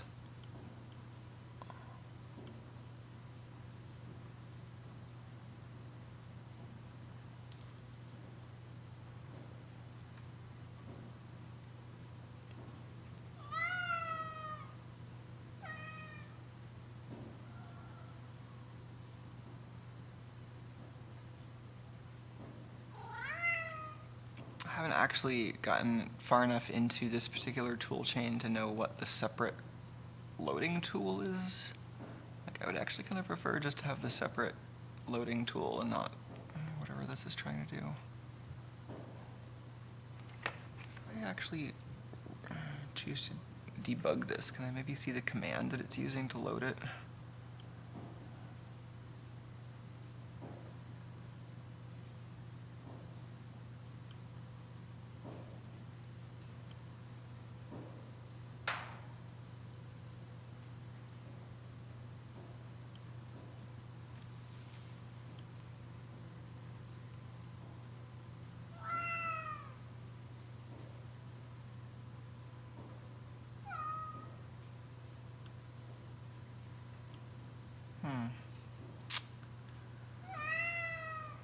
Oh, Tuco.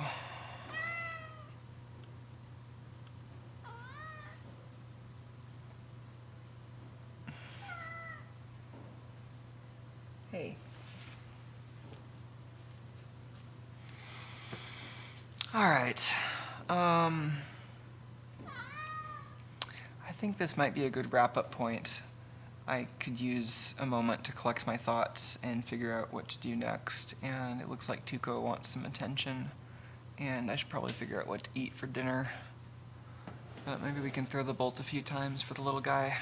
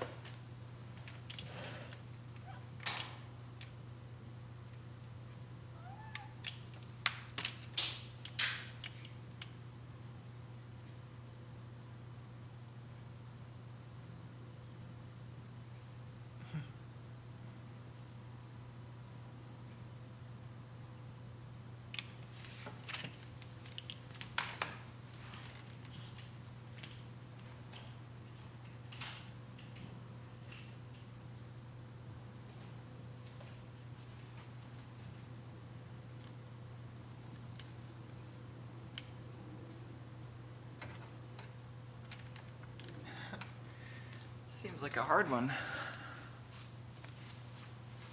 He kind of likes it back there. There's like a little storage closet under the stairs, and there's a regular door on the front where you can get into it, but there's also just that open area. So he kind of likes the fact that there's like a front door and a back door, I think.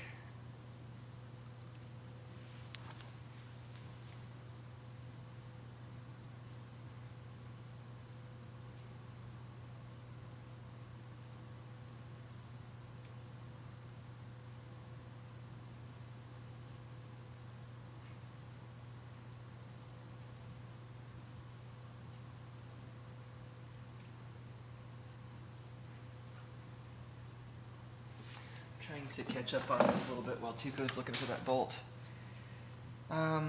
Tuco's about 2 years old, 2.5 years.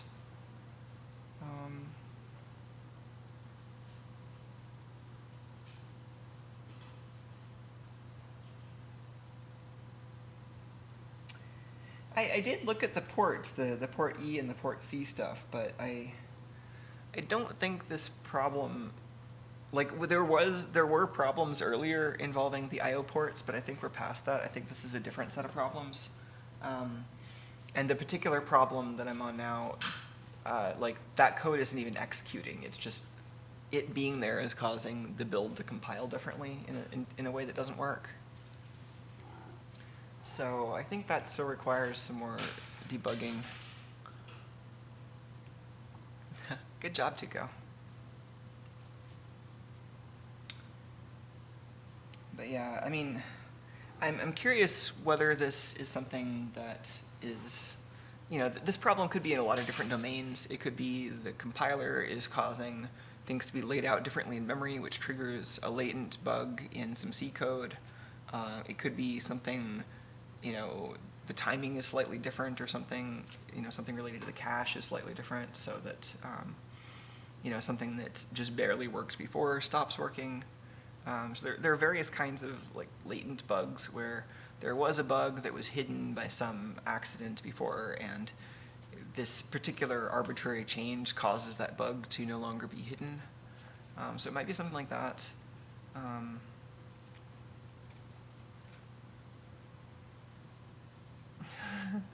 Tuco's way back there. All right, I think this will be the last bolt. I think we'll wrap this up after he brings this one back. I believe in you, little guy.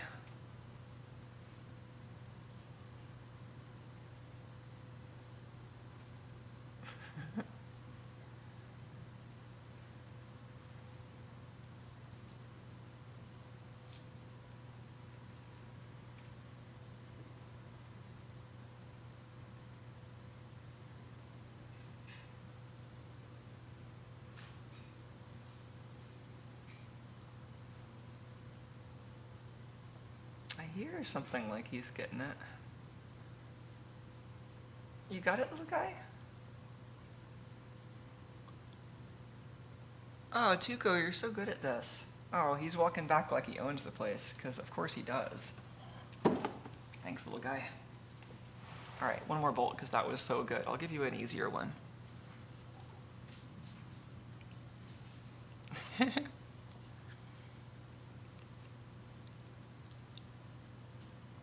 Good job, Tuco. Happy hacking, everyone.